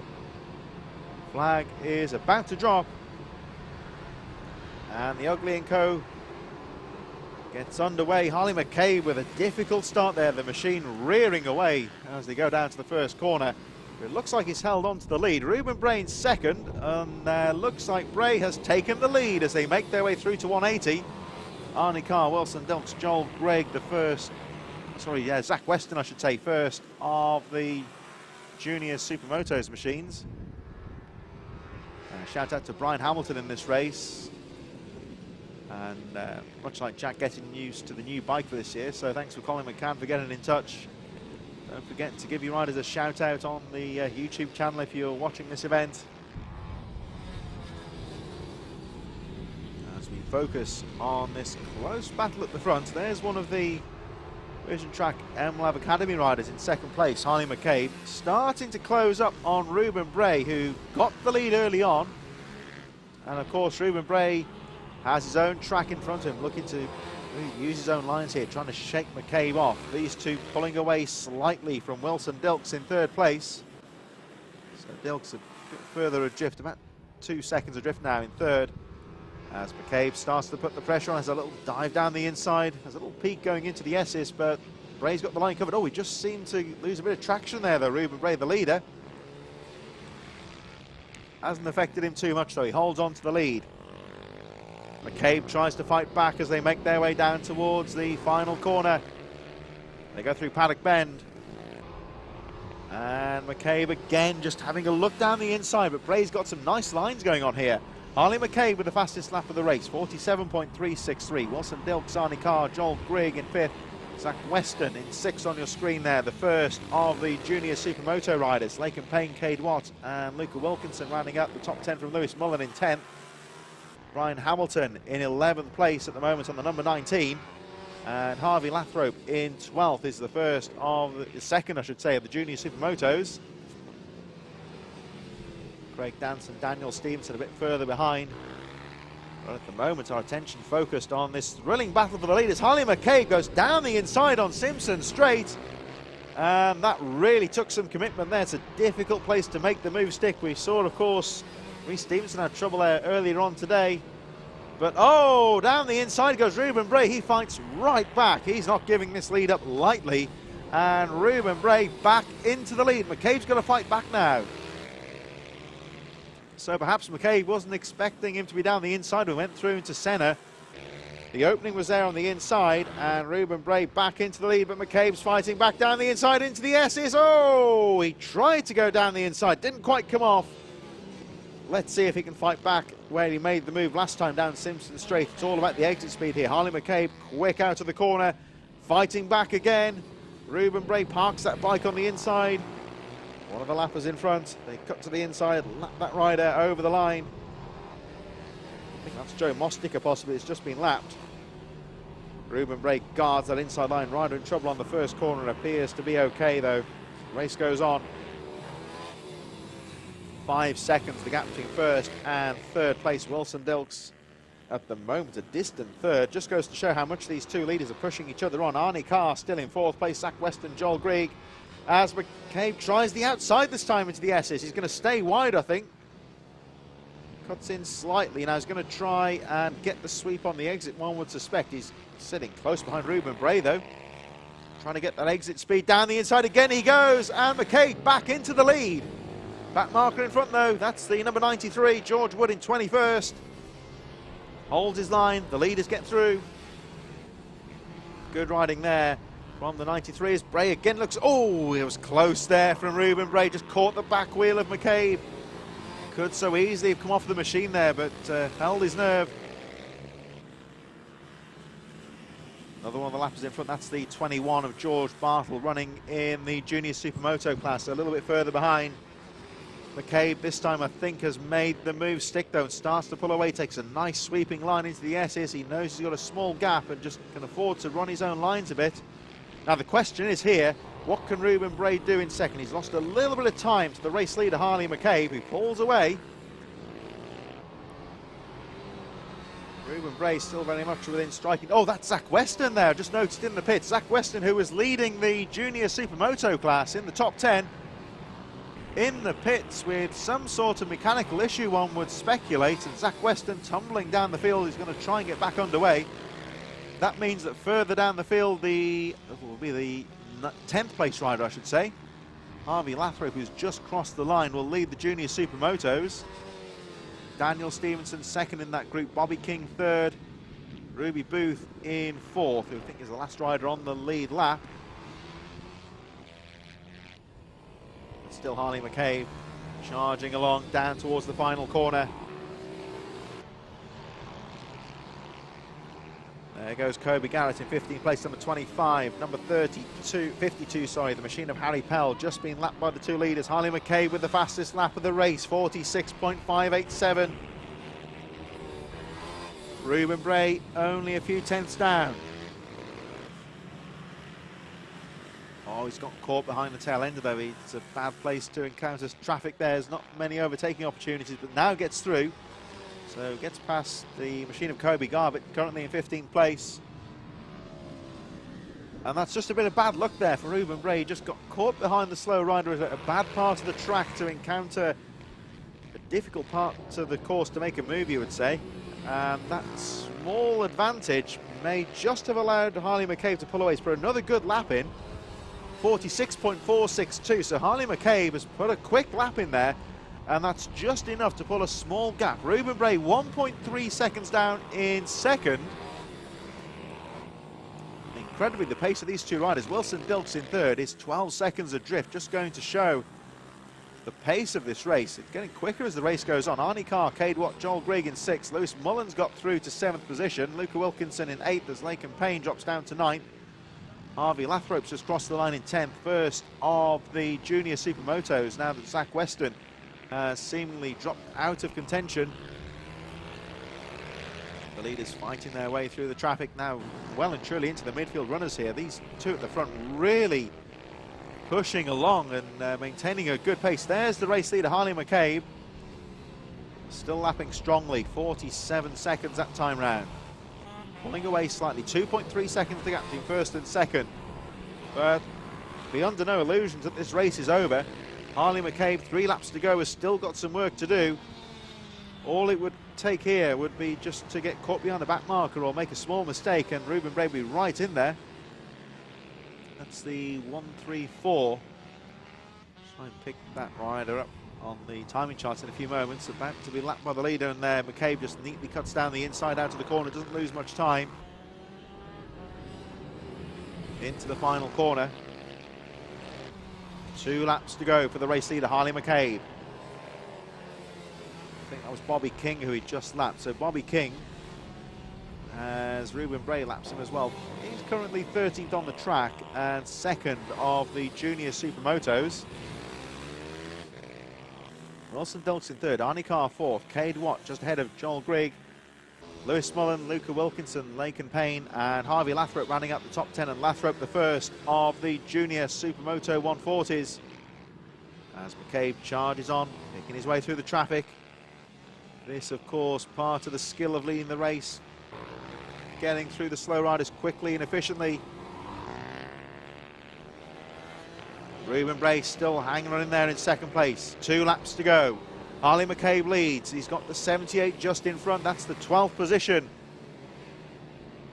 Joshua Williams around the outside, and there's the 21. George Bartle goes 2 laps down, and Bartle in 19th place in the junior supermoto class.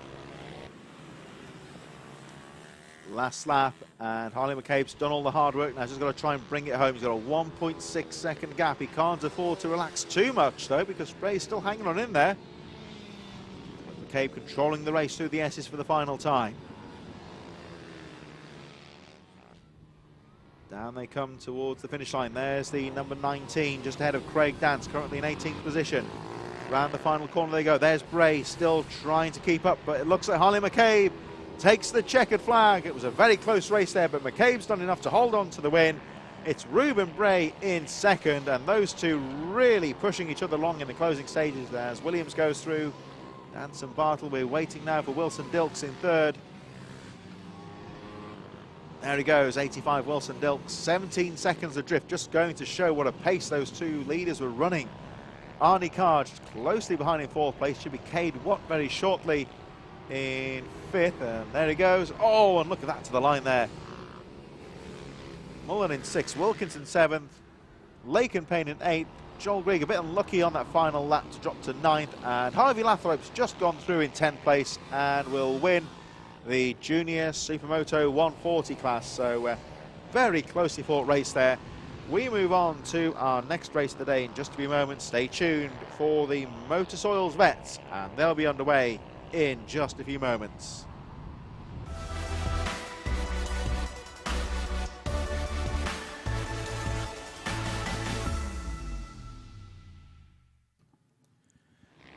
Minibike Veterans about to get underway in association with Motul Oils, and let's have a look at how they line up as they take their places on the course. Matthew Davis leading them away from Ian Wareham, Alan Brooks in third, Andrew Thompson will line up fourth, Dean Bednarek in fifth, Julian Gromit in sixth position.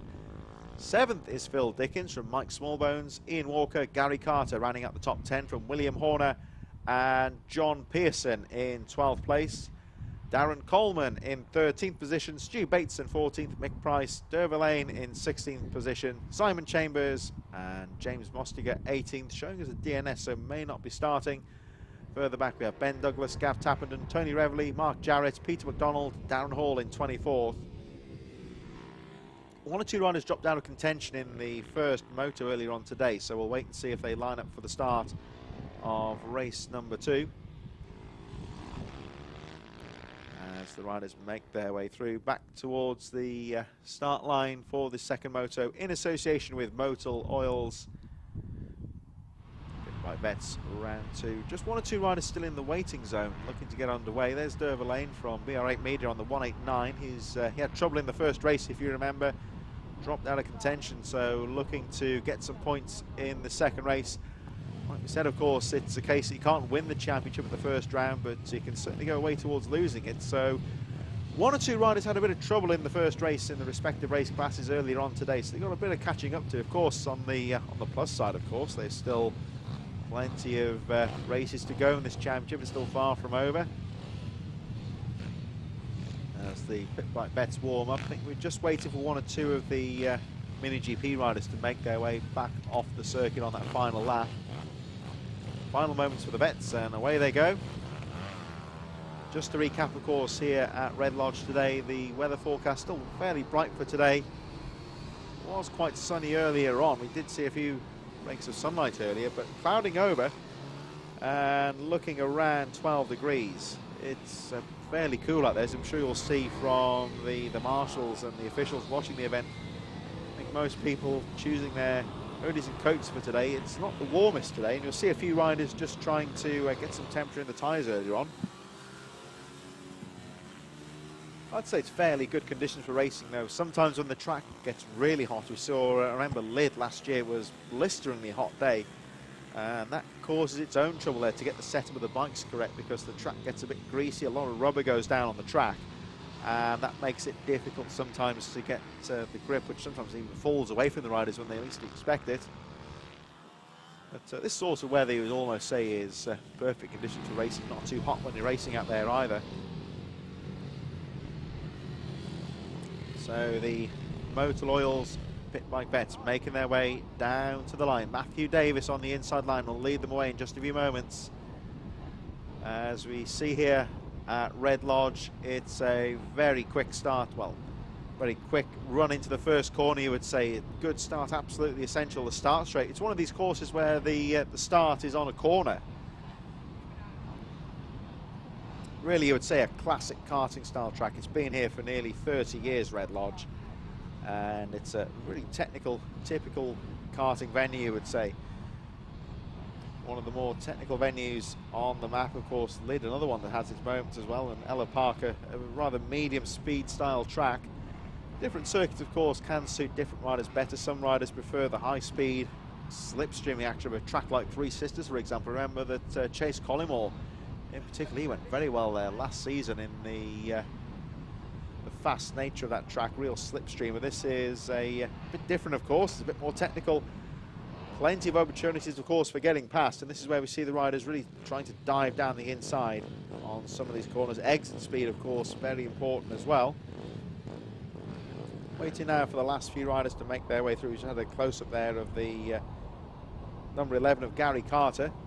Slick rear tyre, of course, on these mini bikes. Looks like we are about ready to go, as I think there was an issue further back in the field. Riders are ready, though. The starter makes his way down onto the grid. The green flag goes up. We wait for the flag to drop. And away we go. Matthew Davis with a nice getaway down the inside, really pulling away into the first corner. They charge through French corner into centre for the first time, bunching all together. Fast, fearsome moments there as they battle for position. Everyone's staying upright just about. It's very close indeed as the midfield make their way through. But Matthew Davis with that great start down the inside. Look how much he's pulled away already. Looks like Ian Wareham in second place on the 88 from Alan Brooks, Andrew Thompson and Dean Bednarek a bit further behind. And there we see Wareham immediately guarding that second place. But Matthew Davis, this is what it's all about when you get a good start. You can already pull away and make your own lines. You're not worrying about riders behind you guarding your inside lines. So Davis getting a good jump on the field and already started to pull away as the rest of the pack battle through in the top 10. So it's Davis the race leader. Wareham in second place.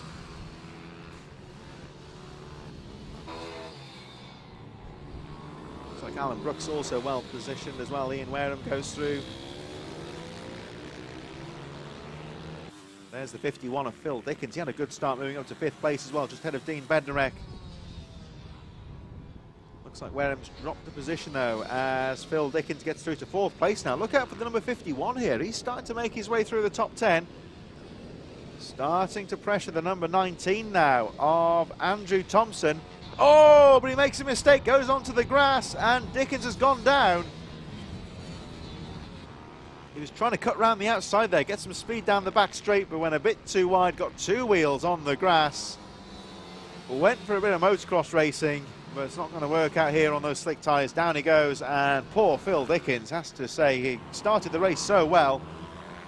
Quite literally tumbles down the field as everyone else goes through upper position, and Dickens pretty much at the back of the field. Maybe we'll get the chance to look at that later on, but unfortunately Dickens just ran out of road. The race goes on, of course, and that means that Alan Brooks still second place. Davis getting cleared away at the front. Now he's running his own race, 4.4 seconds ahead. Brooks in second. Coming under some pressure now, though, from Thompson in third. And Andrew Thompson trying the inside on the straight, go through into the final corner. Davis leading the way. Oh, but trouble! That didn't look good at all, but I think that was Brooks in second. The bike went bang, I think, there. That is not good news at all. Puff of smoke from the back. And it looks like Brooks is out of contention, pulls into the infield. What a shame, because he was running so well. Well, I hope that's not terminal. I hope we can get the bike repaired for later on, but that didn't look good at all as he drops out of contention. Matthew Davis, of course, oblivious to all this trouble behind him, leads the race by 6 seconds now as we look a bit further back. There's the 69 of Dean Bednarek. It was Mike Smallbones behind, but it looks like he's been overtaken now by James Mostiker. Matthew Davis, fastest lap of the race, 48.669, continues to lead the way. Thompson goes through in second. And the man on the move here is the number 69 of Dean Bednarek. A fast lap for him, putting Wareham under pressure. James Mostiker, another rider on the move, going through into 5th position now. So Mostica on the charge, proudly displaying that number 1. Trying to close up on Wareham in 3rd. There's the 2nd place man, Andrew Thompson, now clear in 2nd. The man on the move here, though, is the champion, James Mostica. Into the S's they go.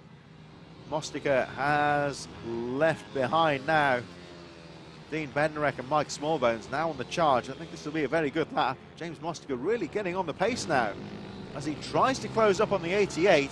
Ian Wareham in 3rd. There goes Bednarek, fairly left behind now in 5th place. Closely followed by the 617 of Mike Smallbones. Rest of the top 10 made up of Ian Walker, Stu Bateson, Ben Douglas. Well, Ben Douglas through into 8th position. Stu Bateson and William Horner rounding up the top 10. Smallbones putting the pressure on Bednarek for 5th place. James Mostica charging on now, started to close up on the 3rd place man. Let's have a look at this number 1 as he starts to really put the pressure on. Mostica last time round 49.095, so as the race goes on he's really getting into a rhythm here and starts to put the pressure on Ian Wareham. Wareham, I'm sure, knows he's there. Mostica running well as we go to the closing part of the race.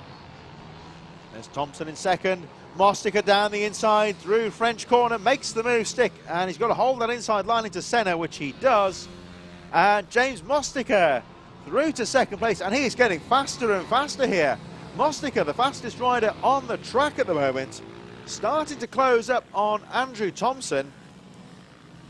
I think barring disaster, Matthew Davis, he's got a 10-second cushion at the front. He's going to have enough to hold on to the victory. But certainly for James Mostica here, he's up to 3rd position now. And 2nd place, very much within reach here. Andrew Thompson potentially could be vulnerable here because Mostica really closing up in 3rd place. There's the number 19 in 2nd place. Andrew Thompson in 2nd, Mostica 3rd. And Mostica's closing up all the time here. Over the line they go into the 1st corner. Thompson with his fastest lap of the race, 49.664. Matthew Davis, 10.3 seconds clear at this stage, so it's very much a battle for 2nd. The back marker moves to one side. Let's leading group through.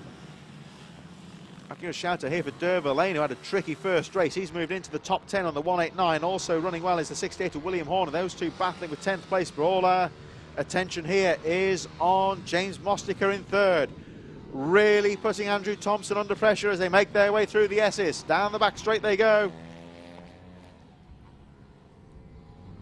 Here they come down towards the final corner. Matthew Davis with his fastest lap of the race, 48.471. That's the fastest lap of the race so far. 11 seconds adrift. Here's the battle for 2nd. Mostica having a look on the inside into Senna. Not quite enough, though, to get through. Thompson, number 19, holds on to 2nd place. They make their way down to 180, one of the slowest parts of the track. Exit speed, very important here. And Thompson does well to pull away slightly. Through the Warren they go, that off-cambered left-hander down the back straight. Thompson's got a bit of drive here. Maybe he didn't realise that Mostica was so close. He's put a good lap in here and trying to pull away. Mostica right in there, though, in 3rd. Davis, meanwhile, this you can see on your graphic, has already taken the last lap flag. Really got a race of his own, but all the action here for 2nd place. James Mostica really putting the pressure on Thompson for 2nd. Still Ian Wareham, Dean Bednarek, Mike Smallbones. Ben Douglas, Stu Bateson, Derva Lane and William Horner a bit further behind. Our champion here, James Mostica, trying to close up. Meanwhile, Matthew Davis looking to make it a flag victory almost here. He's led pretty much the entire race through the S's for the final time. He's got a 12-second cushion here. No risks now down the straight for the final time. There's the 164. Tony Revley's going to be the last rider on the lead lap as Davis takes the checkered flag. Who's it going to be, though, with Thompson and Mostica for 2nd? Great race there, though, for Matthew Davis. Here they come down for the final time, and Thompson is... Oh, it's going to be close here. Side by side over the line. Thompson just about holds on to 2nd place from Mostica. Great battle to the line there. Ian Wareham in 4th position. Dean Bednarek from Mike Smallbones in 6th place. Looks like it's going to be Ian Walker, Ben Douglas, Derva Lane continuing his fight back there. He goes through in 9th place. Had a difficult start to the race, of course, but he goes through in 9th from Stu Bateson, who rounds out the top 10. Fantastic action in this Motul Oils Pit Bike Bets second race of the day. We move on to the all-season interior Mini GP Junior Supermoto 90, and they'll be getting underway in just a few moments' time.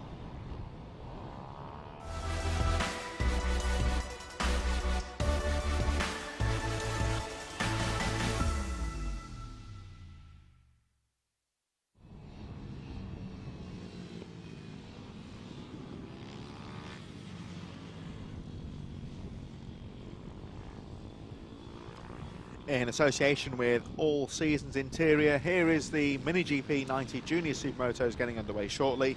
Valentino Kimi Kirk will lead them away from Travis Shaw, Wallace Doherty in 3rd, Parker Gisari in 4th, Harvey Saville and Jack Hamilton in 6th place. 7th for Billy Carter, Harrison Quincy in 8th, Leo Solio in 9th, Owen Tempest rounding out the top 10 from Hudson Cooper and Finley Hanna in 12th place.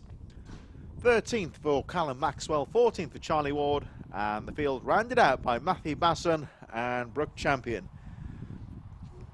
And so we welcome All Seasons Group as a sponsor for 2021.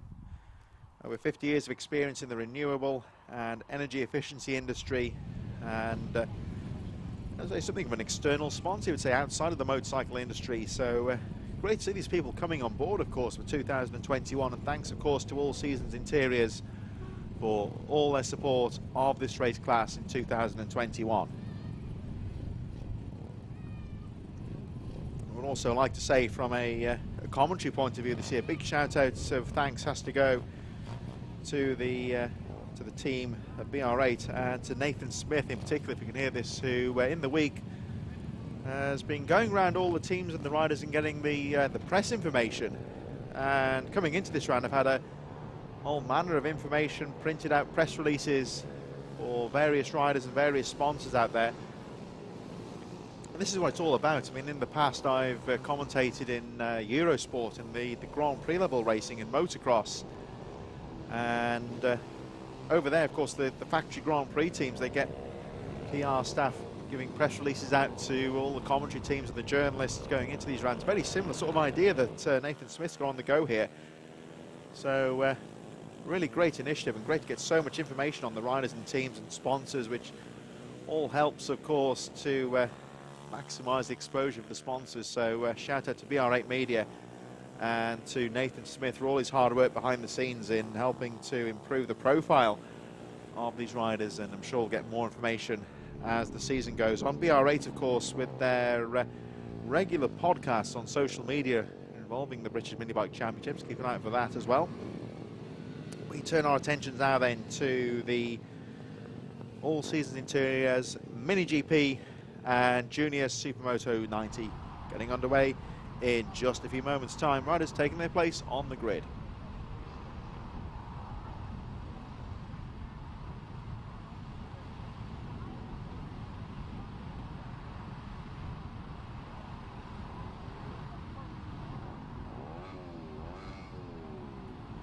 And the racing so fast and furious. Got to pause for breath there momentarily. Ruben Bray just lining up on the inside. He's been in good form today. Still a long way to go, as we saw the forecast earlier. This fairly bright afternoon, I have to say. Still pretty cool out there, but is expected to cloud over a bit later on today. But it's good weather for racing this afternoon, and riders. We have seen some great action on the track today. I'm sure we'll get more of the same in just a few moments as the All Seasons Interiors Mini GP and Supermoto riders line up. We're just waiting because one of the bikes just being sorted out a bit further back there, making sure the machine's running and ready to go. All eyes on the starter in just a few moments. I think we're just making sure there might be a bit of a anomaly on the grid. The starter, make sure. I think there's an issue on the starting grid here, so we're going to go for another sighting lap.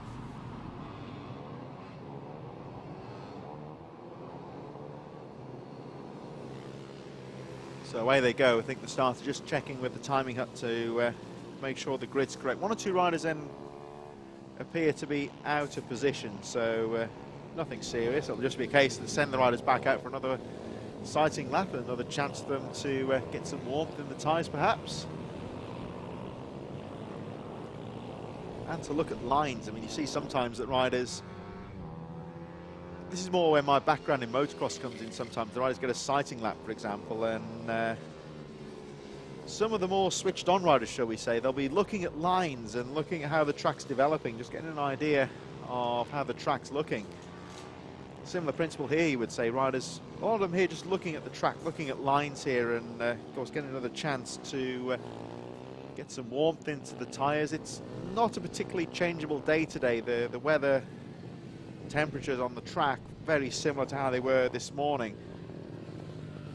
But sometimes when you get extremes of the weather, more into the summer especially, when you get the hot days as well, you really will see the track change as the day goes on.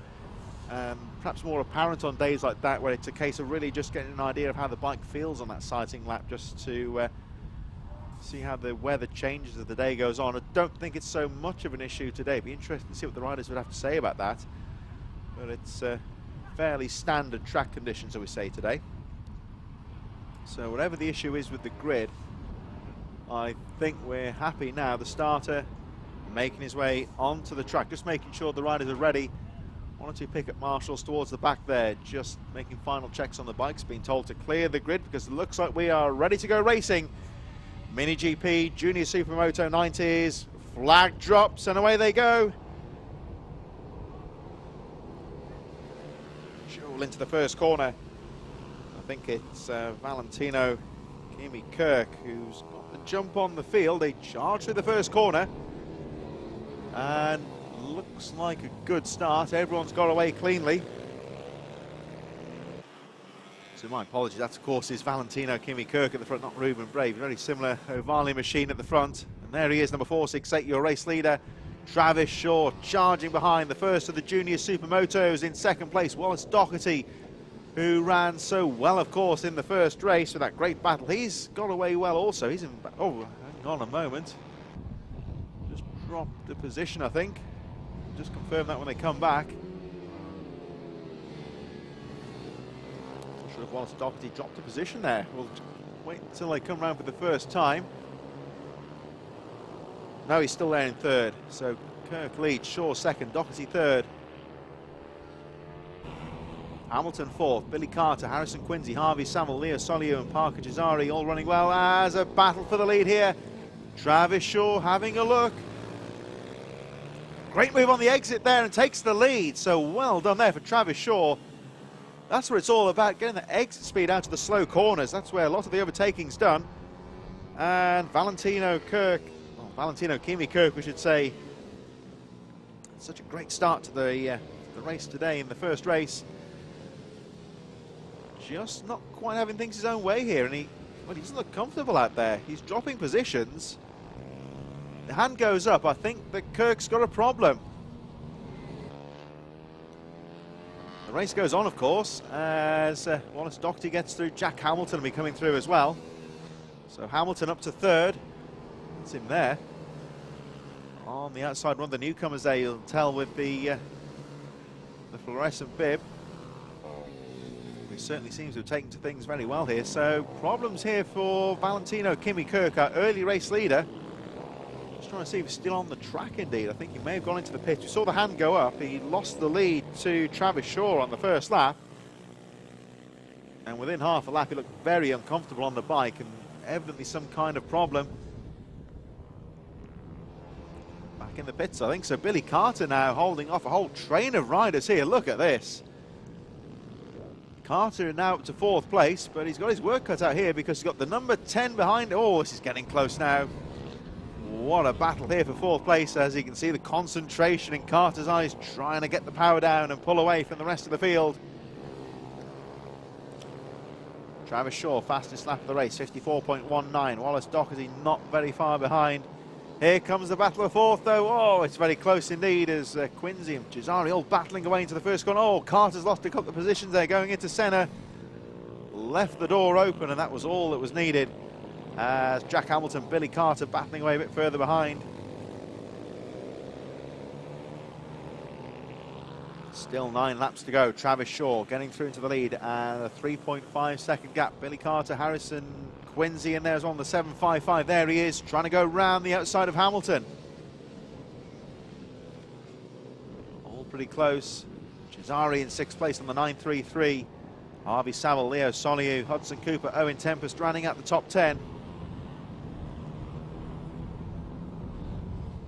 So the number 10 going down the back straight, 41 on the move as well there. Harvey Saville looks like he's picked up another position.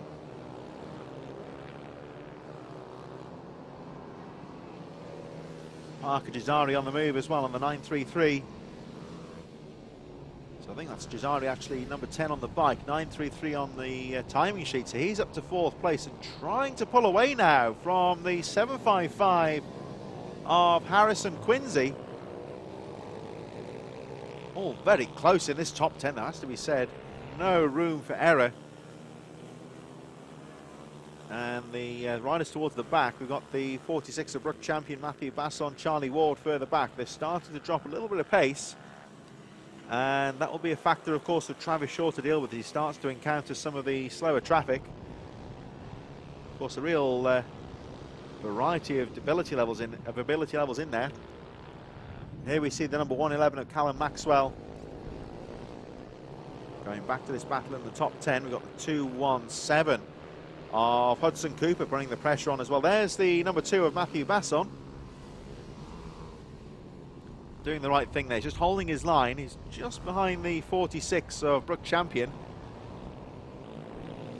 And I think this is part of the race etiquette that's drilled into these younger riders. They're doing a good job here. Of course, this is a race for all ability levels.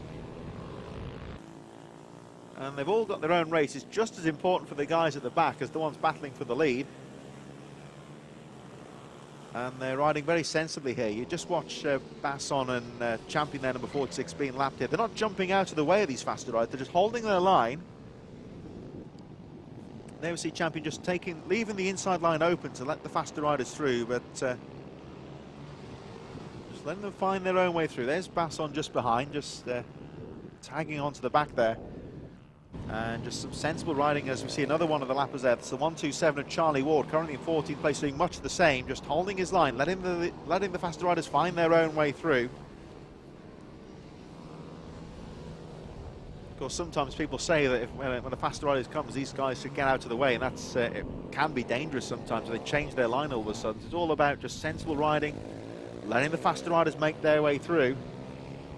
And this race running well so far as they encounter the slower traffic. All riders cooperating well, and we still get this great battle because we got a 5.5 second gap between Travis Shaw and Wallace Doherty, 1st and 2nd. Jack Hamilton running his own race in 3rd, 10 seconds behind, but with a 6 second gap between him and the 4th position of Parker Cesari. Here we look at number 36 of Leo Soliu battling with Hudson Cooper and Owen Tempest in the midfield. There's the number 88 of Wallace Doherty, all on his own in 2nd place.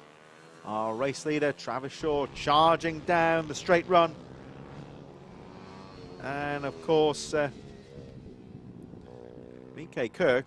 Look at the timing sheets here, number 468 on the left-hand side of your screen. That's Valentino Kimi Kirk, who dropped out of contention early on, now battling back through the field into 7th place. So has picked up the pace, but at the moment this race is all about Travis Shaw. However, VK Kirk in 7th place has now crucially, he's got past the 85 of Billy Carter here, and that means that he's leading the Mini GP class. So although the race is lost in terms of a battle for position, in terms of his class, he's back at the front, so that's good news for him. Meanwhile, the number 4 of Travis Shaw charging away, but we'll keep an eye out on the 2nd position. Wallace Doherty should be coming through shortly. Just coming into shot there. He's set the fastest lap of the race. Wallace Doherty setting a 54.10. So just pulling a small gap into the leader. Travis Shaw goes round the outside of Basson and Champion 15th and 16th place respectively. As we mentioned a few moments ago, those slower riders holding their line, letting the faster rider find their way through. Shaw now with a clear track in front of him. 3 laps to go this time round. Let's have a look at the pace. 55.3, drops a little bit of time. Maybe just sacrificed a bit of pace. Just getting through the traffic. What's Wallace Doherty going to do? Well, he's pretty much the same, 55.4. So the race starting to settle down a bit now. But Travis Shaw just got to keep the concentration levels up here as he goes through 180. Making his way down towards the Warren. Off-cambered left-hander could easily catch riders out. Back on the power now to the faster part of the track, down the straight run. And then the track tightens in on itself into the S's, that really tight corner. Good line choice important here. There's the 127 just in front, 14th place, Charlie Ward about to be lapped. Ward holds his line on the outside. Shaw nips down the inside, cleared away at the front. 5.3 seconds the gap last time round. Travis Shaw settling into a nice rhythm here. It's still Wallace Doherty in second place. Jack Hamilton in third. Parker Gisari fourth. Valentino Kimi Kirk still on the chart. He's moved up to 5th position now. Got a bit of a gap to close upon Gisari though, so 2 laps to go. Let's see how far he can go. But Travis Shaw looking neat as he goes through 180 once again for the penultimate time. Back on the power, making his way down towards the Warren. Through the off-camber he goes, 12 laps down, 1.5 to go to be precise here. As Harvey Samuels got past Harrison Quincy through into 6th place. Those riders making their way over the line. Meanwhile, the leader making his way through the S's for the penultimate time. Got a pretty clear track in front of him at the moment. Down the back straight he goes. Travis Shaw down towards Paddock Bend for what will be the penultimate time. Over the line he goes. 1 lap to go for the race leaders. A couple of midfield runners in front there. We've got the 217 of Hudson Cooper. Finley Hanna in there as well. But Shaw's got a 5.5 second gap here. He can afford just to take his time through 180. Look for a gap on the exit. Get past the slow rider. Of course, they are racing for position here, so Shaw doesn't need to push things at the moment. Down the back straight he goes for the final time. Along the straight run. Those 2 in front just battling for position again. You just saw him hold back there. He knows he's controlling this race well. The 2 riders being lapped here, battling for position, I think. We've got the 111 of Callum Maxwell, 11th place. Finley Hanna battling for position, these riders here. So Travis Shaw just taking his time. Now he sweeps around the outside and has got a clear track in front of him. So Travis Shaw using his head on that final lap. The battle goes on behind him. But Travis Shaw takes the checkered flag. Great battle to the line there between Finley Hanna and Callum Maxwell. And Finley Hanna just snatching that 11th place by the finest of margins. Finley Hanna 13th, Callum Maxwell Finley Hanna in 11th. Callum Maxwell 12th. There goes 2nd, 3rd and 4th. Wallace Doherty with the fastest lap of the race on the final lap. Closed it up to 2.5 seconds, but not quite enough. Jack Hamilton it was in 3rd, and Hamilton with his fastest lap of the race on the final lap, 55.1. Stays ahead just, we just saw him go through there. Parker Gisari chasing him over the line in 4th. Great comeback there from Valentino Kimi Kirk to finish in 5th place. And the rest of the top 10 made up of Harvey Saville, Harrison Quincy, Leo Soliu, Billy Carter in 9th. And the final rider on the lead lap is Owen Tempest in 10th position. So great racing there from the All Seasons Interiors Mini GP Junior Supermoto 90s.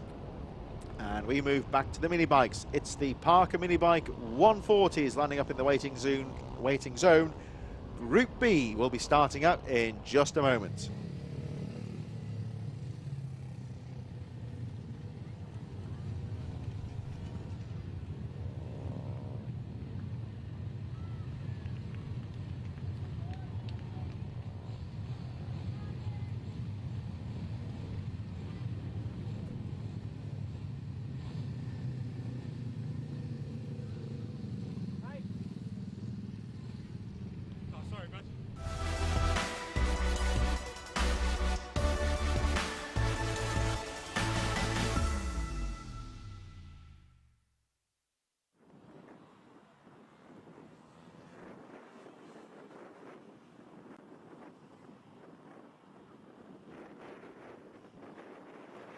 Back we go to mini bike action, and the Supermoto mini bikes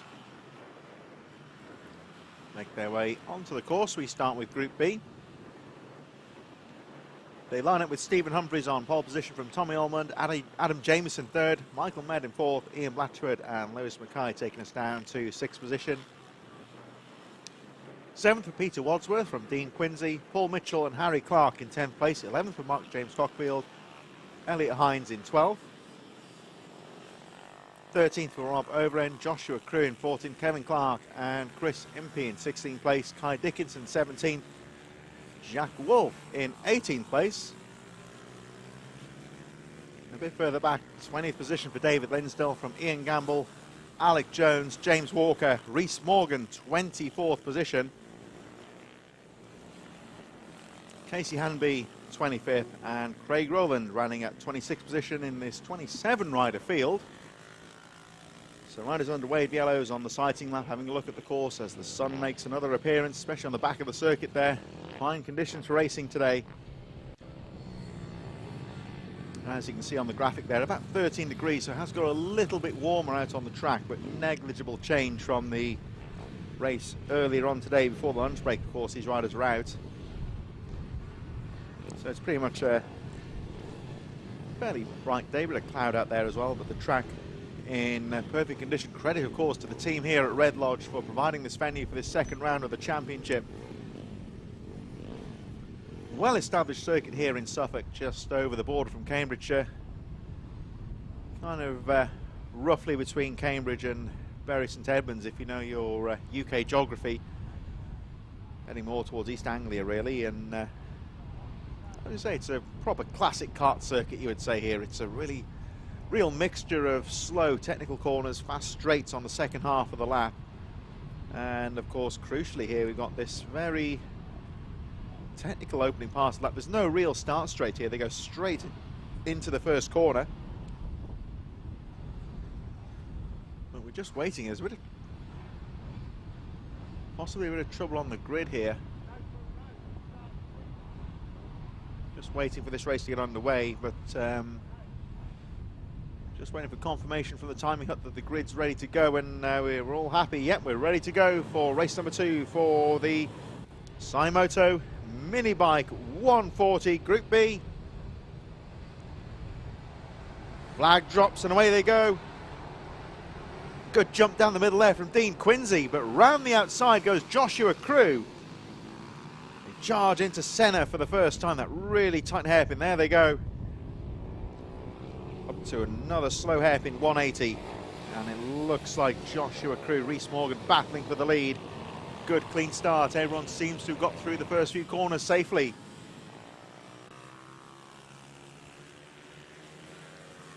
On the back they go. So looks like Joshua Crew leading as they go into Esses for the first time. Further back, everyone fighting for position on this opening lap. Always a difficult part of the race, this first lap. It's one of the best opportunities to get some overtaking done, of course, but make a mistake and you're leaving yourself a lot of work to do. But everyone just keeping a cool head on this first lap. Oh, right on cue. That's the commentator's curse. One of the back markers goes down in quite a bit of a tangle. Oh, 3 riders down. I shouldn't have said that, should I? It's 47 in there. The number 12 in trouble as well, of David Linsdell also in there. It's a proper slow corner tumble there. The 2 riders tangled up there. So that's Linsdell and the number 47, Ian Gamble, as well, that are in trouble. Riders appear to be okay. Oh, there's a bit of track work to do for the marshals, I think, to sweep up the debris.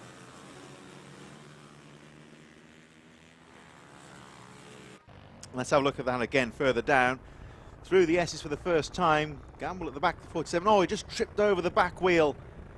Bit of bad luck there. And also caught up, I think David Linsdell got caught up in that one as well. So Ian Gamble, slow speed tumble. The riders just working to get that debris off the track. So here we go, we're 1 round into the championship and already the commentator's curse has been invoked. It's got that one out the way. Both riders, of course, I jest, but both riders are okay. They're just sorting themselves out. It was just a racing incident at the back of the field, but they're both unharmed and hopefully will be out later on today. The marshals are here. We are. Great work here just to pick the sweep the debris off the track. Not too sharp bits of fairing in there as well, so important that the marshals get that racing line cleared up, because could be the potential of a puncher in there. The race, of course, going on. This means Adam Jameson is your new race leader. Joshua Crew, who was the early leader, now dropping to second, but Adam Jameson, 59, has got through to the lead. There he goes, just out of shot, putting in a couple of fast laps here. Let's have a look at the lap times as they go through. Jameson crossing the line, 52.849 last time, fastest lap of the race. Oh, there's been a red flag. Oh, race has been stopped. Now I can only speculate that's because of that incident on the first lap where we have the debris on the track. And the unfortunate Dean Quincy put his fist in the air in frustration. You could quite imagine that, because he was running well there in third place, starting to fight his way through after that good start, but the red flag has come out. We've had a stoppage. And certainly, as far as I'm aware, not been told anything otherwise. I think this is because of that incident to the S's on the first lap at the back of the field. Riders are okay. Certainly nobody hurt. The medics are still in position, so it's nothing because of an injury. It's purely because there's a lot of debris. As you can see where the marshals are now, there's a lot of pretty sharp debris down on that corner. Might be a bit of luck here for those two riders in trouble there. They might be able to take the restart possibly. But here we see the Red Lodge Marshal crew just looking to sweep that debris up. I think they've asked to stop the race here because it's unsafe for the race to continue with all that. There are some pretty sharp bits of debris on the track, so they want to get that swept off the circuit and make sure the track's clean before racing can carry on, because we don't want a puncher, of course. It's look at the Marshal crew, they're just sweeping the circuit away. So red flag situation, but as I say, riders are all okay. It's just track maintenance needs to be done now. We'll take a brief pause and be back for the restart in just a moment.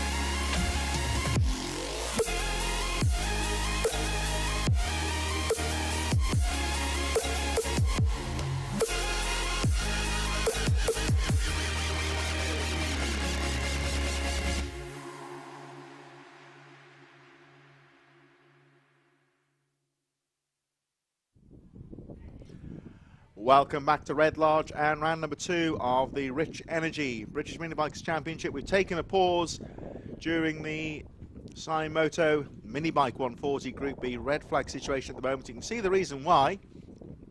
We had a first lap collision on the S's section of the track, and marshals just having to stop the race here. We had a lot of debris going down. Riders I hasten to add were both okay. It was a relatively slow speed tumble. Both riders went down and were unharmed. They're back.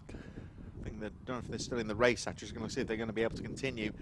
But both riders are okay. However, the tumble bike was down on its side for quite a while, dropped some oil on the circuit. So the marshals just putting some sand down on the S's section of the track, sweeping away some pretty sharp debris when one of the fairings on the bike disintegrated as well.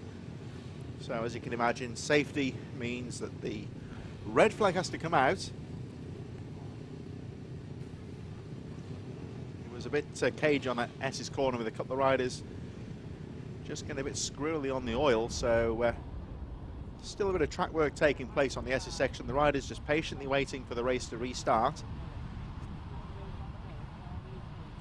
Still quite a way to go in this race, of course, and looks like the riders have just stopped the engines for the time being, just for a few moments. Here we see the marshals with the sand and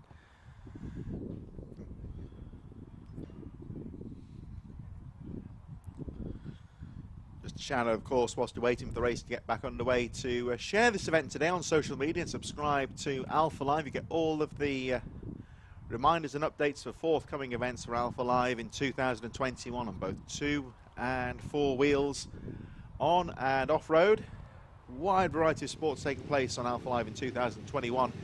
If you're watching on the social media today, if you want to comment on the, give a shout out to your riders especially, we'll pick up the YouTube links as well here on the social media. So if you want to give your riders a shout out, if you're watching today, supporting your riders from home, give us a shout out and we'll try and get them broadcast on here as well for you as well. So fully interactive television, as if you may have seen the adverts earlier. There's plenty of ways you can watch the racing on Alpha Live in 2021. Of course, it's on digitally, of course, so you can watch this on your phone or on your tablet, or even through, of course, on your television as well. Various ways of watching the action in 2021. This, of course, the first completed round of the championship. This is the second round of the 2021 Rich Energy British Minibikes Championship. The first round was scheduled, of course, to be at Teesside at the start of the month. The government regulations at the time made it unfeasible to run a full championship round, so that effectively was run on a non-championship basis as part of the winter series. This is effectively our opening round of the championship, and as the marshals just making their way out onto the track. So this this fuel and oil spillage in the S's, it's becoming apparent it's a bit more serious than first anticipated. So a few more reinforcements going out to that part of the track. I hasten to add, if you're just joining us, this red flag was caused by an accident, but no riders are hurt. It was a relatively minor tumble and both riders walked away okay. But as you can see, the Rich Energy British Minibikes track team quickly on hand to get some more sand and absorb some of that oil spill. One of the bikes was down for quite some time, so dropped a bit of fuel and oil on the track, and here's some cement going down actually, just a bit more heavy duty, you might say.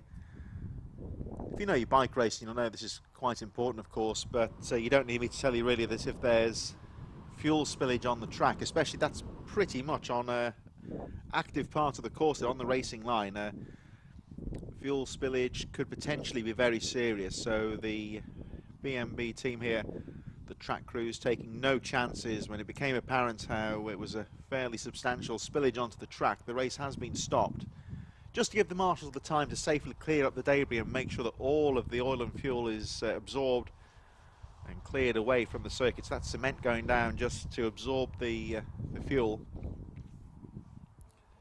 just to nip any potential accidents in the bud on that part of the track. Doing a great job there. We've got to say the vehicle's going with some more cement just to try and scrub and absorb that oil away. There we see the camera zooms in just to get more of an idea. You see the darker patches in that cement there. That's the fuel that's gone down on the track.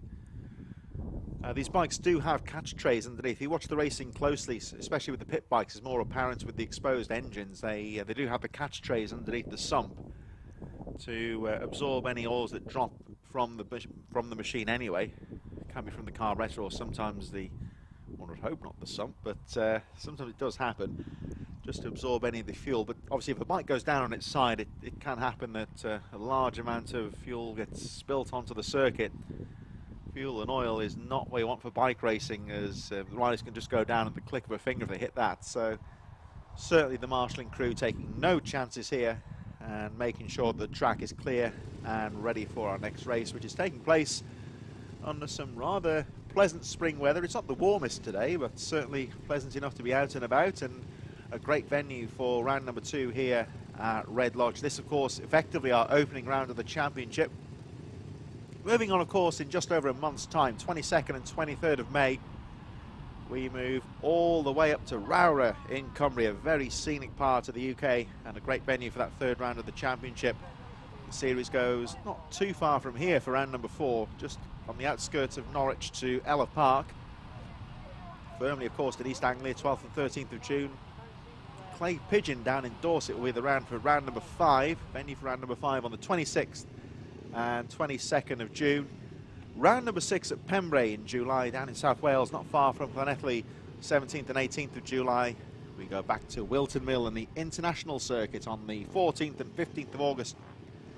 Round number 8 at the blisteringly fast Three Sisters Circuit in Lancashire on the 18th and 19th of September. Penultimate round of the championship is at Lydd down in Kent on the 9th and 10th of October. And the season rounds out at the Zulu Circuit at Wilton Mill on the 30th and 31st of October. Suffice to say that all the rounds will be streamed live here on the Alpha Live channel. Like and subscribe to the channel on social media. Please help us to raise the exposure and share this series on social media with all the details. Don't forget, if you're watching today, get onto the YouTube and give your rider a shout out. We'll pick those up during the day as well, as we get back underway with the sighting lap now for Supermoto's Minibike 140 Group B. As we saw a few moments ago, the race red flagged because of an accident on the first lap and the resultant oil spillage. Both riders okay, but the oil and fuel spillage necessitating the red flag just to allow the track crew some time to safely get that cleared up for the rest of the racing. So riders back out on track for the sighting lap. They'll have a close look, I'm sure, at the S's to make sure they know where the cement is on the track. It shouldn't be a problem now because it has been safely cleaned up.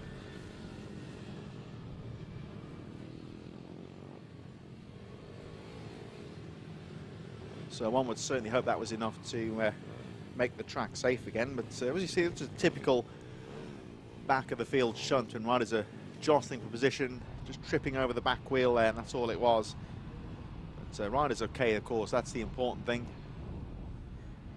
We'll get confirmation in a few moments as to whether this will be a full restart or whether they'll just run the remainder of the race before the flag came out. We'll get that shortly, but riders are back in position on the grid. The machine's nicely warmed up. Riders on track, and it looks like the timing crew are ready to go. Green flag goes up, and the restart of the Supermoto's Minibike 140 gets underway. Another good start there from Dean Quincy, but the 84 getting down the inside, charging into that first corner. Round they go through French Quarter to Senna, that tight left-handed hairpin. 84, your race leader. Reese Morgan, Joshua Crew, Dean Quincy, all getting away well. They make their way through 180 for the first time, through to the Warren, that left-handed off-cambered, 90-degree left-handed. Dean Quincy down the inside into the S's for the first time and takes the lead. So I don't think he was too happy to see the red flag come out, but it certainly seems to have worked in his favour. They go past the accident site there, down the back straight towards the paddock bend in the final corner. So it looks like Dean Quincy holding on to the lead on the first lap. Joshua Crew in second place. Will pick up 84, the unidentified name, in third. Adam Jameson fourth. Paul Mitchell, Lewis Mackay, Stephen Humphreys close behind as well. Good clean first lap, everyone staying out of trouble. Through to the first flying lap. Oh, it's all very close, so into 180, some bar banging there, and a rider stationary on the hairpin. That's the 735 of Lewis Mackay. Now, whether he just caught the back wheel of the slower rider and just stalled the engine, I think. He lost the engine, he's got it kick-started back into life. The race goes on. Lewis Mackay dropping from sixth place, he's back underway, although towards the back of the field. Dean Quincy continuing to lead the way. Joshua Crew not too far behind in second place. 84 in third. Adam Jameson and Paul Mitchell. So that means, of course, with Mackay dropping out of contention, Stephen Humphreys will move into sixth position. Although 86 making the move, of course, the rider we're looking at now, that's Chris Impey moving into sixth place. Oh, and just behind Impey, That is Impey that's gone down actually, 86, just lost the front end. Coming out of Senna, and he's lost the engine as well. He's got to get it kick-started back into life. Finds a gear, and away he goes. So a small mistake there from Chris Impey, goes down, and that's how easily it happens. He just seemed to, the front end just got away from him on the corner. Here's the 21 now, Tommy Ullman, who will move into 7th place. That means that Stephen Humphries goes back into 6th position. Dean Quincy continues to lead here. They come into the first corner. This great battle with 3 laps to go. Joshua Crew and Adam Jameson all very close. So Dean Quincy getting to the lead early on. And now he's having to act defensively here because he's coming under a lot of pressure from Joshua Crew as they go into 180, that tight hairpin. Oh, and Crew's touched the back end. Down he goes. And very smartly finds a gap and runs to the side of the course to retrieve his bike. There we see the catch underneath the sump there. That catches the oil when the bikes go down or if they lose any fluids during the race. Doesn't seem to have lost anything onto the track, so that's good news. And of course, very good news that Joshua Crew's okay. Although I'm sure will be disappointed to be out of the race. There we see just another small error. He just touched the back wheel of Dean Quincy, misjudged the speed. And really, when that happens, nothing you can do. There's an incident on the S's as well. Rider's gone down with waved yellows. I'm not too sure who it is, but something's happened at the top of the circuit as well. So an incident-packed Moto's Minibike 140 Group B here. And Dean Quincy continues to lead the way as you look at another one of our midfield battles here. Well, looking towards 5th place. Stephen Humphries, fastest lap of the race last time round. He's moved up to 5th position now with, of course, Crew dropping out of contention now, catching up on the 59 of Adam Jameson as they make their way through to the top corner now into the S's. That waved yellow's gone back in, so whatever happened up there has cleared itself out.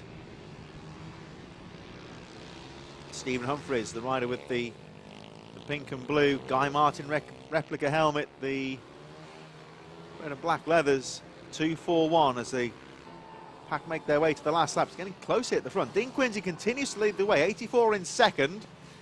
They're just going through Senna now. Jameson 3rd, and Humphries finishing on good form here, starting to close up. There's your 2nd place rider, Dean Quincy, continuing to lead the way. There he is through the Warren for the final time. Starting to pull away on this final lap. There goes Quincy, just out of shot, 84 2nd, 59 Jameson 3rd. Humphries keeping the pressure on, close behind as well as the 668 of Paul Mitchell. Shout out to Uncle Andy, number 94 in this one as well. As Ramsey Ireland gets in touch on the YouTube. Dean Quincy leads them down the straight for the final time. Into Paddock Bend, round the final corner they go. Checkered flag comes out. And after such an eventful race, it's Dean Quincy that takes the checkered flag, 84 in 2nd. The 59 of Adam Jameson just about holding off Stephen Humphries with his fastest lap of the race.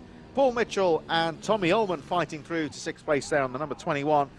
And rest of the top 10, Ian Blatchford, MJ Fogfield, and the 107 of Kevin Clark just ahead of Alec Jones on the 32 as the midfield runners come screaming through. So an eventful race there for the Moto Minibike 140 Group B. Watching intently in the waiting zone are the Group A riders, and they'll be out on track in just a few moments.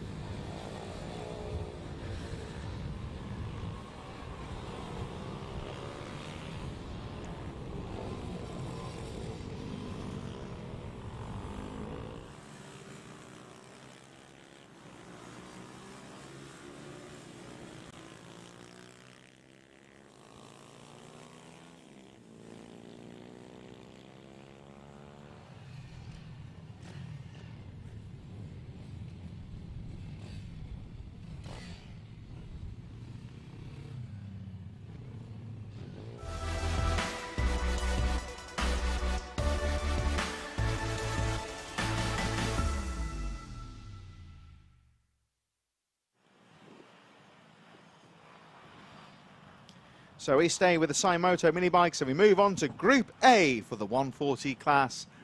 Reece Stevenson on pole position from Richard Holmes Williams, Ryan Tyers in 3rd, Ben Lord, Michael Med and Chase Collymore in 6th position, Ryan Clark in 7th, Carl Sanders 8th, Dan Pearson and James Herring rounding out the top 10. Joe Woodward 11th from Julian Gromit. Dan Merrin 13th from Michael Ford, Oliver Linsdale in 15th, Nick Shaw in 16th position from Nathan Smith and Gaz Pearson in 18th. 19th for Luke Hedger, Casey Hanby 20th position, Mick Lord and Connor Watt 21st and 22nd. Ross Richards 23rd, Will Lathrop in 24th place. Chloe Jones with no time at the back of the field, so 25 rider grid. So Rhys Stevenson should be in this race, but we'll wait and see. I think he did cross the line actually to go onto the sighting lap. Just a shout out for Dominic Ivola on the YouTube channel from Jesse Blah.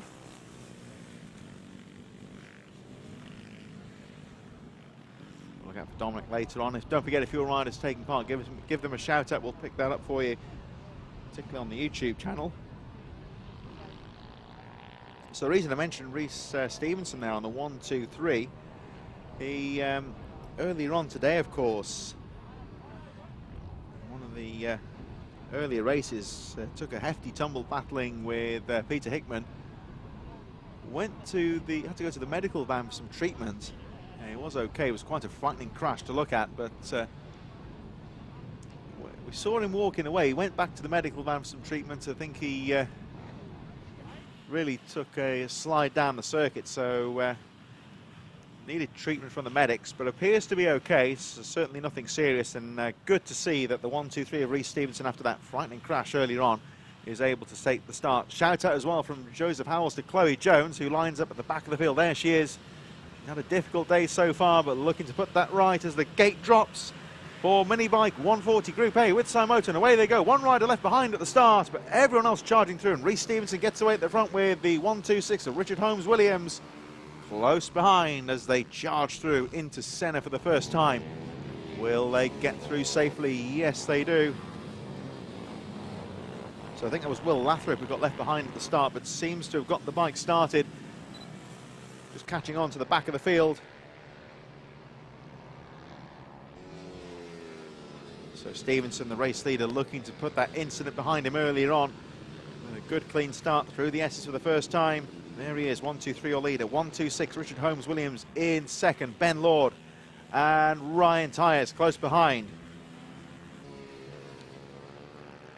So all closely poised as they make their way over the line to complete the first lap. So it's Stevenson that leads on the track. Holmes Williams showing his leader on the timing, so I'm sure they'll pick up the race leader shortly. Ben Lord, Ryan Tyers, Chase Collymore, all well placed, and a good battle a bit further back there. Dan Pearson and Carl Sanders battling for position as Richard Holmes Williams starts to close up. Chloe Jones getting all the support on social media out here. Stephen Spick getting in touch with us as well. Say go, Chloe. Ryan Tyers looks like he's got past the 48 of Ben Lord. Meanwhile, the two leaders battling away at the front. Lord down the inside, down the straight. Another great move there, and retakes the position. The two leaders make their way through. Chase Collymore just behind that group. And here we see first, second, third and fourth, all incredibly close and taking the lead. As they make their way down to 180 is Richard Holmes Williams. There he is, 126, your new race leader. Stevenson down to second place on the 1, 2, 3. Can he fight back? Those two with a small cushion, about 1.5 seconds, but look out for the number 55 in third place, Ryan Tyers. Looking to keep Ben Lord behind him now and try and close up on the two leaders. And certainly Tyers, if Stevenson starts fighting back and these two start trading paint for first position, then you would say that Tyers and Lord could get involved in this battle for the lead. So still a way to go in this one. There goes Tyers, closely followed by Lord. The top four breaking away now from the rest of the field. Chase Collymore a bit further behind. Holmes Williams still your leader. There he is, the 1, 2, 6 through Senna. Down to 180, this slow, technical part of the track. Very tight. Stevenson hanging on in there in second place. Now the track opens up, it gets quicker. Through the left-hander and the Warren. Now down the straight run into Essex as Stevenson looks down the inside. Not close enough to go for the pass though. tyres still watching in third. Through the S's we go. A little bit ragged from Holmes Williams through the S's. Doesn't really affect his time though. And Holmes Williams down to Paddock Bend. There's tyres pulling away now from Ben Lord. And Stevenson down the inside of Holmes Williams. Makes the move stick through French corner. Nice move there. And makes it stick. So Stevenson back in the lead, but Holmes Williams certainly not giving this one up. Ryan Tyers and Ben Lord a bit further behind. And a shout out to the number 295 in this race, the machine of James Herring in 11th place. Tamsin Island getting in touch, let's go Daddy, and that's from Joshua and Caden. So the 295 of James Herring currently in 11th place, getting some support from back home from Joshua and Caden. The race here goes on though, and still too close to call between Richard Holmes Williams and Rhys Stevenson, making their way down to the final corner. There's the rest of the top 10 screaming through as the leaders go over the line. And there's a fantastic aerial shot of the Red Lodge circuit. There's the main archery road just behind there at the top of your screen, the A11. See how well located this circuit is, it has to be said. It's very close, of course, to the main road, and that's not too far from the M11. All the routes down to London and the main M1 motorway is not too far away. Fairly central location, you would say. So the race goes on. Richard Holmes Williams and Rhys Stevenson all very close. Rest of the top 10 screaming through. Chase Collymore looking at the 62. Carl Sanders, 286 there. Joe Woodward also well placed. Following now the 295 of James Herring. Starting to put the pressure on the rider in front. So Herring just behind Woodward. This is a battle for 9th position. Sanders through in 9th, Woodward 10th, Herring 11th.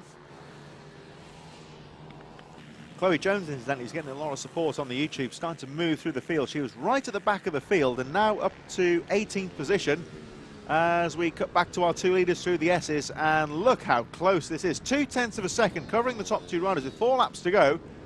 Rhys Stevenson, if you're watching this early, don't forget he had a frightening crash on this very part of the circuit, but he seems to have recovered well, showing no ill effects. But look out for 3rd position, the number 55 of Ryan Tyers.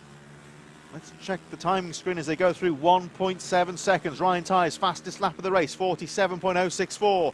And as the two leaders do battle into 180, Stevenson stays strong, pushes Holmes Williams wide. They're starting to battle for the lead. There's a slower rider in front. This is all allowing Ryan Tyers to close up. Look out for the 3rd place rider here, number 55. He is closing up on these two leaders. There's the 61. Casey Hanby possibly. Yeah, he dropped out of contention there. Casey Hanby dropping out of the midfield now, being lapped by the two leaders. Ryan Tyers needs to get through as well. 3 laps to go. Oh, but Ryan Tyers bulked by the recovering Casey Hanby momentarily. A bad part of the place, bad part of the course to encounter a back mark, you would say. And that could be just the advantage that the two leaders need. Stevenson holding on, Holmes Williams in 2nd, and this is where Richard Holmes Williams has looked strong on previous laps through to 180. Tries to cut back, looking out for Ryan Tyers. There he is in 3rd, so Ryan Tyers is still very much in there and closing up on the two leaders. Along the straight run they go. Stevenson guards the inside into Essex. There's Ryan Tyers in 3rd, closing up on the two leaders all the time with 2 laps to go. This could well turn into a 3-way fight for the lead, especially if the two leaders don't know that Ryan Tyers is there. They're so focused on one another here. This could allow Ryan Tyers to ambush them on the final lap. Here they come through Paddock Bend for the last lap. And Ryan Tyers, fastest lap of the race, 46.5. He has got the bit between his teeth here as he closes up on our two leaders. Stevenson 1st, Holmes Williams 2nd. And again, Holmes Williams tries to fight through into 180. Back marker in front. Should be able to hold the line here, and the leaders should find their way through. That's the 254 a bit further down. And they all get through cleanly. Ryan Tyers trying to find a way through, but Stevenson's got this at the moment through to S's. Oh, you wave yellows. Rider offline who's come off the bike. They'll have to hold position momentarily, but now they can race down to the final corner. 3-way scrap for the leaders. Holmes Williams has a look coming down into the final corner. Tyers in 3rd. Here they come round Paddock Bend for the final time. The checkered flag goes out, and look how close that is. Less than half a second covering the top three. Reece Stevenson first, Richard Holmes-Williams in second, Ryan Tyers in third. It could have gone either way. Ben Lord, a distant fourth place, 11.5 seconds down. Again, that just shows the pace those three leaders had to drop fourth position so much. Chase Collymore, fifth position, just ahead of Will Lathrope, Ryan Clark, Dan Pearson, Mick Lord, and Joe Woodward rounding up the top 10 just ahead of the 295 of James Herring. But what a thrilling race to the flag that was between those three riders, as the rest of the top 15 making their way through. The rest of the riders on the lead lap. Michael Ford 12th from Dan Merrin, Olivia Linsdale, Chloe Jones in 15th, Gaz Pearson 16th, Nick Shaw, and Ross Richards, who's had a difficult day so far on the number 17, recovering through. Last rider on the lead lap in 19th position. So we leave the mini bikes for a few moments, of course, and moving on to just a few moments, the final of the Brap Bikes Super Minis, and that'll be underway in just a few moments.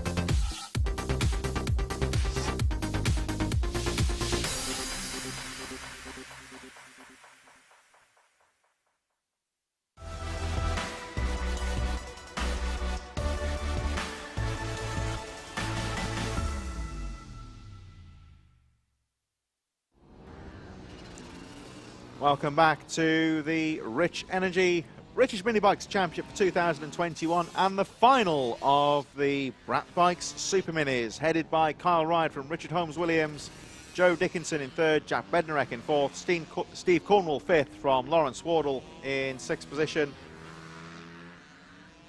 They're followed by Jordan Pritchard in seventh, James Dutton in eighth position, ninth for Joe Ellis, Andre Tody at 12th, Hayden Wood 11th, Stephen Brooks in 12th position. Luke Bithell in 13th from Owen Meller, Robert Corbazan in 15th from Dylan Meller, Howard Taylor and Peter Parapanos in 18th position, Robin Kyle and Dean Bednarek rounding up the field.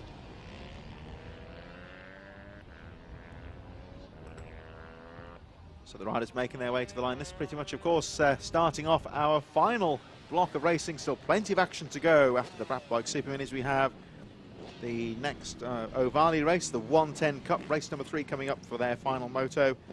Pit Bike Spares, Mini Bike Group B and Group A for the 160s, Ovali 160 Cup to follow that, Motor Soils Vets, Mini GPs, and the Mini Bike 140 Group all to follow today. So still plenty of action to go here at the second round of the championship of the Rich Energy British Minibikes Championship. My name's Chris Czora, taking you through the remainder of the day's action.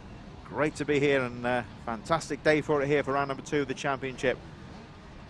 Our first full round, as it were, though, of course, round number 1 at Teesside run as a non-championship event due to the government restrictions at the time. So this is the first one that's run as a full point-scoring championship round, and we wait for the green flag to drop and the Super Minis get underway for their final. Here we go into the first corner, and another great start there from the BSB star Kyle Ride. Down the inside he goes. They get through Senna that first hairpin safely. They look like they've got through okay. Here's scream of those 85cc two-strokes making their way through. We just caught the 07 of Howard Taylor towards the back of the field in 15th place as they scream through the Warren for the first time down the back straight, the straight one. Kyle Ride starting to pull away, but it looks like Joe Dickinson trying to fight through to second. He's got to get that inside line, make the move stick, and he does so. So through to second he goes. Down they come to the final corner. Kyle Ryde leads the way through. Joe Dickinson, Richard Holmes Williams, Jack Bednarek, Lawrence Wardle, Steve Cornwall in there. This, of course, our 12-lap final. And they make their way through. Still closely poised. Kyle Ryde really has had the day his own way so far, but working hard now to try and pull away from the rest of the field. Let's take a closer look at those bikes that Kyle Ryde and Joe Dickinson are riding. If they certainly colour-wise, they look like a bit like the new gas sort of colour. We were talking about those bikes earlier. The KTM have just taken over, but certainly the bodywork looks a bit more like a Husqvarna. We shall see. Shout out for Jack Bednarek from Harvey Tag. And Bednarek on the number 19, currently in 5th place. Andre Toda showing up as second on the number 13. You can see him in the group there. We'll just have a quick look again. Oh, that might be him there, actually. No, it's number 19.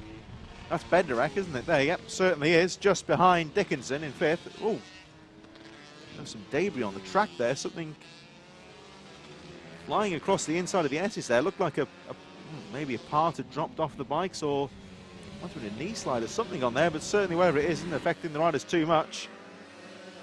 There's Lawrence Wardle ahead of Steve Cornwall. So Kyle Ryde leads 44.916, fastest lap of the race. There is that debris. It is a knee slider. So that shouldn't affect the riders, certainly shouldn't affect the running of the race at all, really. So we certainly need to be careful on the left-hand corners now, whoever that rider is. It's not Kyle Ryde. You can see his knee slider still intact on the leathers there, as he charges away, sponsored of course by Rich Energy, and this race supported by Brat Bikes. We were saying before, the engineering company that really have taken this Super Minis class to heart and helped provide a lot of the conversion kits to transform these bikes from motocross machines to track-ready supermoto style bikes. And this Super Mini class certainly very popular. These 85 two-strokes and 154 strokes, very potent machines as well. They're very quick. And as you can see on the lap times, these lead riders, of course Kyle Ryde, of course, a rider of BSB standard, turning the 44.5 lap times. That's motoring around here. Leads the way, but look at the second place here. There's the 126 of Richard Holmes Williams. Not letting Kyle Ryde get too far ahead. The gap was 3.4 seconds last time round. There he goes. Holmes Williams certainly not close enough to battle for the lead, but keeping him honest. But he's got to be careful here because we've got Dickinson third, Bednarek in 4th.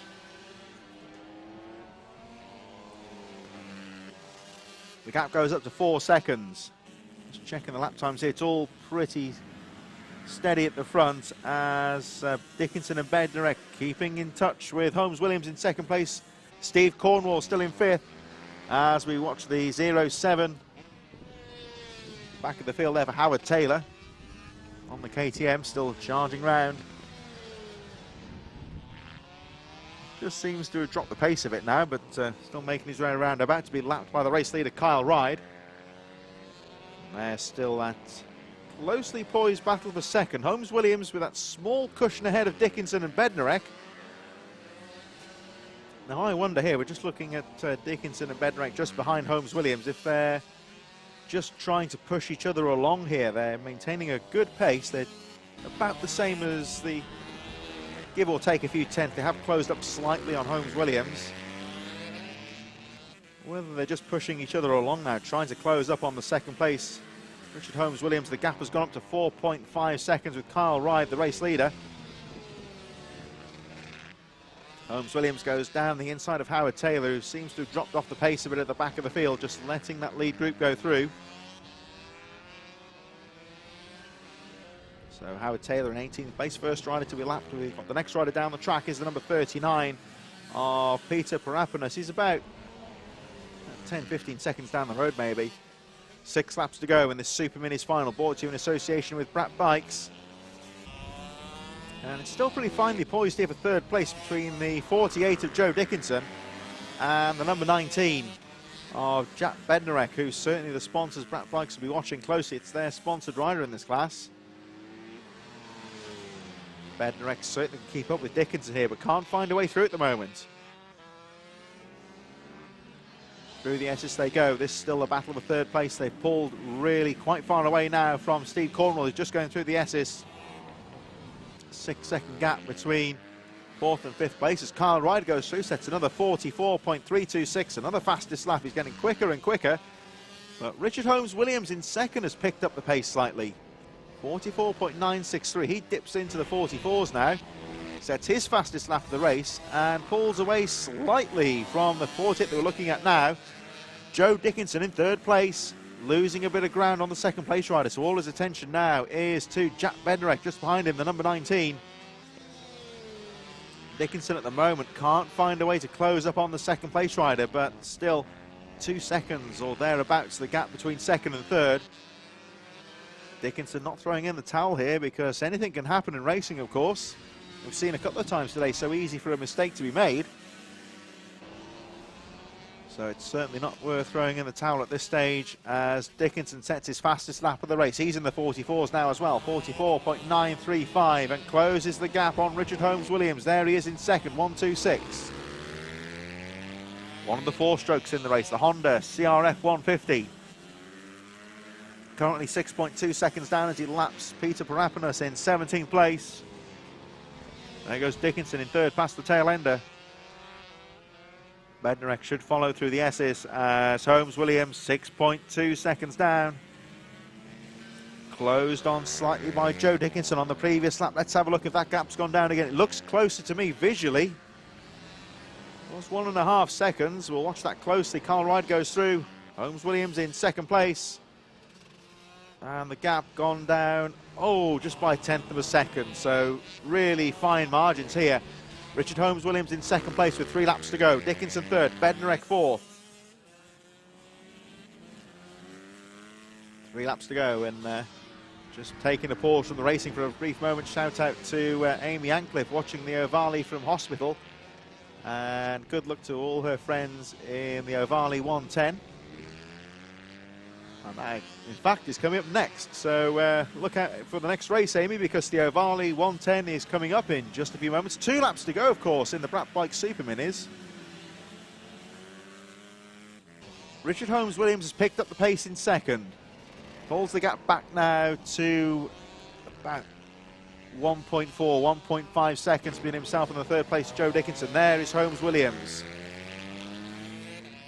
Just looking for a couple of decent laps in here. Kyle Ryder, of course, the race leader, well and truly out of reach at this stage. He's pulled a 6.6 second gap as Holmes-Williams has a look down the inside of, I think that's Corbazan, number 25. Yeah, 25, Robert Corbazan, currently in 16th place. Still in with a shout of the midfield battle there, Corbazan, with Owen Mellor and Andre Todia just a bit further ahead as we look at our race leader, Kyle Ryder, going into the final lap. Star from British Superbikes, of course, and showing his pedigree here in the final race. And here's the battle for 11th as Mellor having a look on the inside of Stephen Brooks. Dylan Mellor on the charge. None of this, of course, bothering Kyle Ryder, the race leader, coming into the S's for the final time. Really starting to charge into the midfield here. Just lapped the 07 Howard Taylor, who's still in 18th position. And down to the finish goes the number 48.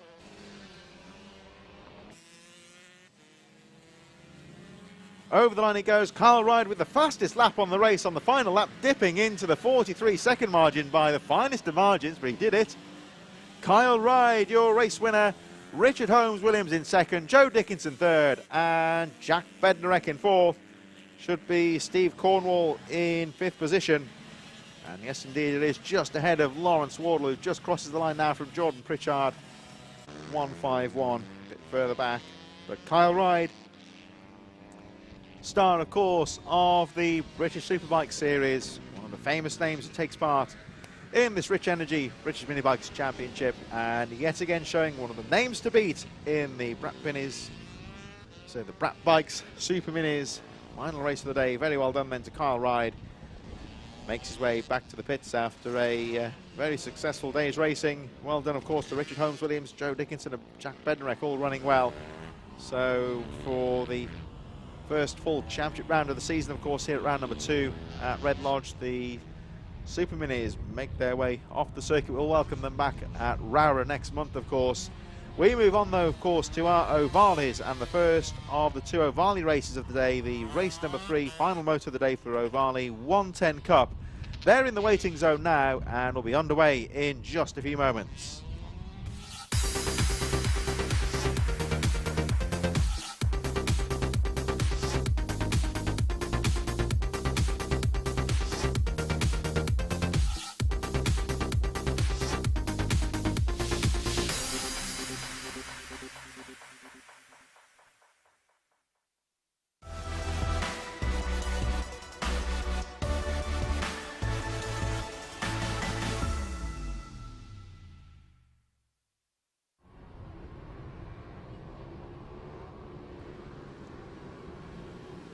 Our third and final race for the Ovali 110 Cup in association with Motul Oils will be underway shortly.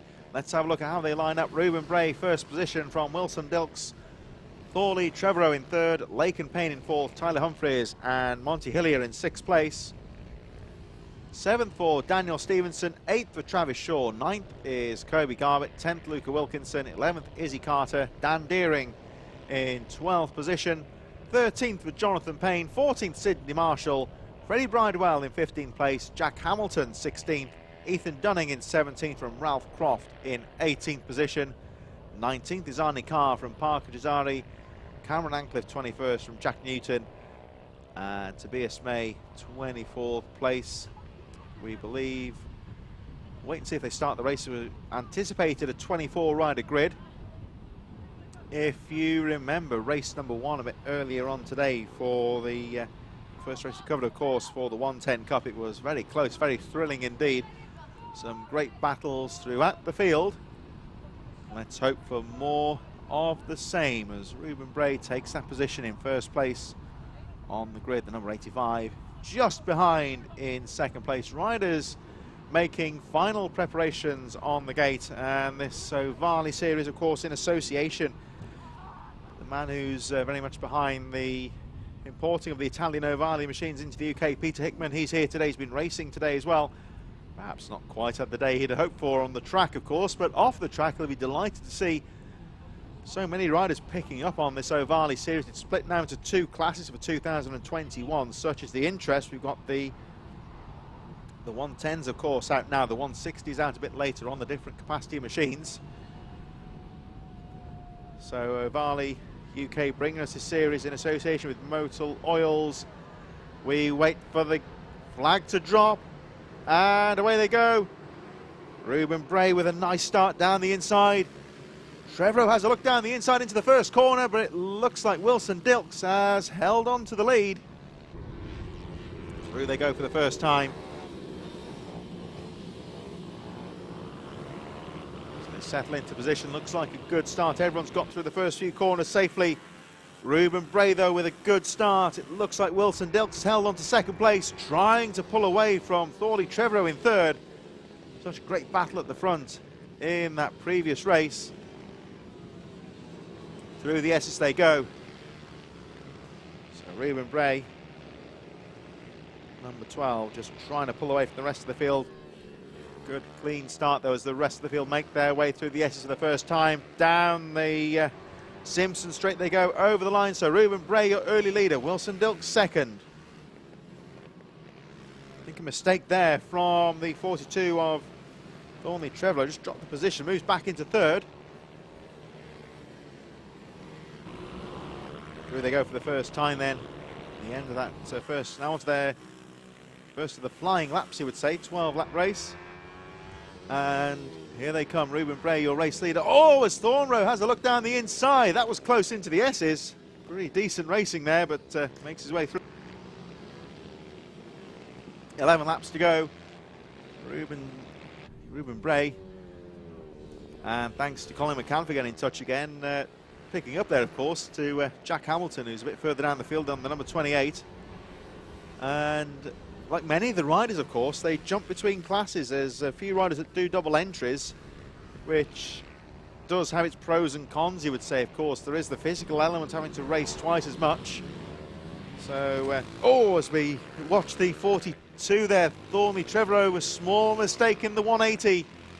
Trying to get the bike picked up. Oh, and he just can't believe his luck there. Just a tiny mistake. The back end just seemed to get away from him there. Yeah, such a good first race, of course, Trevorrow, and I think he's still down. Let's watch that again.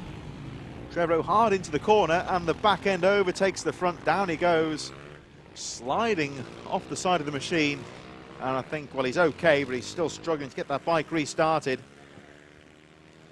So that's a shame for Thornley Trevorrow, who drops out of contention. He's okay, but everyone else moves up a position. Tyler Humphries up to third, Laken Payne in fourth.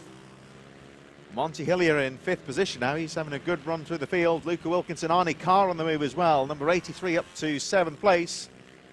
So all of the top 10 now been relegated a position. Of course, the name to look out for if you follow your motorcycle racing is the machine in fifth place. That, of course, is Monty Hillier, the son, of course, of James Hillier, famous name from the Isle of Man TT races. Competed in a few events last year, of course, did Hillier, and he's running well so far in the top 5. The man to beat at the front here, though, is the number 12 of Ruben Bray, who has just set his fastest lap of the race, 48.12. Wilson Dilks in second position, 3.6 seconds adrift. So, of course, we've lost Thornley Trevorrow, number 42, after that small mistake in the 180. Looks like he's back underway. He lost a lot of time trying to get the bike restarted. Of course, these machines, they get hot under race conditions and makes it difficult sometimes when they get hot just to get them restarted. So that means, of course, that Tyler Humphries, 5.1 seconds adrift in third, on his own at the moment, because in fourth and fifth place we then see Laken Payne and Monty Hillier.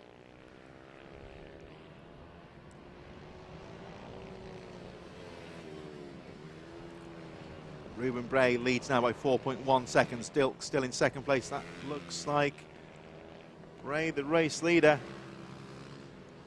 through to the 180. And looking good so far. The first race, of course, was quite close and quite frantic, but this one's going the way at the moment of Ruben Bray. Done the hard work in the early stages to make that 4.1 second gap. Now just picking his way through the field. There's one of the newcomers. That's Jack Hamilton in 16th place. Just getting the support on social media, I should say, to Rebecca Gibson. Get in touch as well to urge him on. Of course, he's having a good first day out on that machine, currently in 17th, but looks like he's been overtaken by Thornley Trevorrow, which is good news for Trevorrow. He's still in the race. Saw the bike had gone off the track, so we weren't too sure if he was still in the race, but evidently he is, as he starts to make his way through the field. And this, of course, is where it's a case of just keeping your head down and getting on with it. He lost the bike in a small mistake. It's, for want of a better phrase, thrown the race away, really, but it's far from over. There's still a long way to go. 6 laps left in this race, and still very much worth keeping going, because you never know what's going to happen in front of you. And one of the things you should always remember, of course, is that you quite often win the championship on your bad days. If it's a bad race, if you can salvage some points, get a few more positions out of this race with 6 laps to go. Still got a few riders you could pass in front of him. So a bit further down, Thornley Trevorrow fighting hard to salvage some points. And like we say, they're the sort of points that sometimes can win you a championship or move you up a position in the title race. So certainly worth keeping going. But Ruben Bray leads the race with 5 laps to go. Wilson Dilk still in second place, Tyler Humphries third. There we see the number 46 of Izzy Carter in 10th place. Chasing down the number 25 of Kobe Garbett, Travis Shaw in there as well. Arnie Carr and Luca Wilkinson a bit further ahead. There is the number 4 of Travis Shaw having a look down the inside. Down the inside of the tail end there, I think, as he makes his way through. Shaw comfortable in 8th position. Another rider who's doing a double entry today. And like we say, we've got the pros and cons of that sometimes. There's the physical element of having to race twice as much, but especially when the races are in close succession, it does sometimes mean that you're nicely warmed up, you know where the lines are on the track, so it can have its benefits as well. Ruben Bray controlling the race though. 4.7 seconds is your gap. There he is, making his way down the straight run. Wilson Dilks in second on the 85, still keeping him honest though with 4 laps to go. 4.7 seconds. Of course it sounds a lot, but as we know in racing, so easy to make a mistake. We've seen a couple of riders go down quite easily without smallest of errors. So certainly the Bray, the race leader, has got to keep his eye on the ball. He is just ahead actually of the rider we were talking about a few moments ago, Thorley Trevorrow. And from what I was saying before about keeping going in these races, he's doing that very well. He was pretty much at the back. He's starting to pick his way through the midfield now. He's up to 11th place with 3 laps to go. He's a lap down, which doesn't help him really, but nonetheless, he's still picking his way through a few riders. There is Ruben Bray, the race leader, 3 laps to go through the S's once again. Got this race under control at the moment with a 6.3 second gap. Just got to focus on his own race here. Use the lines. Keep a cool head, just pick his way through the traffic and maintain that pace. And there we see the 42 off Trevorrow, currently 11th place. So Ruben Bray starting to catch up now with the 10th place rider. This is Izzy Carter, well and truly in the midfield now. Carter about to be lapped. And Carter chasing after the 25 of Kobe Garbutt, just a bit further ahead with 2 laps to go. There goes Garbutt through the Warren, currently in 9th place. Currently the last rider on the lead lap, about to be lapped by the race leader, Ruben Bray, who has run a very good race so far. The gap goes up to 7.6 seconds. I think it was Freddie, we saw a rider in trouble on the infield earlier on after the commentary point here. I think that was Freddie Bridewell, quite possibly. He's dropped down the reckoning. Down to 18th place, so I think dropping out of contention. There you see Bridewell 18th and Ralph Croft in 19th position may well have dropped out of contention as well.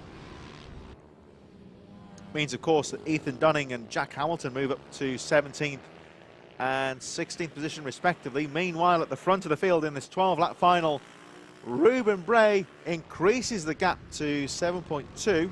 There's the number 4 of Travis Shaw, we've seen today, of course, running very well. Running strongly in this final Ovali. The first of the Ovali finals, the 110 Cup. Currently the final rider on the lead lap. Is he going to be lapped by the race leader, though? Ruben Bray down towards the final corner. There is the 28 of Jack Hamilton just in front. I think he's just about going to stay ahead, but Ruben Bray takes the checkered flag just ahead of the number 4 of Travis Shaw. Thorley Trevorrow goes through. Good recovery from Trevor after that spill earlier in the race, battling through to 9th place, just ahead of Kobe Garbutt and Izzy Carter. Very close battle for 9th place there. Wilson Dilks brings it home in 2nd place from Tyler Humphries. Laken Payne in 4th. Monty Hillier in 5th place. Good result for him. Then there's a gap between him and the 6th place rider, Luca Wilkinson. Arnie Carr will be the final rider on the lead lap. But a very well run race there for Ruben Bray. The first of our Ovali races in this final block. Race number 3 draws to a close. Last few riders making their way through over the line. So I think the 28 of Jack Hamilton coming through in a few moments. There's Stevenson going through, Hamilton, and there we go. So Jack Hamilton improving through the day. He's actually set his fastest lap of the race, 57.02, so picking up the pace in those last few laps. One of our newcomers, of course. So he brings the bike up. I'm sure he'll have had a good day as well from for a very much a newcomer to the Ovali class. We'll see the Ovalis a bit later on, of course, for the 160 Cup a bit later on. But we move back now to the mini bike action. The first of our 160 finals in association with Pit Bike Spares. It's the Mini Bike 160 Group B underway shortly.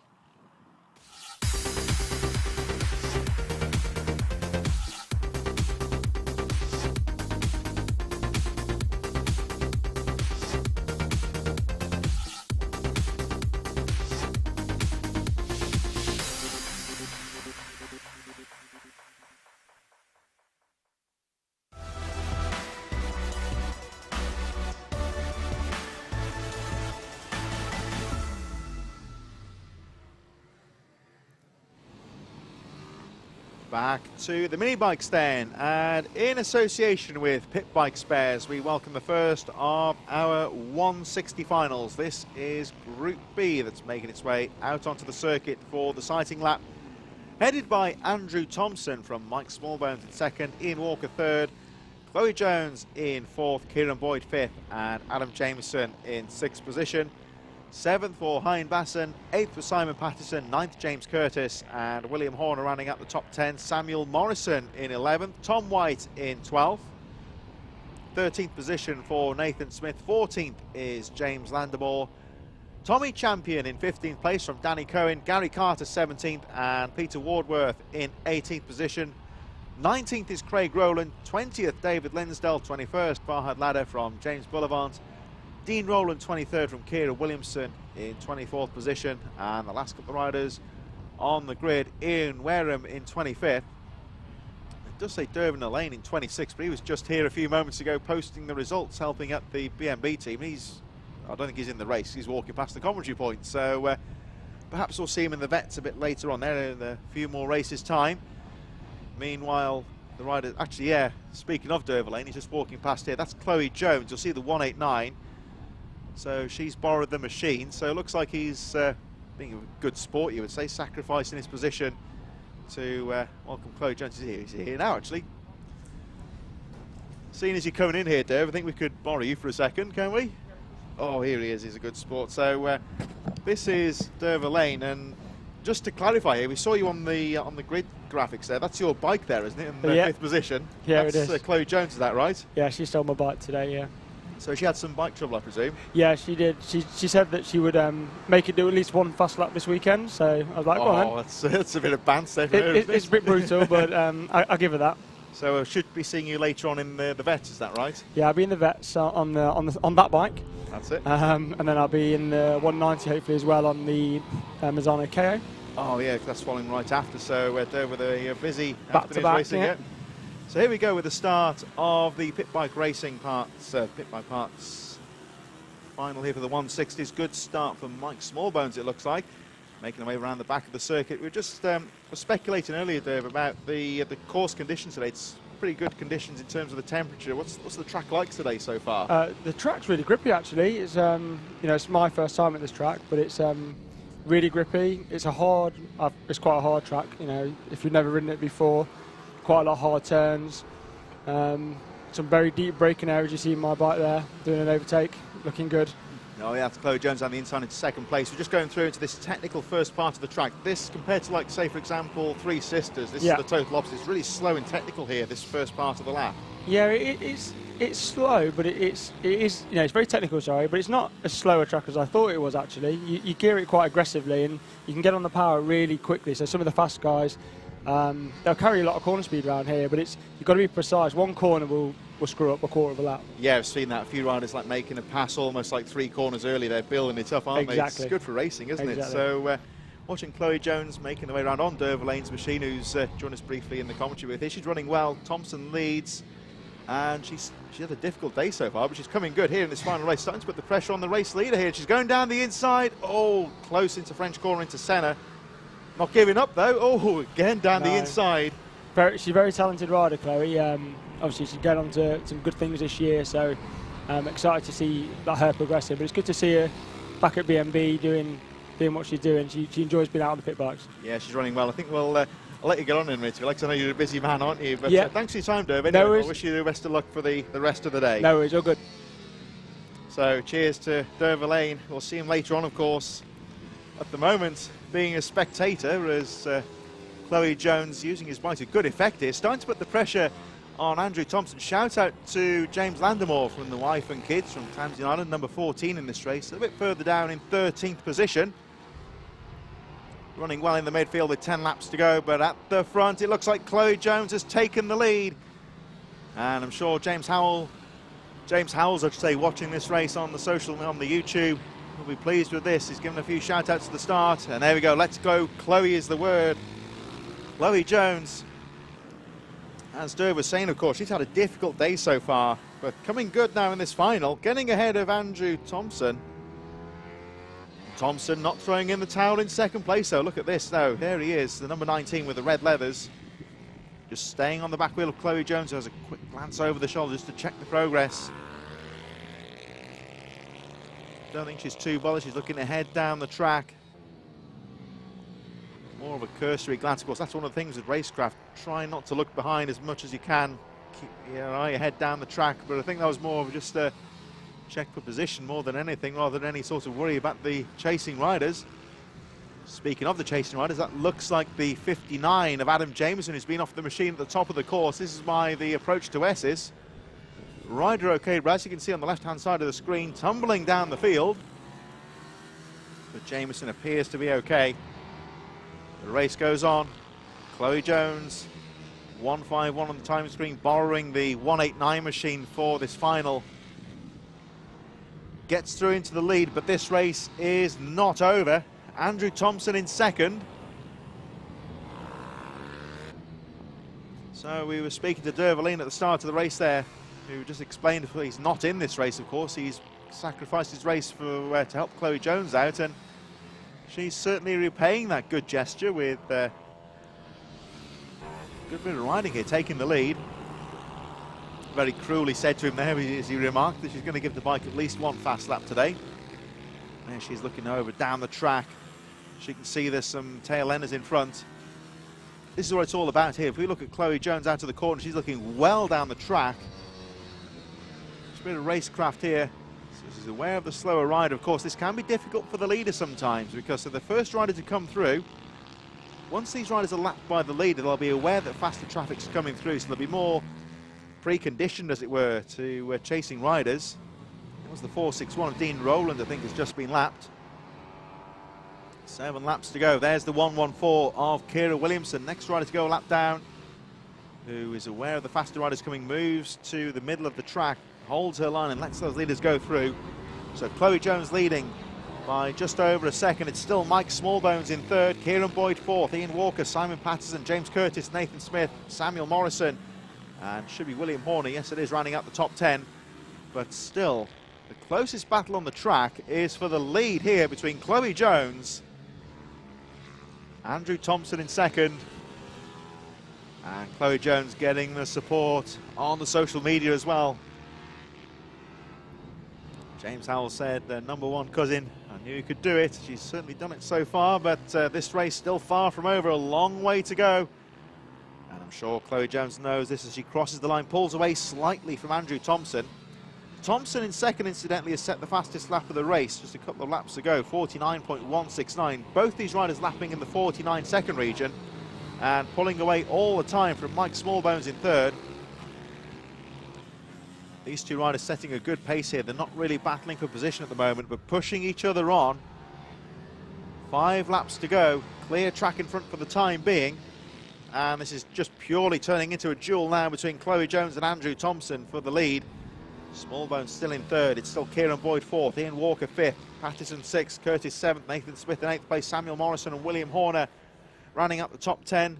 Danny Cohen, Hayne Basson, Gary Carter and James Landemore a bit further behind.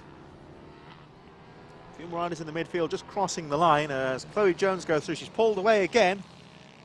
It is fine margins here, just by a few tenths. She's gone to a 1 second gap. Thompson still in second place, and at the moment Andrew Thompson not close enough to go for a pass. As Chloe Jones again just glances over just to check the progress of Thompson, closing up on some of the tail enders here. So this race still far from over, and she's getting plenty of love from Nan as well on the YouTube. Everyone watching this at home, thanks for tuning in to this afternoon of mini bike action with Alpha Live here. The Rich Energy British Mini Bikes round number 2 from Red Lodge in Suffolk as a rider hits trouble. I think that's up by the possibly up by the centre corner, I think. I'll try and pick that up on the lap charts. Can't tell who the rider is, but yeah, that's on centre corner. The rider just running to retrieve some parts of motorcycle that are left on the side of the track. Can't tell you who it is, unfortunately, but red leathers on the red Supermoto machine. The race goes on, of course, as Chloe Jones picks her way through the tail enders. That's the number 99, Farhad Ladder, currently in 16th place. I think that may well have been the 28 of Roland that goes a lap down. Just trying to pick the numbers on that machine, but Chloe Jones now with a clear track in front of her. But however, Andrew Thompson's also got through just behind this race with 2 laps to go next time round. There's the 105 in there as well. A lap down David Linsdell in the midfield, 2 laps to go. And Andrew Thompson has closed the gap slightly, taking advantage of the traffic to close the gap and put the pressure back on Chloe Jones here with 2 laps to go. That was James Curtis, the rider who went out on Senna corner. So Curtis, 18th position now, and yeah, evidently dropping down the reckoning. So that's the rider who went down on Senna, but it appears the rider perfectly okay. He's sitting on the tyre bar. He's looking a bit dejected at the moment, but he's okay. That's the main thing.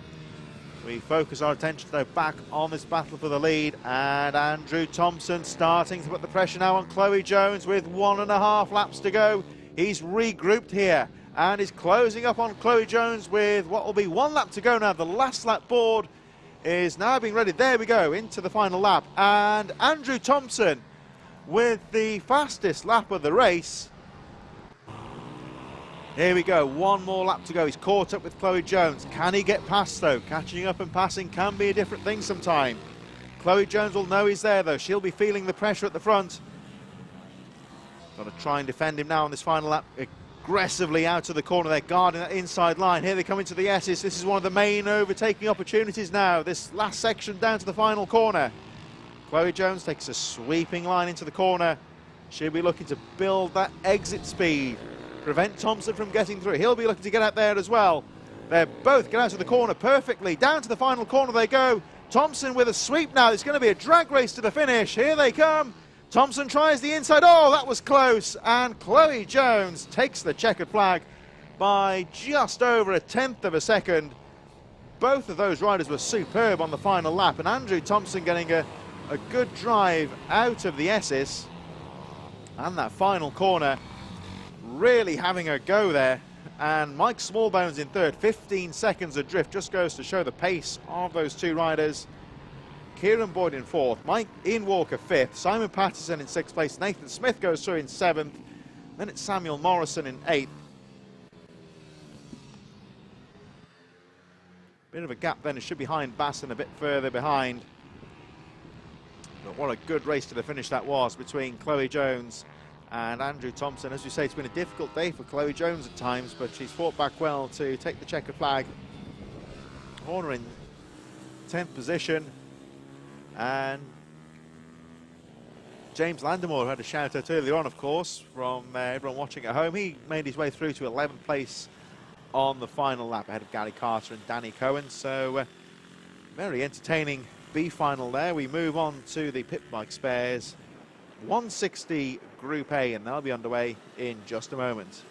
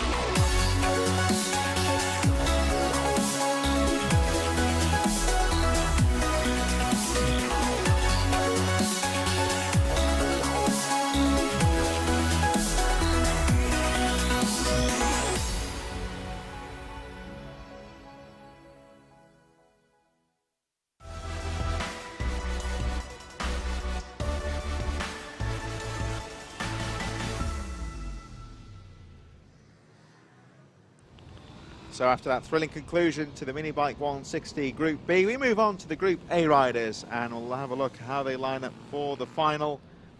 Ryan Tyres will lead them away from Luke Hedger in 2nd, Chase Collymore 3rd, Dougie Craven in 4th, Jake Whittaker in 5th position, Daniel Pearson in 6th place.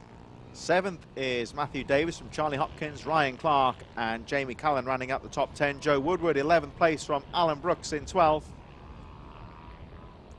Ty Butler in 13th position, Andrew Jones 14th from Phil Dickens and Carl Sanders, Dean Widdowson 17th, Further back we have Oliver Linsdell, Mark Goff, Ross Richards, Nathan Gardner, Michael Ford and Nick Shaw a bit further down the field, and Simon Wadsworth rounding out the field. So they make their way down to the line. The second of our 160 races, the Group A final about to get underway. And of course we get into the age now with some of these youth riders where this class is 14 years and above. So as you saw, Chloe Jones, of course, making her way through the youth ranks, now making her way through to race against some of the adult riders. These riders, just to go through some of the rulings here, of course, these are supermoto or mini GP style machines, maximum seat height of 84 centimetres. And the engines, of course, the output maximum of 16.3 brake horsepower. Very stringent limits on line. Just try and pick that rider up, but appears to be okay. When they go into Senna for the first time. Might have been Charlie Hopkins that had trouble on the start there, but they all get away eventually, and Ryan Tyres gets the early jump on the field as they make their way through 180 for the first time. Through into the Warren, that off-cambered left-hand corner is indeed Ryan Tyres that leads. It was Dougie Craven in second, but Chase Collymore having a go into the S's for the first time. The rest of the field make their way through. So Ryan Tyres gets away well, the rest of the pack making their way through the S's. Down they go towards the paddock bend. And we saw the aerial shot before, that dog leg on the final corner is quite a tricky part of the track. It is possible to get a jump down the finish line straight to make a move. You're looking to make a pass on the finish line straight. Pearson then up to second, Craven trying to fight back in third. Look out for the number 110 though, Matthew Davis in there as well. Pearson in second, shuts the door though. So Ryan Tyres, as second place starts to turn into a battle. He's trying to break away now on this first flying lap. Oh, and look at Craven round the outside. I don't think Pearson was expecting that one. So cheeky little move there from Dougie Craven up to second place. Pearson drops to third. And trying to look down the inside of Davis is the 31 of Chase Collymore. So this battle of a second still finely poised as Tyres breaks away at the front. Dougie Craven up to second and trying to make a break on this pack now for third. Daniel Pearson holds on to third. He has got Davis and Collymore, Whittaker in there as well, and the 1-2-1 right behind as well. Into that right-hander, nice exit out of the corner there though from Davis, and he will make the move into third as they make their way into the Warren along the straight run. Chase Collymore gets through as well. So Pearson drops a couple of places, goes down to 5th position. Chase Collymore trying to put the pressure. Oh, and look at that move on the outside of the S's there from Whittaker, trying to get through past Pearson. Doesn't make the move though. Craven trying to break away in second. Davis third, Collymore fourth. Pearson in 5th, over the line they go, and Chase Collymore starts to put the pressure on the third place 110, Matthew Davis, who holds the inside line into Senna. Collymore just trying to get that exit speed. This technical part of the track, the 180, it slows down, then back on the power, off towards the Warren. Off cambered left-hander, the faster part of the track as Craven starts to break away. As a quick glance over the shoulder, he can see himself pulling away. The rest of the top 10 make their way through. Just behind that little battle there is Joe Woodward. I think Ty Butler hanging on in there as well, just a couple of seconds behind. Ryan Tyres, of course, cleared away from this battle for second and third place. He leads by 4.9 seconds, just crossed the line, I think. Yeah, he's just gone through past the commentary point down here. Dougie Craven second. Here we see, though, the battle for what we now 4th position. Pearson with Whittaker round the outside. Is he going to make that move? No. Pearson guards the apex on the inside into Senna, and Woodward closing in there, the number 46, but Jake Whittaker has to hold on as the 24 of Ryan Clark starts to put the pressure on now as they make their way out of 180.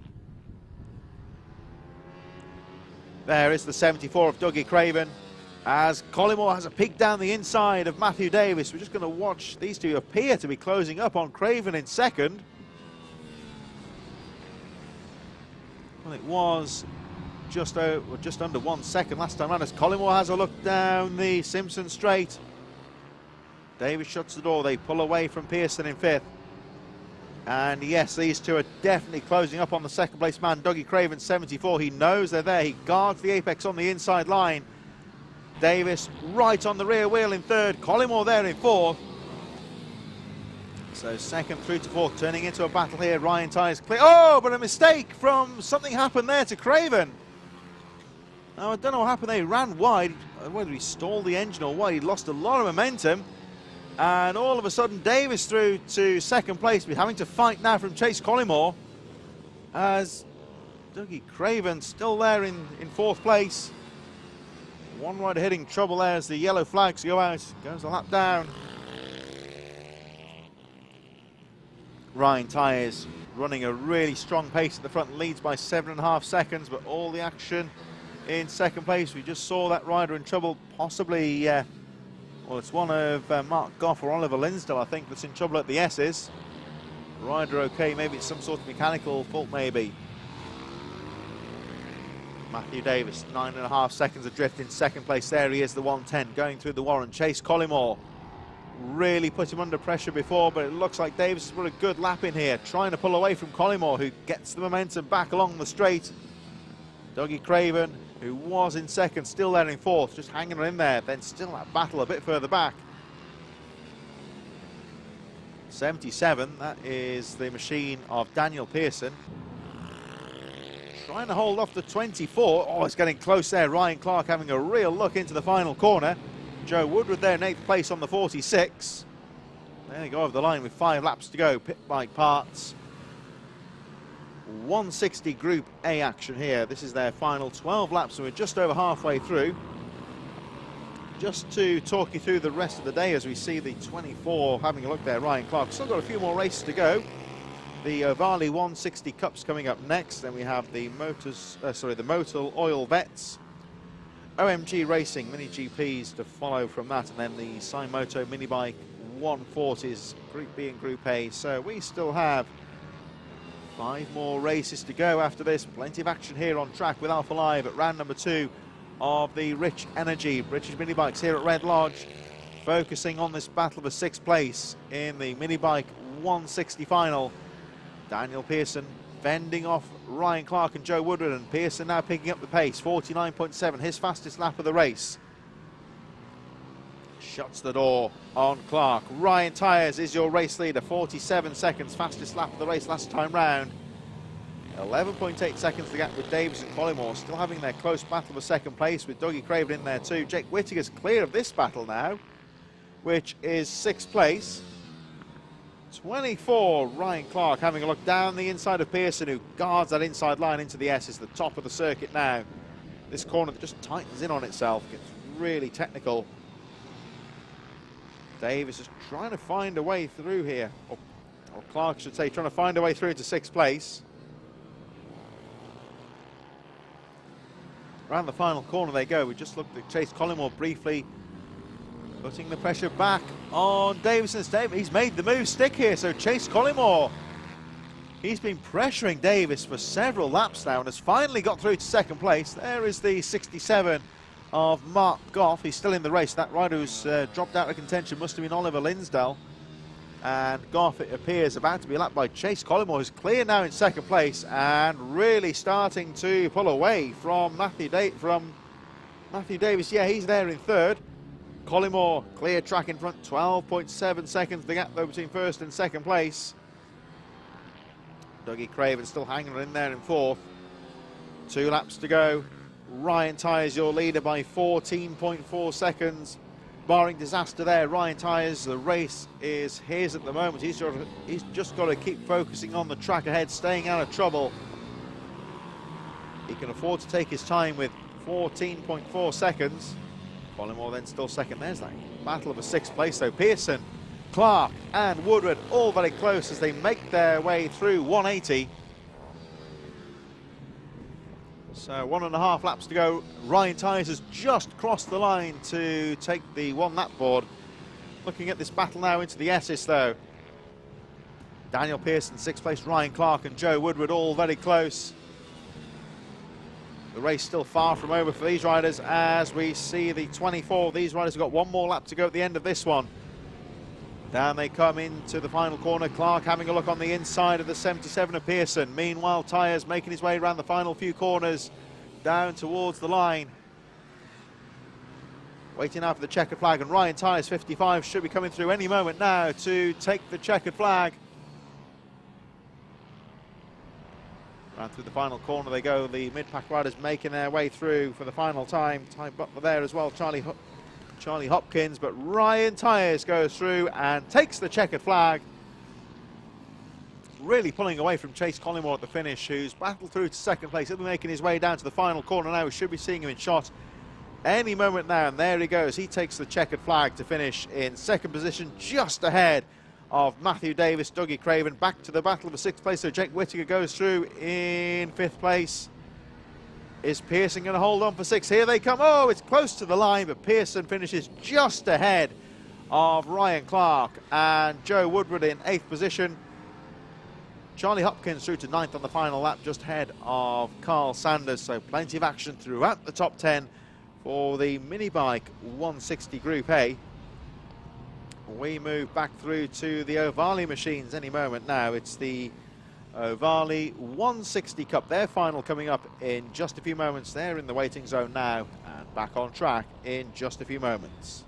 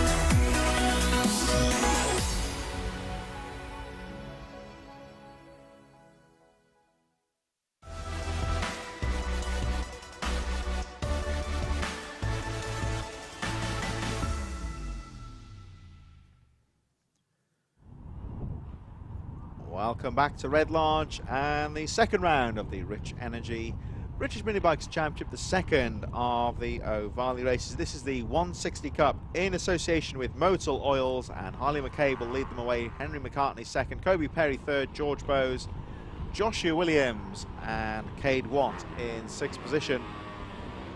Mary Ann McCartney, not too sure she's going to be a starter in this one. We shall wait and see. We had 6 riders out on the previous 160 Cup, but low on numbers this 160 class, but high on action. A very closely fought class, and this 160, the second of the youth races in the Ovali Cup.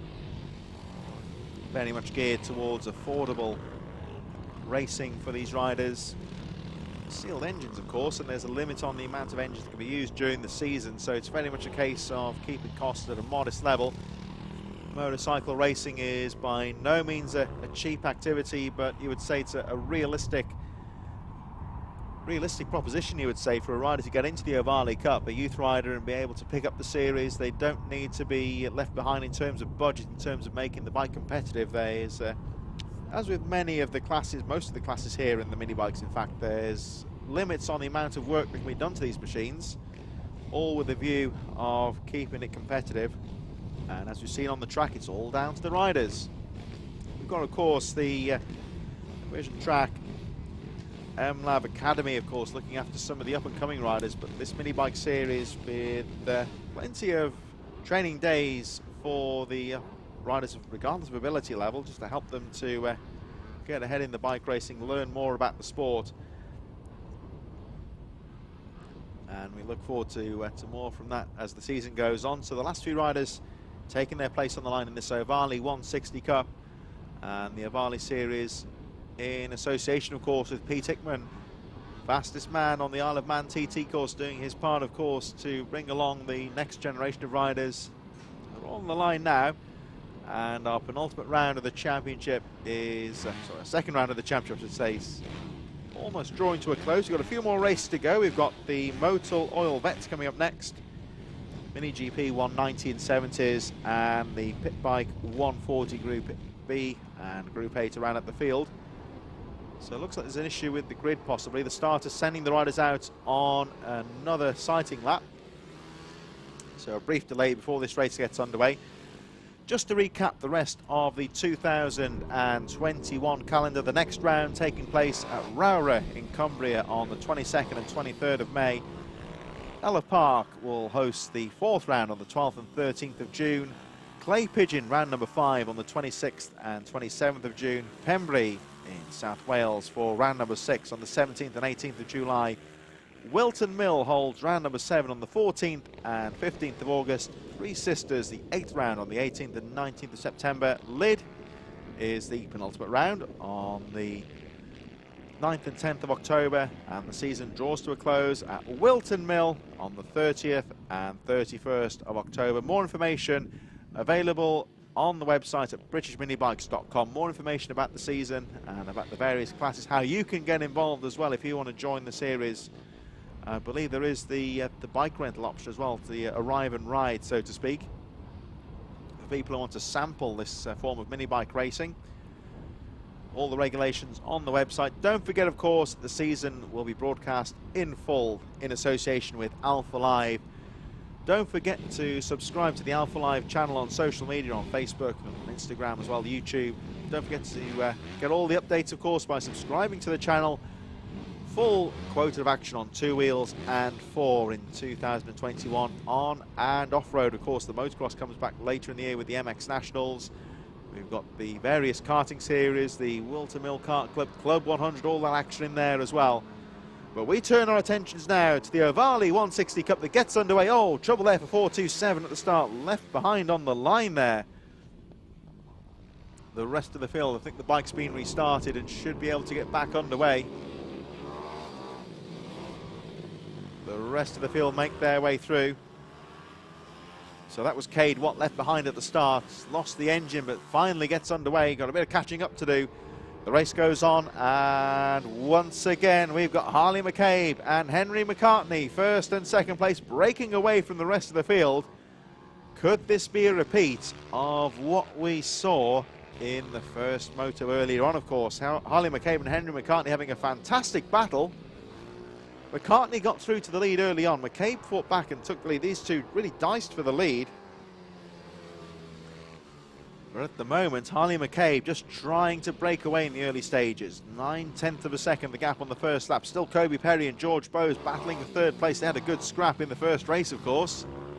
And there they are, Perry and Bowes battling away for third place. Joshua Williams just a little bit further behind in fifth. And we'll look out for Cade Watt, who's just crossing the line now. And there we see the gap. 25 seconds adrift in sixth place. That was the rider who stalled or whatever reason lost the engine at the start. And we'll see if Cade Watt can get back involved with the rest of the field. Just focusing on this battle of a third place now with the 53 of Kobe Perry, currently in third place, but 67 George Bowes, very close indeed behind. Bowes keeping the pressure on. There is the 78 of Joshua Williams, not too far behind, as Bowes has another look at Perry for third position. 1.5 seconds the gap between first and second. They're going through 180 at the moment. We're just looking at third and fourth, having a very close tussle here as they go through into 180 now. 7 seconds adrift of the race leader, but still running very closely. They make their way down towards the Warren, off cambered left-hander, and along the straight run into the S's they go. So these riders pretty much adrift of the race leader at the moment, but still having their own battle for third place here. Still at the front, the race leader Harley McCabe just ahead of Henry McCartney.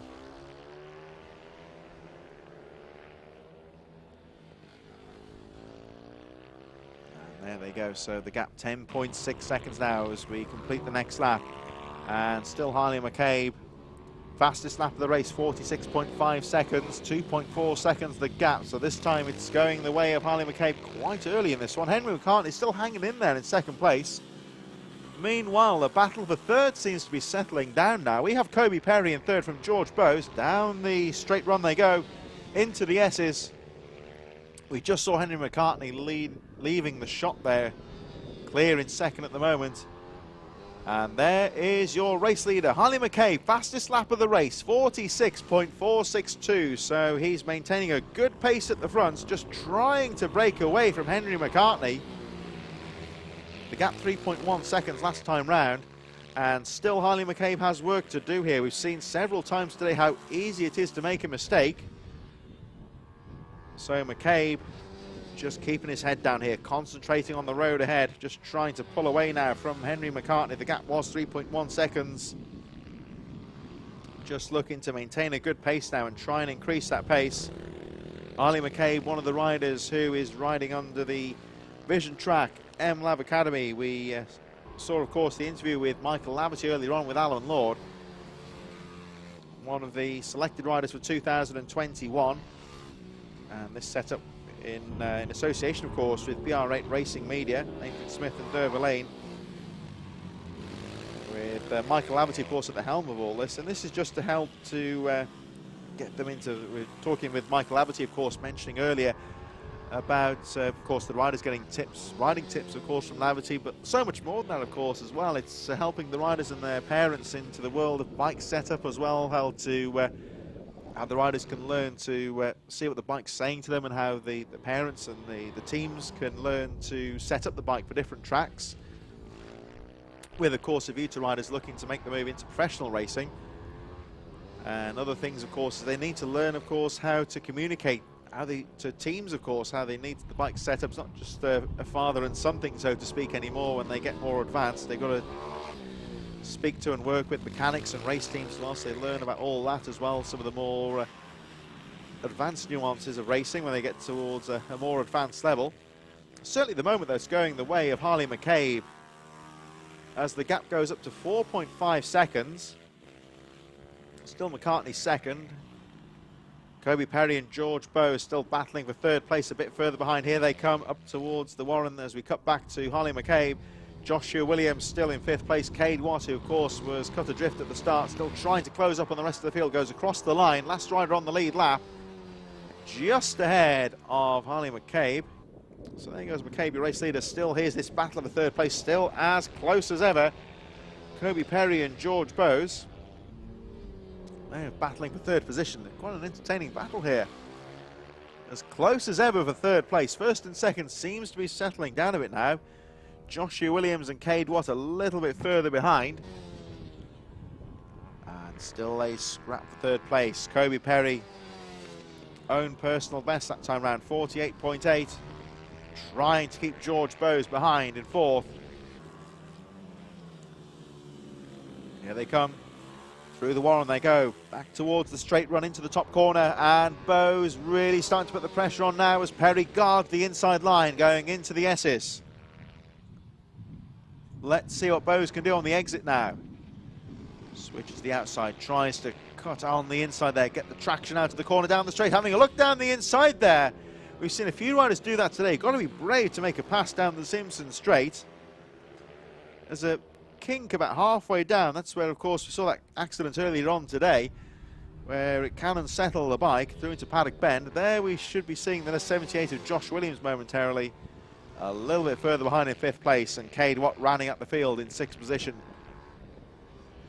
179 Harley McCabe still leads the way, but of course part of the growth of the series with Ovali as well is that there's training and development available for all the riders, not just the ones in the academy.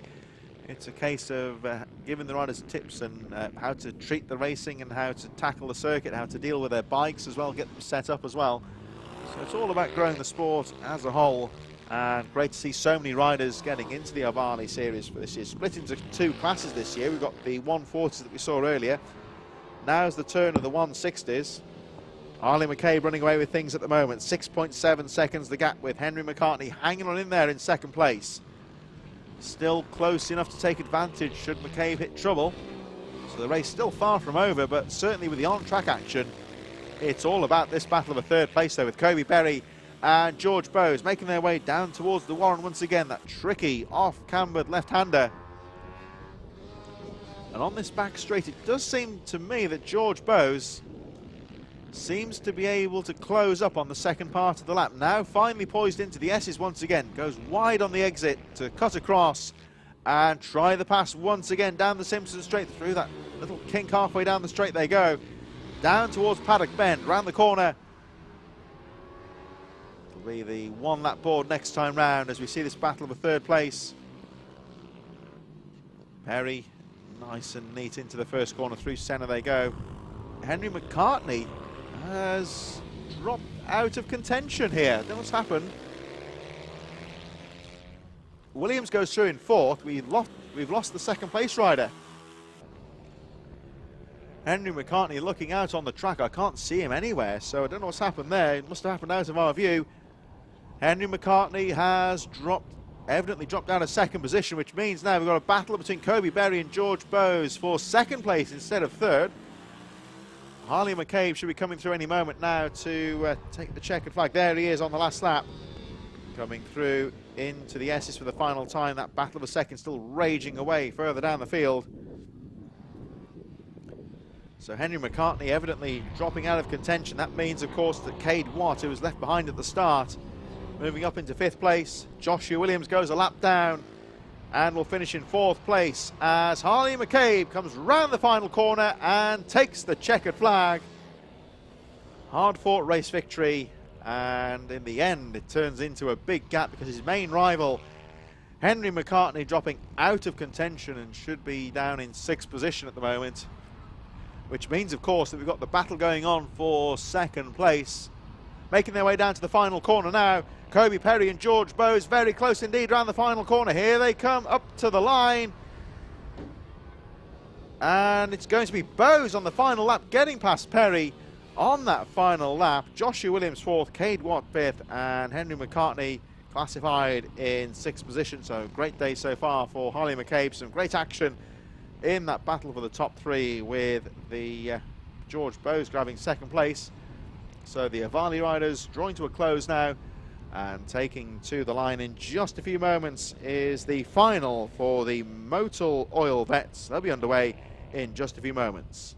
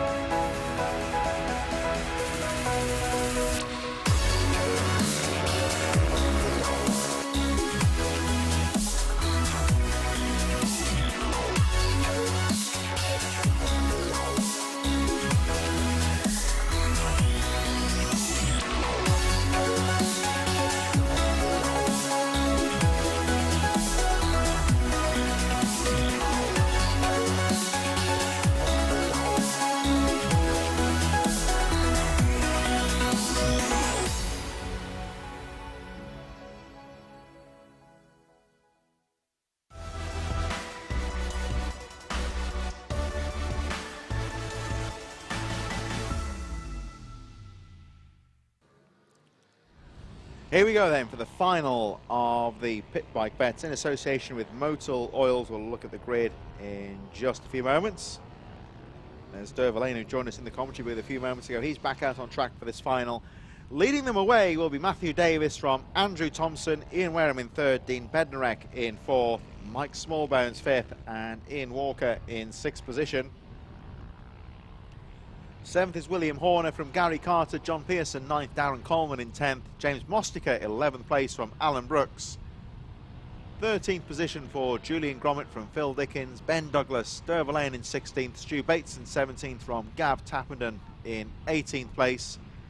19th for Tony Reveley from Mick Price, Peter McDonald, Mark Jarrett, Darren Hall, and Simon Chambers rounding up the field a bit further down this 24 rider grid. Last few riders making their way around on the sighting lap underway very shortly. So the pit bike bets, don't want to give the age away to these people, but reading through the regulations, this is for riders aged 14 above. Shout out to the camera crews here from Alpha Live. As we say, you can see the coats all nicely wrapped up. That's on the first corner there. It is quite fresh outside, you would say, so they've had a great job stood outside all day along with all the marshals and officials. So this is for riders, don't want to give the ages away, these riders, but in regulations for riders age 40 and over. No minimum weight application, and as we say with most of the classes, there is sort of guidelines on what can and can't be done to the bikes to keep it within an affordable championship. As away go the vets into the first corner, charging through. Let's have a look. That was a good start there from Matthew Davis. It looks like he's held on as they make their way down towards 180 for the first time. Looks like a good clean start. Oh, there was Derva Lane there, barging his way through. Aggressive move on into the corner there, and he makes the move stick from, I think that was Alan Brooks. So Matthew Davis gets away. Andrew Thompson second. Ian Wareham also well placed. James Mostica number 1, fighting his way through the field as well as they make their way into Essex for the first time. There's the number 11 as well of Gary Carter. So I think we've had a bit of attrition in this group as well. The was about 24, it looked like, on the line earlier on, dropping down to 17 for the final. So the riders that are still there, battling away, led by Matthew Davis. Andrew Thompson second, only 0.7 of a second between those two riders. Ian Wareham in third, Mike Smallbones fourth, Gary Carter, Ian Walker, James Mostica in 7th place, Ben Douglas up to 8th, William Horner drops to 9th position, and Stu Bateson rounds out the top 10. Derva Lane, Gav Tappenden, Tony Reveley, John Pearson, Darren Coleman down to 15th, and the field rounded out by Alan Brooks on the 88, Mick Price, number 7, in 17th position. Gary Carter coming under some pressure now from the 115, that's 151 on the timing streets, Ian Walker, who in turn is being pressured by James Mostica and Ben Douglas. There's Mostica being overtaken now by Douglas, coming down in towards the paddock bend. Matthew Davis still leads, 48.707, fastest lap of the race. Just under a second covering him from the second place, but all the action here for 5th position. Mostica trying to go around the outside of the number 11, Gary Carter. So 110, Matthew Davis, your race leader. Andrew Thompson in second, Ian Wareham third, Mike Smallbones fourth. There we see on the latest timing charts, Smallbones ahead of Walker, but it's all change here because it looks like Ben Douglas has gone through into 6th place. And this great battle for 7th. Look out for Derva Lane as we're making his way through the field. We spoke to him earlier, of course. He was telling us about the track and how it's one of these courses, he's never been here before, but it's one of these where you really see riders making a pass about 3 corners in the making. They have to ride the track in sequence. And the Lane having a good final here. He's coming into the top 10, starting to pressurise the 72 of Stu Bates and Gary Carter. Number 11 drops a few positions as the Lane tries the outside line. There's the 189 of Derva Lane, putting the number 11 of Gary Carter under pressure for 9th position. William Horner 68 in there just behind as well.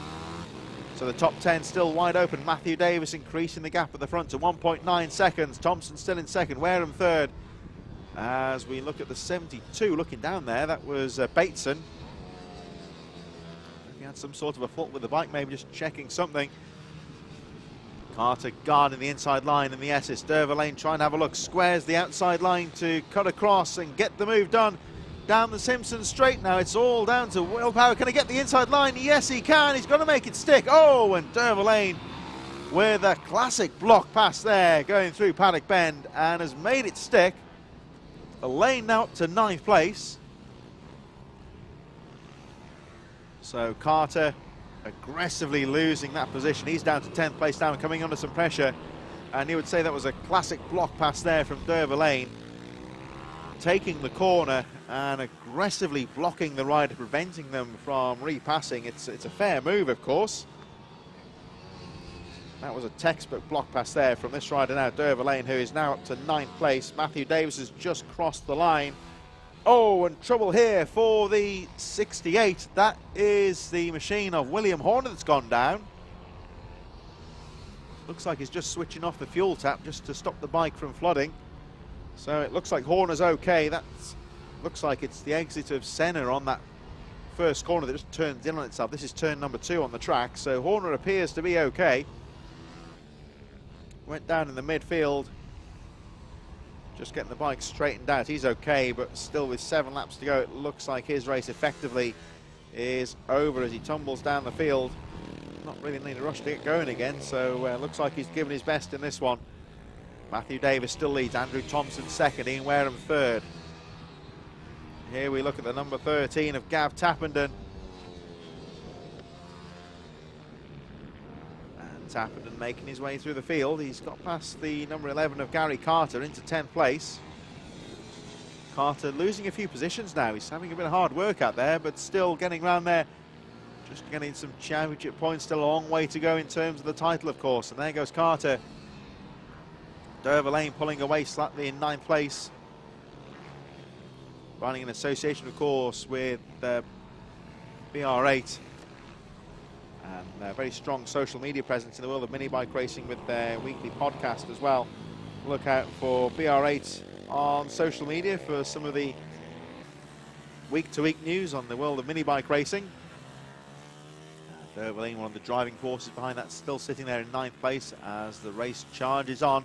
And Matthew Davis, 110, your race leader, who has run so well in this race. He's just crossed the line going through towards the 180 section. There's number 1 of James Mostica, who is now starting to put Ben Douglas under pressure. They charge through into French corner, in towards Senna. Douglas holds the inside line. Mostica, who fought back so well in the second race earlier on, trying to make his way through, squares the turn out to 180. Nice move there, but Douglas enough to shut the door on him. Now, is that Mike Smallbones ahead of them? Don't think it is. That's the 7-2-3, a bit further down. Might actually be Darren Coleman, who's just been lapped, as Mostica tries to square the turn coming out of Esses. Down the Simpson Straight they go towards Paddock Bend, and Mostica down the inside, a repeat of what Dover Lane did a few laps ago. Classic block pass there. But Douglas not giving up and fights down the inside of Mostica. He's got the momentum into the first corner though and holds on to the position. So James Mostica now up to 5th place. Matthew Davis continues to lead the way. The gap has gone up to 5.2 seconds. Mostica now finally, after all that pressure, clear in 5th place. He's got about 4 seconds to catch up on Mike Smallbones, but Mostica again finishing the race strongly here. With the exception of the first 2 riders, Mostica currently the fastest rider on the track. We'll look at these lap times when they come through once again with, let's have a look, 3 laps to go. It'll be 2 laps next time round. We're expecting Davis over the line any moment now. 3 laps to go. Looking back towards the midfield with Dover Lane battling with Bateson now, and I think may have made the move. Rest of the top 10 crossing the line, so yes indeed, Dover Lane has gone up to 8th place. He's having a good final here in the Vets. But Bateson trying to fight back down the inside as they go through. Rest of the top 10 make their way through. Gav Tappenden with his fastest lap of the race, 51.6. Just ahead of Gary Carter. Tony Rabley goes through. 3 more races to go after this, but our Motul sponsored Pit Bike Vets drawing to a close very soon, of course. Matthew Davis looking in good form. And he makes his way through the 180 section. More technical part of the track. There he is, down towards the left-hander. Goes through the Warren. Back onto the faster part of the course now. Down the back straight he goes. In towards Esses, and Davis, your race leader, should have 1.5 laps to go. And here he comes. He's got 5.8 second gap, so I think he knows he's got the cushion at the front. He's just taking his time now, not making any risks. Down the straight he goes to take the last lap board. Through French corner into Senna, that tight left-hand hairpin that really does turn in on itself. Davis just taking it nice and smooth at the front. He's got the gap. It's 5.5 seconds. He's had the fastest lap of the race, 48.3. None of that counts for anything, though, unless he can bring this bike home in 1st place, which I think at the moment he's looking to do so through the off-camber for the final time. And Matthew Davis has pretty much led the entire race into the Esses for the final time.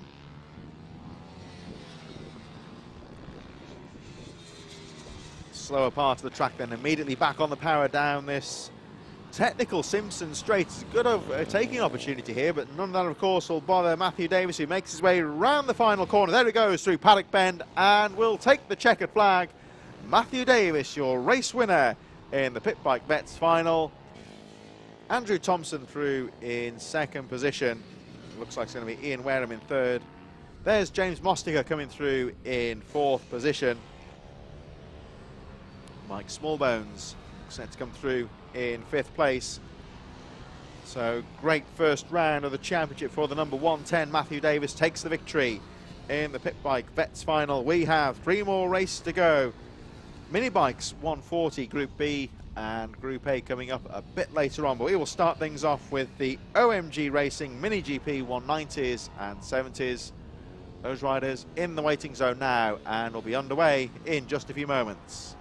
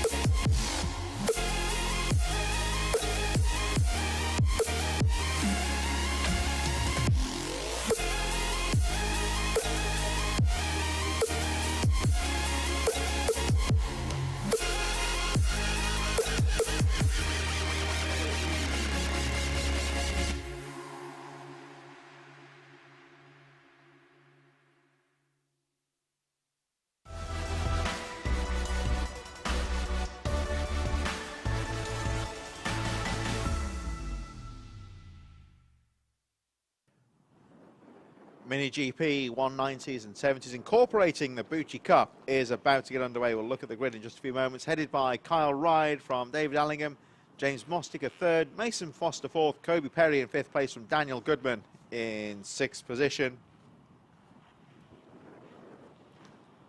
Seventh place for Sullivan Mounsey, Tom Lewis eighth, Zach Weston ninth from Callum Ricketts, Charlie Huntingford and Dominic Ped in 12th position. 13th for Tim Patterson from Dominic Evola, Simon Bogg in 15th place, Jack Knights, Peter Hickman in 17th, Reese Stevenson further back in 18th. Both those riders DNSs possibly. Dougie Craven and Luke Schofield running up the field. So we'll wait for confirmation if Pete Hickman and Reese Stevenson are indeed taking part. They had their collision in the first race earlier on. See Stevenson out there actually. Just looking to see if Hickman's up there too. Be nice to see Pete Hickman riding again after... I think he is out there actually, so that's good news. Looks like Stevenson and Hickman out, but starting further down the grid, that could make things interesting. They both DNF'd the first race earlier on, of course. And just to recap this this race, supported by OMG Racing and also incorporating the RNG Bucci Moto UK 190 Mini GP Cup. And this is an incorporated for the Bucci machines. You'll see they've got the distinctive, most of the OEM Bucci bikes have got the distinctive red stripe with the company logo at the bottom. So they're the bikes to look out for, and they have their own championship within this class as well. And incorporating that for the Bucci GP riders. So 2 classes in one effectively. And this is a mixture of youth and adult riders in this one. Juniors aged 12 to 15 years, the senior class 15 plus. And there's a separate category for junior and senior riders. It is ability based as well. The junior riders must be able to lap within a certain percentage of the leading group of riders. A whole mixture of bikes available in this one. It's including Predator, MER Mini GP. Mainly we see a lot of the Ovali and Bucci machines out there as they get underway. Mixture of 4- and 2-stroke machines. Now, one thing to look out for here, we've got 2 of the leading names in this race, Peter Hickman and Reese Stevenson. Because of their incident in the previous race, they've got to start a bit further back. They both DNF'd the previous race, which means they're affected on points, and they've got a bit of work to do now as they fight their way through the field. This means that as the race gets underway, David Allingham leads, James Mostiger in second, Mason Foster in third, Daniel Goodman fourth, from Kobe Perry, Sullivan Mounsey, Tom Lewis and Zach Weston, Charlie Huntingford and Callum Ricketts running up the top 10 as they make their way down towards the S's for the first time. This is a 12-lap final, and David Allingham gets the jump on the field, tries to pull away in these early stages, making his way down towards the final corner, so Allingham leads. Daniel Goodman up to second on the 57, Mason Foster third, James Mostica in fourth, Tom Lewis, Sullivan Mounsey, Kobe Perry in 7th place, Charlie Huntingford, Peter Hickman up to 9th place, Reece Stevenson in 10th. Those two fighting through the field after starting at the back. Zach Weston drops to 11th place from Callum Ricketts. So David Allingham trying to pull away at the front. Daniel Goodman, of course, he spent so much of last year developing, building his skills and fighting his way now, of course, establishing himself as a lead rider. Battling towards the front, he's just been overtaken by Mason Foster, who moves into 2nd position.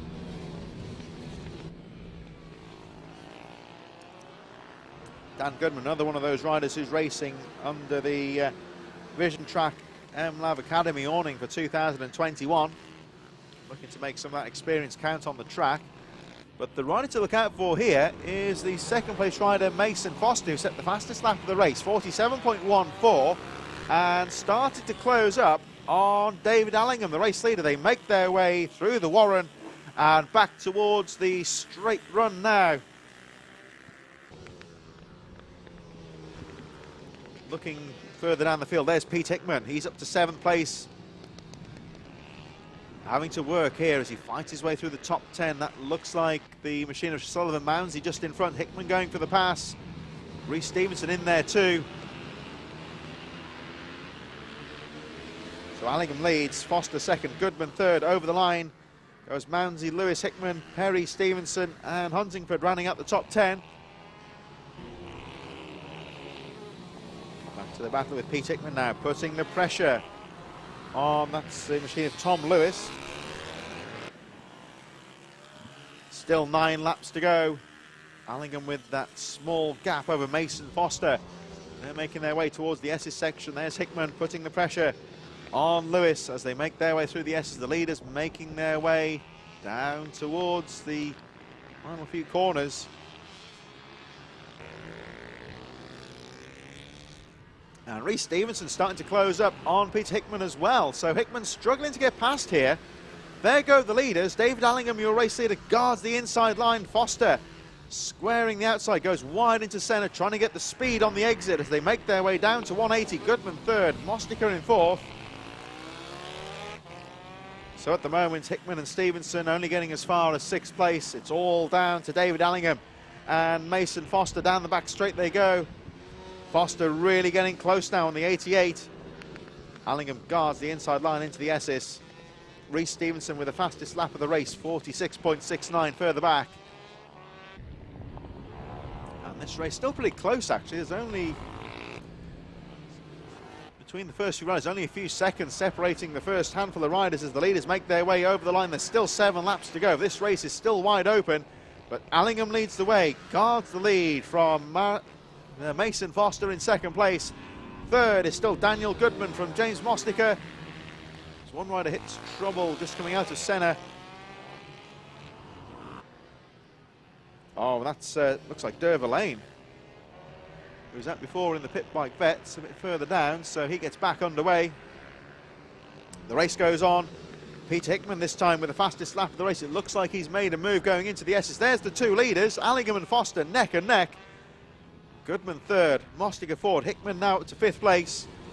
So he's the fastest man on the Isle of Man TT. He's the fastest man round Red Lodge today as well, with a 46.63 in this race class. But still no good for the lead as Allingham battles with Foster. Goodman 3rd, Hickman now into 4th place. These riders just behind the 2 leaders. Here they come out of centre. Hickman's into 3rd, he gets past Goodman. So Peter Hickman up to 3rd. Goodman drops to 4th position. Mostica, Mounsey and Stevenson all in there as well. There's Stevenson down the inside out of 180. Great move there from Reece Stevenson. These two, of course, they had to battle back from starting near the back of the grid after they both DNF'd the previous race, costing them valuable points. And Peter Hickman and Reece Stevenson fighting back strong, although Hickman, the experience paying off for him, getting through just a little bit quicker than Stevenson at the moment. As Reece Stevenson gets the door shot in his face by Daniel Goodman, David Allingham still leads. Foster second, Hickman again with the fastest lap of the race, 46.5. As Stevenson goes down the inside of Daniel Goodman. That should put him in 4th place now. And this is shaping up to be quite a final here. We've still got 4.5 laps to go. Allingham still leads. Foster second, Hickman third, Goodman 4th. They're going up towards the S's now. There's Stevenson trying to pull away now from Daniel Goodman. And Sullivan Mounsey, the leaders, making their way down towards the final few corners. And it's all incredibly close. Into the final corner they go. As we look at Daniel Goodman, the leaders crossing the line. And it's getting close down to the first corner. Hickman putting the pressure on Foster for second. Here they come into centre. So Allingham, number 11, still leads the race. Foster second. We look for Hickman in third. Is he still there? Bit of a gap. Through 180 they go. The leaders now making their way towards the off-cambered left-hander through the Warren up the straight run. Allingham still leads. Foster second. 3.5 laps to go. The rest of the top 10 still very close as well. Hickman third. Stevenson 4th. Goodman in 5th place. Sullivan Mounsey in 6th. Mostica, Perry, Charlie Huntingford and Tom Lewis rounding up the top 10. There's Hickman. Coming out of the S's now, trying to close up on the 2 race leaders. And I don't think he's giving any favours here. He's charging with all he can to get through up to the leaders. As Foster has a look down the inside of Allingham. Back marker moves to one side to let those 2 leaders through. There, we just saw him. Peter Hickman closing up on the 2 leaders as they close on the slower traffic through 180. Allingham still leads, pulls away now slightly from Foster, not by very much. It's still neck and neck for the lead. Hickman still closing in third. Allingham, your race leader, trying to pull away now with 2.5 laps to go. Foster second, Hickman up to 3rd place, Stevenson 4th.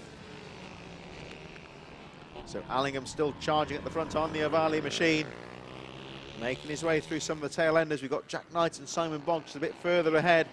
2 laps to go when they cross the line. There they go. Allingham leads. Foster still right in there in second. 0.7 of a second separating the top 2. Hickman closing up in third.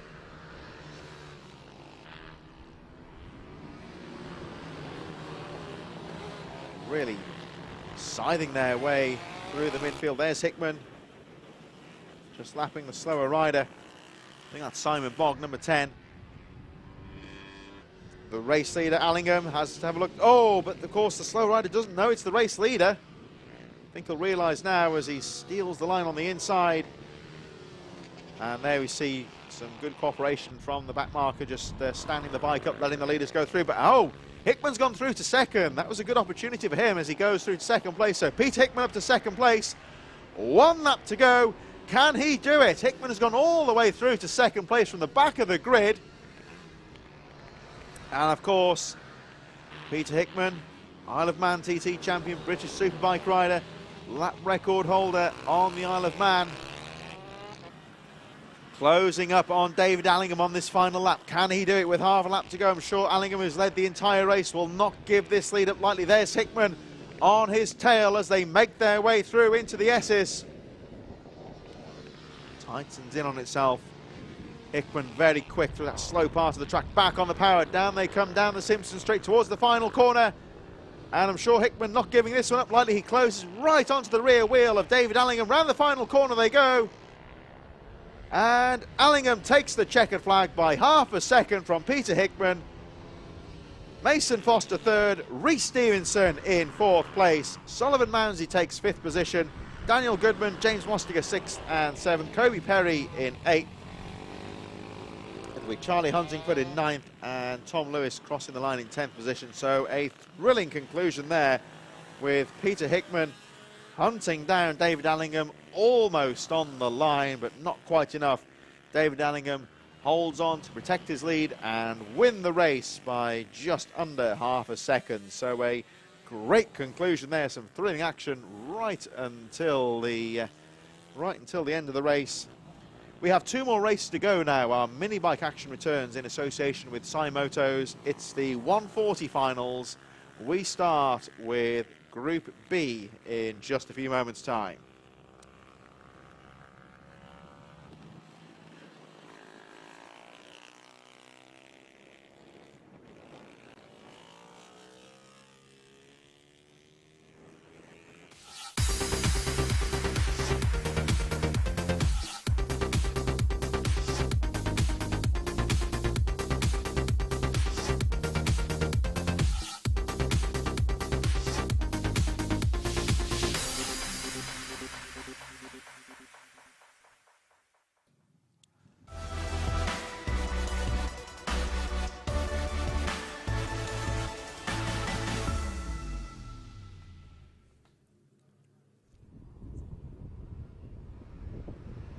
Here we go for our penultimate race of the day for round number 2 of the Rich Energy British Minibikes Championship here at Red Lodge in Suffolk.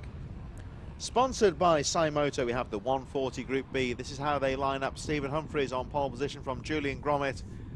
Unidentified rider in 3rd from Tommy Ullman. Paul Mitchell, Luke Hedger in 6th place. 7 for Ian Blatchford from Connor Watt. Lewis Mackay rounds out the top 10 from Mark James Cockfield, and Elliot Hines in 12th. Chris Impey in 13th position. Kevin Clark in 14th. Rob Overend 15th place from Joshua Crew. Kai Dickinson and Alec Jones in 18th position. 19th for James Walker. Jack Wolf, Fahad Lada in 21st place. Craig Rowland and David Lindsell just a little bit further behind. Running up the rest of the field, Harry Clark, Rhys Morgan, Ian Gamble, and at the back in this 29 rider field, Peter Wadsworth. So we shall see how many go through. 29 scheduled to start the race. We have had a bit of attrition. 1 or 2 riders, as we usually see in a long weekend, will start to drop out by the end of the weekend. Perhaps if it's not going their way, they look to park the bike and take an early bath. Thanks, of course, to Rich Energy for their continued support of the championship in 2021. More energy, more information about Rich Energy can be found at the website, richenergy.com. More information about the product and how you can buy Rich Energy online as well. So great to see a high-profile sponsor like Rich Energy involved in the British Minibike Series. Just goes to show that it's really going from strength to strength, this British Minibikes Championship. Been involved on and off with the season with the series for several years, and it really has grown in stature over the years thanks to the hard work of Alan Lord and the team. As the gate drops, and away go the Group B riders. Good start for Stephen Humphries there. Go charging through into the first corner. Supermoto's one of the big suppliers in the mini bikes, as there's trouble in the first corner. 2 or 3 riders down, and there's a whole tangle of bodies and bikes in there. Everyone appears to be okay. Medics just having a look. I think there's a rider needs medical attention on the first corner. So rider down on the first corner, medics making their way. The race goes on, but I wouldn't be surprised to see the red flag, and yes indeed the red flag has come out because of that incident on the first corner. 3 riders down on the first corner, and immediately one of those in the tangle signalling that there's 3 riders in trouble. One needs some medical assistance towards the front of the field there. Let's hope they're all right. So red flag is out. This race will be restarted. The riders making their way back to the grid. So let's have a look. That's the 86 in there. I think they all seem okay. So number 7, Mark James Cockfield, in there as well. Red flag situation, medics making their way round to the first corner just to double check, but it appears that riders are okay.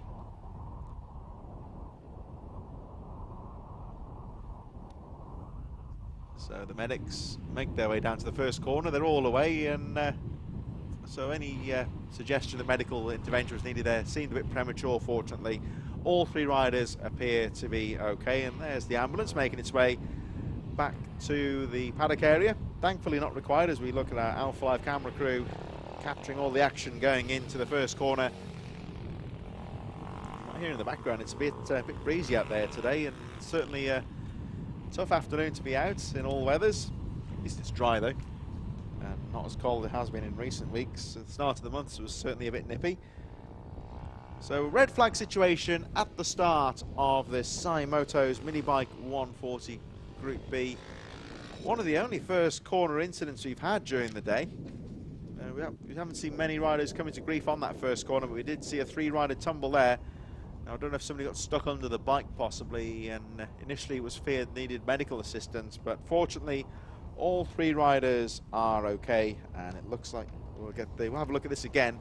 This very close scrap into the first corner as we wait for the race to restart. Here we see, oh, it was just Chris on 86, just lost the front wheel there, and it's one of these things on a first corner of a race. Sometimes when a rider goes down, nobody else can avoid him really, so that was going down there. Typical first corner incident where the rider goes down and everyone else using him as a carpet. Now, there were a few bikes down there on the first corner. Marshals have gone down to Senna. that second corner. The track car is there, so the riders are okay. But I'm wondering now if the marshals have decided that perhaps we need to do some track work. It looks like there might be a couple of patches of oil on that first corner where the incident occurred. So as we saw a bit earlier on, of course, you had the incident at the S's that required the red flag. We've got to repeat here. All riders are okay. But a bike down on the first corner, the cement going down just to absorb that oil. I would say the riders down here at the grid all can see this happening on the centre corner, so they'll know what's happening. They'll know that there's an oil spill there, just to take that into account. Just looking across down on that first corner, the marshals hard at work, getting the spillage mopped up. The Rich Energy marshals follow the series round across the calendar, so they're all very experienced in the world of motorcycle racing. They'll know the risks and they know how to look after the circuits. And yet again, a problem's occurred. We had this crash on the first corner in Senna, and a tight first corner, a bit of a typical first corner tumble there. Rider goes down, everyone else just toppling over with nowhere to go. Only issue, of course, is a bit of oil on the track. So I say the marshals very experienced, knowing straight away that we need to halt things just to get that mopped up, keep things safe for the riders when they go back out again. Just a shout out to James Landemore, number 84 in this race from Victoria Landemore. If you're following your riders from home, get in touch and we can give them a shout out on the YouTube channel. So I think we're going for a straight, no, we're going to have a sighting lap again. So here we go, we just get the signal from the starter. Riders going back out on track now for the sighting lap through into Senna. This is where the tangle occurred on the first lap, which brought out the red flag. So as you say, cement has gone down on the first corner, so hopefully that should have contained the oil spill. I think all riders are okay and should be able to join the restart. They were all okay anyway, nobody was injured. That's always the important thing. Round number 2 of the Rich Energy British Minibike Championship. Don't forget, of course, for more information about Rich Energy, go to richenergy.com. More information about Rich Energy, and you can also buy online with home delivery. If you want more information about the rest of the 2021 season here at the Rich Energy British Minibikes, and if you want to get involved, go to britishminibikes.com. And a shout out to our director James Fitchew, who's joining in on the social stream rather than going through the action. Of course, James doing joking there, of course, doing a very hard job behind the scenes to bring this footage from the camera to your living room. And also shout out, of course, to Naomi Watts, who hopefully is still watching at home as well. Here we go then for the final of Group B, Cymoto Minibike 140 Group B. Thanks, of course, to Cymotos for their continued support of the season. The flag is about to drop. Cymoto, it's online parts retailer for the pit bikes, sponsoring a few riders, of course, the likes of Jim Lovell and Ryan Tyres, 2 of the big names that we'll be seeing in a bit later on in the A final. So this time they go through the Senna corner, and this time it is clean. Everyone away safely. Down they go to 180 for the first time. Of course, this fearsome start to the race, everyone battling for position. They all seem to have got through the first half lap safely. Here they come into S's for the first time. So it looks like Stephen Humphries may have got the jump on the field. 12 laps to go, they make their way down the Simpson Straight. Real overtaking opportunity for Paddock Bend if you get your run down the straight correct, but Stephen Humphries leads the way. Look out for Tommy Allman though on the 21. Had a good start to the race, battling for second, as that looks like Craig Rowland going down on the first lap, number 27, drops out of contention. Rider okay, I think that's down on the exit. S's as the rider goes down in 180. Just lost a bit of grip on the corner there. That's number 84. Let's have a look at that again. Down the inside, just overbalanced almost in the corner. Got a good whack there from Tommy Allman.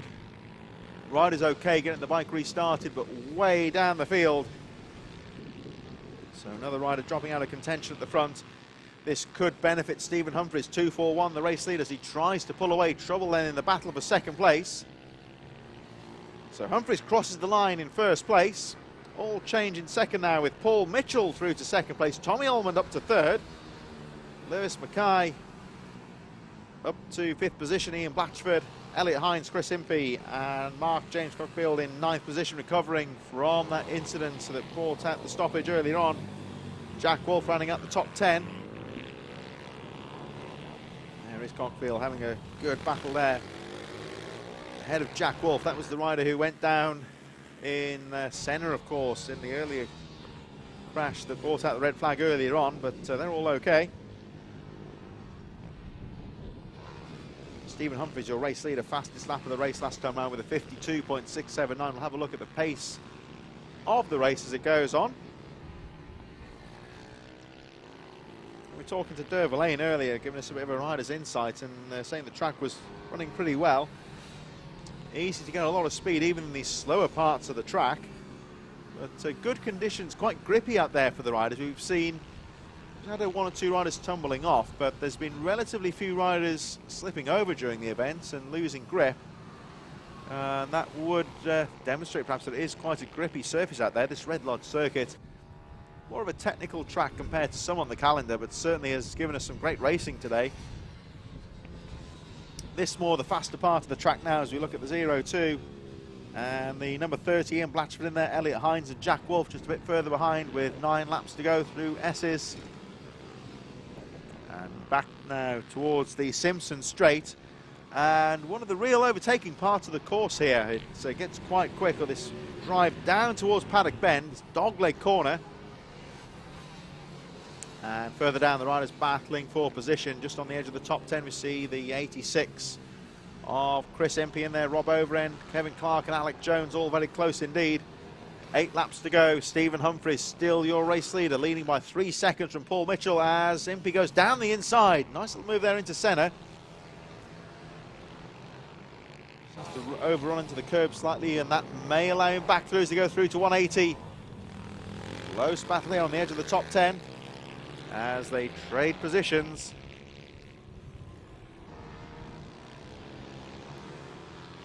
I'll just say I believe that the Arrive and Ride system starting again this year for 2021. It's very popular. A few years ago we had the higher bikes out in these pit bike classes, so anybody who wants to get involved, pretty much all you need is your own helmet and leathers and a safety kit. Apart from that, you just turn up and have a go in the series. Fully race prepared bike. More information at britishminibikes.com, or get on the telephone, speak to Alan Lord, the series promoter, and he'll put you in the right direction if you want to come along and just sample the racing.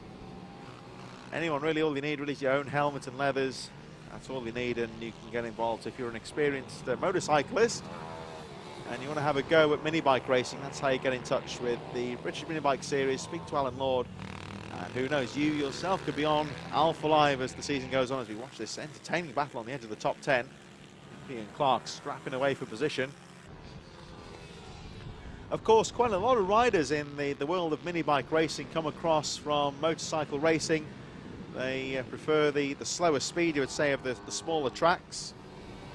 Certainly the vets class has been very popular in recent years as well, with riders over the age of 40 looking to get involved. It's of course the vets is an age-related class, so they can also double enter. There's nothing stopping them if their machine is eligible to compete in other race classes. So certainly does seem to be going from strength to strength. This, our penultimate race of the day. It's the Moto's Mini Bike 140 Group B. Paul Mitchell, one of those very distinctive Valentino Rossi helmets. We just saw him duck his head down the straight there, the straight run. There you see, you can't miss that, can you? I remember that one with AGV, of course, Valentino Rossi's long-time sponsors. If you've not seen this helmet design that Rossi had before, he's got a very surprised exclamation on his face, painted on the top of the helmet. So when the rider's ducking down, basically down the straight, it looks like he's staring you down. You watch Paul Mitchell, there he is. Coming under some pressure now from Lewis Mackay, who's been picking his way through the field. Into the Warren they go, down the straight once again. There he is, there they are. They can see Valentino Rossi looking back at us down the straight. 21, Tommy Ullman starting to close up now. So Stephen Humphries is pulling away now. The gap goes up to 5.4 seconds as the battle second through to fourth place. Battling away through the S's, back down towards us they go. And there we see Paul Mitchell, aka Valentino Rossi, judging by the helmet there, in towards the final few corners. And Mitchell doing a great job. He's set his fastest lap of the race, 52.186. Lewis Mackay a little bit further behind with the outright lap record in this race, 51.5. But at the moment, can't find a way through. Mackay up to third. Can't get past Paul Mitchell, the 6.68 in second place. Ullman just a bit further behind. And there we see again Mitchell with his very distinctive Valentino Rossi helmet. And you can't miss that in a crowd, can you really?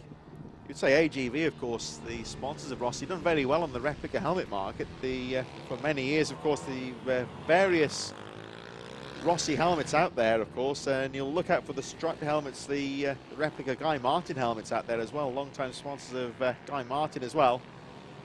So, plenty of the AGVs out there. Humphries leads the way.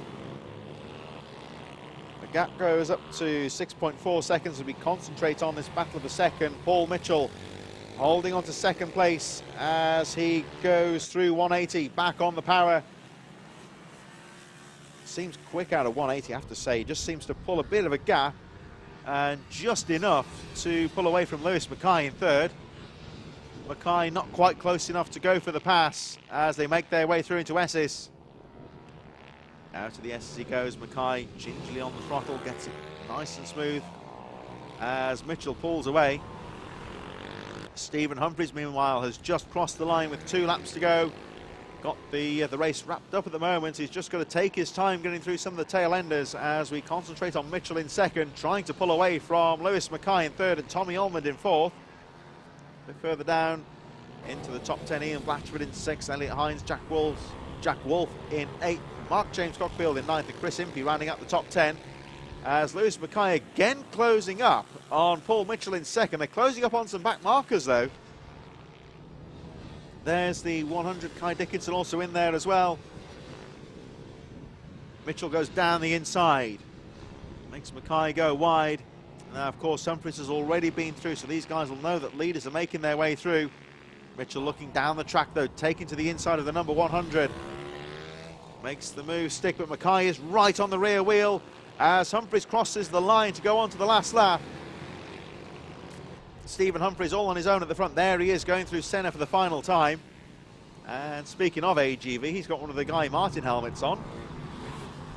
They do seem a popular choice with a lot of the clubman riders. Mitchell in second place.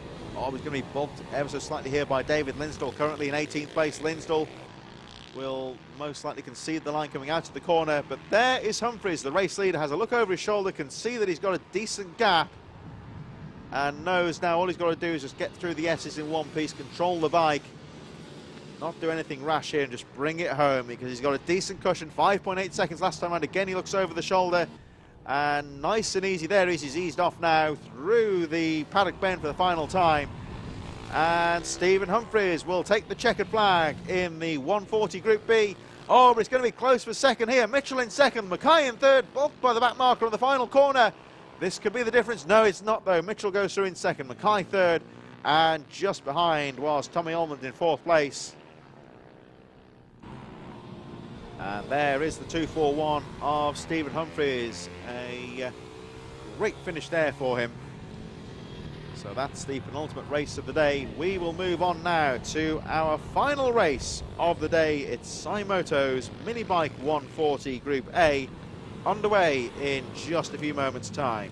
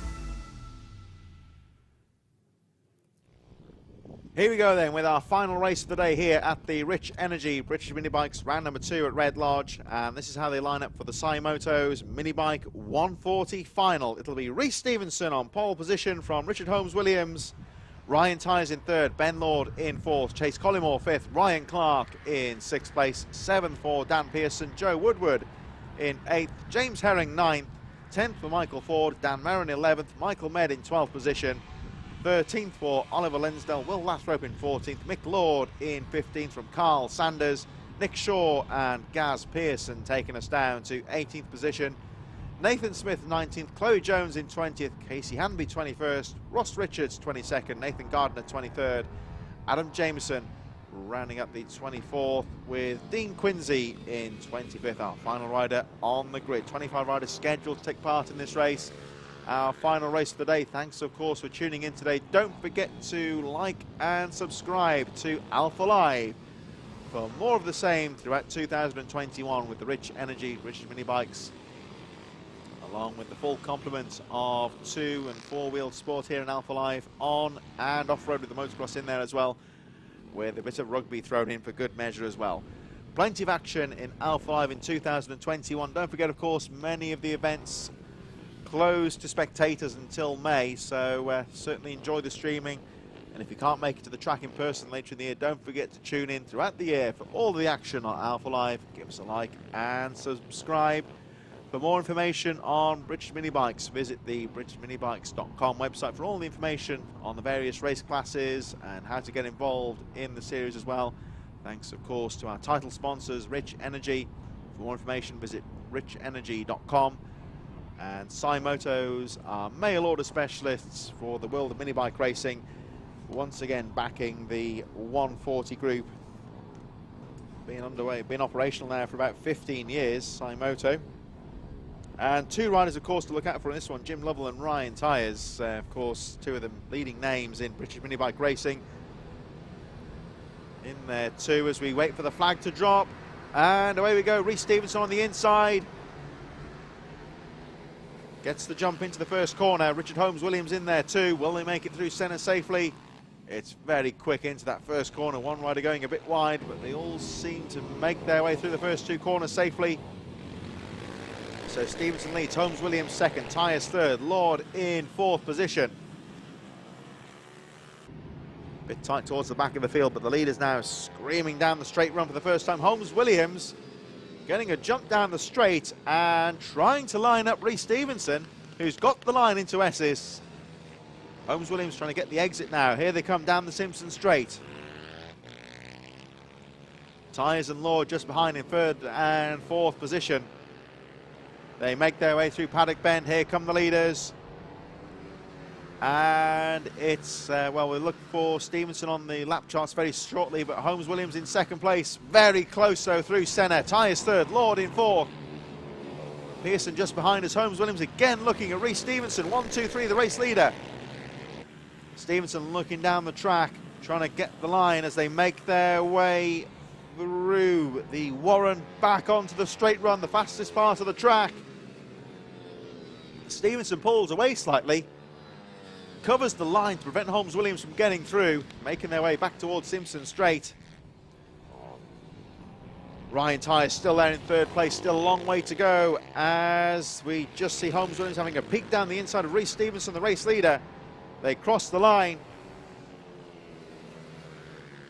Holmes Williams down the inside into centre. Great move there from Richard Holmes Williams to take the lead.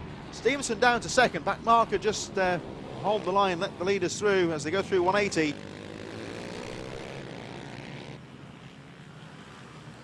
But look out for Ryan Tyers in 3rd place. He is up there. Oh, but Stevenson makes a small mistake on the Warren. Stood the bike up in the corner.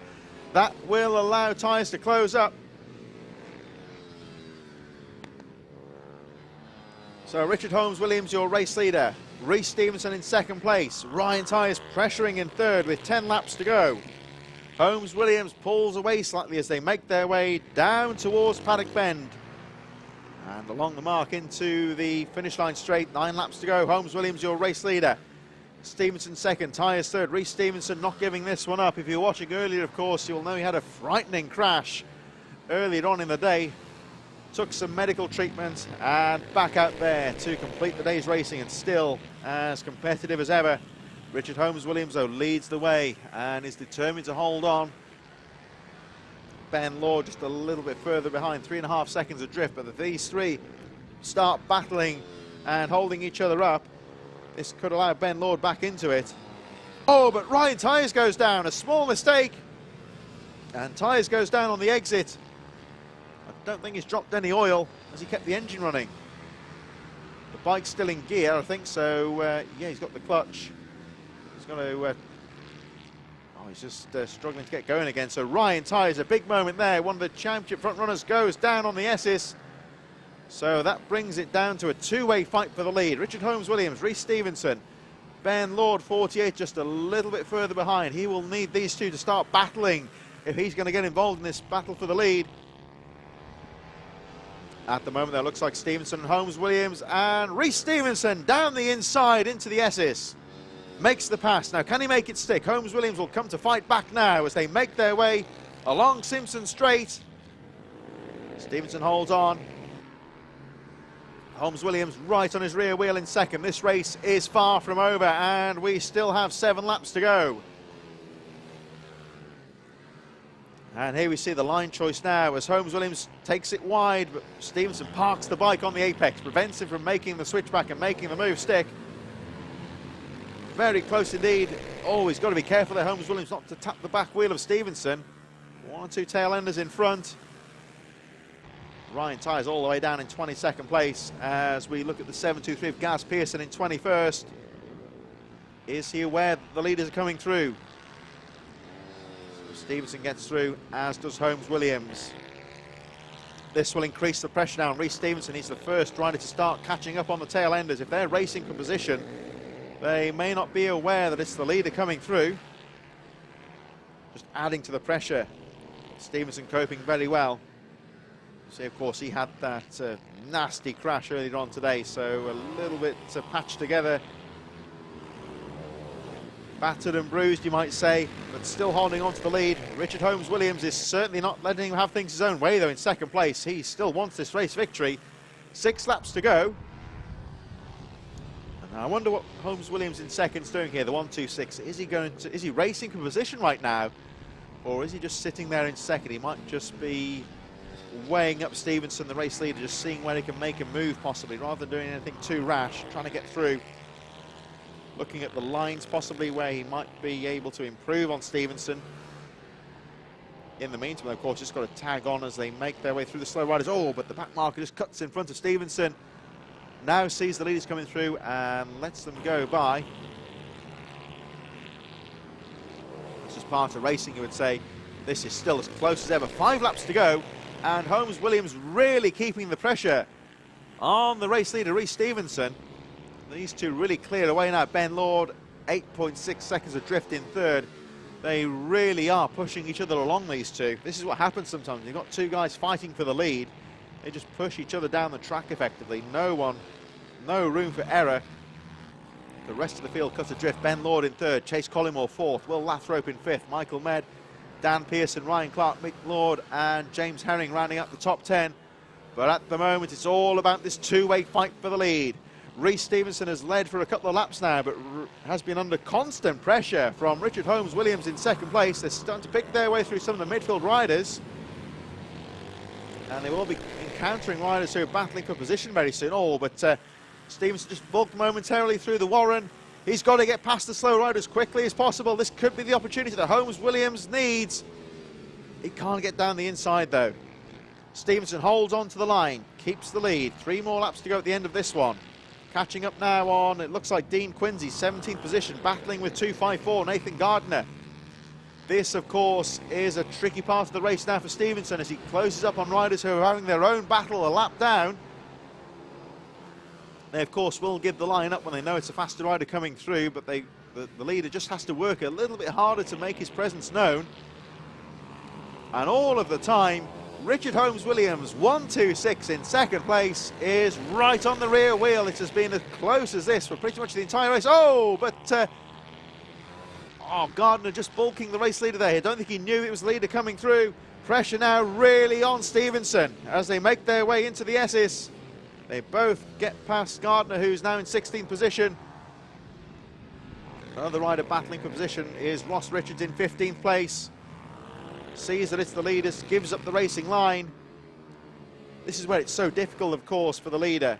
These riders they've just lapped, they're all battling for position. Of course, they're all sportsmen. They won't block the leader on purpose, but if they're battling for position equally, they don't want to give their own race up in the meantime. Which means, of course, that it makes it a bit more difficult for Stevenson, who still holds on to the lead. There's nothing between these two riders. 2 more laps to go. And with respect to Ben Lord and Will Lathrop, 3rd and 4th, it's all about these two riders over 10 seconds adrift. What can Stevenson do as they make their way into the top corner? Can Holmes-Williams fight back? Through the S as they go. 1.5 laps. Oh, a small, very tiny error there from Holmes-Williams in the corner. Doesn't lose much time, though. Really inconsequential at the moment as Stevenson holds on now. It looks like Holmes-Williams fights back as they make their way down towards Paddock Bend for what will be the penultimate time. The last lap board goes out. Over the line they go. Stevenson with the fastest lap of the race, 46.893. These two really going for it now. Let's look at Holmes-Williams. Again, he tries to take the outside sweep into Senna. Down to 180 they go. Still nothing between these two. Holmes-Williams has got to do something now with half a lap to go. If he's going to win this race, Stevenson holds on. Through the Warren they go, down the back straight, and this is where Holmes-Williams tries the outside sweep into the S's, cuts across. The inside line is blocked, though.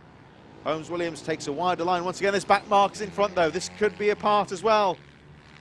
They're closing up on the midfield runners rapidly. Nervous moments now for Reece Stevenson into the final corner. This is Holmes-Williams' opportunity. The checker flag goes out. It's a drag race to the line. And Reece Stevenson, fantastic race there. 0.3 of a second between Reece Stevenson and Richard Holmes-Williams at the flag.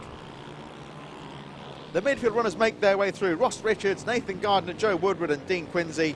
Ben Lord, a distant third, just goes to show the pace of those two riders. 13.7 seconds adrift. Will Lathrop in 4th, just behind. Chase Collymore takes 5th position from the treble 7 of Michael Med. Mick Lord making his way through now. He finishes in 7th place. Dan Pearson in 8th. Ryan Clark in 9th. James Herring rounding up the top 10. The last riders on the lead lap being Michael Ford, Carl Sanders in 12th. Oliver Linsdell in 13th. Sanders through to 11th on the final lap. Ford up to 12th position on the 166. Oliver Linsdell goes through in 13th. And rounding up the field, our last rider on the lead lap is the treble 5 of Nathan Smith. So that is our final race of the day, and what a way to round things off. Fantastic battle between Reece Stevenson, Richard Holmes-Williams. They swapped the lead a couple of times, and Stevenson holding them right through to the line. Thrilling end to that day, and what a way to start 2021 at this second round of the Rich Energy British Minibikes Championship. So that pretty much draws our day to a close, and as the riders make their way back to the line, big word of thanks, of course, has to go out to all of the Rich Energy British Minibikes team. The Marshall crew have been out on track, and they can finally leave their posts and make their way back. Shout out, of course, to the medics. Fortunately, of course, they've had a relatively quiet day, which is what we always like to see. It's been always good to have them. Important, of course, that we have those in attendance. Thanks, of course, to our sponsors. Thanks to Rich Energy, British Minibikes, for all their support in 2021. Thanks to Rich Energy. Thanks to BR8 Media, of course, for all their support behind the scenes with the social media side of things, of course. Thanks to All Seasons Group for joining us in 2021. Motul, Promoto, and the Bucci Cup, of course. Thanks, of course, to Cymoto, Brat Bikes, Parker Racing, and Pit Bike Spares for all their support. Cymoto as well. We will join you, of course, in a few weeks' time. This has been an Alpha Live production. My name's been Chris Czora. Delighted to take you through all the commentating details throughout the day, commentating on some great races, and we will join you, of course, very soon at the next round of the Championship, 22nd and 23rd of May at Rower. I've been Chris Czora, and this show directed today by James Fitchew. Thanks to James for all his hard work today, and of course to all of the Alpha Live team, Ben Schreider, Daniel Wagstaff, David Wayman Fraser Harrop and Gregory Malone behind the scenes with all of the hard work behind the scenes. That concludes this first round of the 2021 championship here at Red Lodge. Thanks to all the Red Lodge team for all their assistance as well. Rich Energy, British Minibikes, round number 2 draws to a close. Don't forget to get on the website at britishminibikes.com for all of the series information. But in the meantime, we will see you on the 22nd and 23rd of May at Rowrah for our 3rd round of the championship. Safe journey home to all participants. Stay safe, and we will see you at round number 3.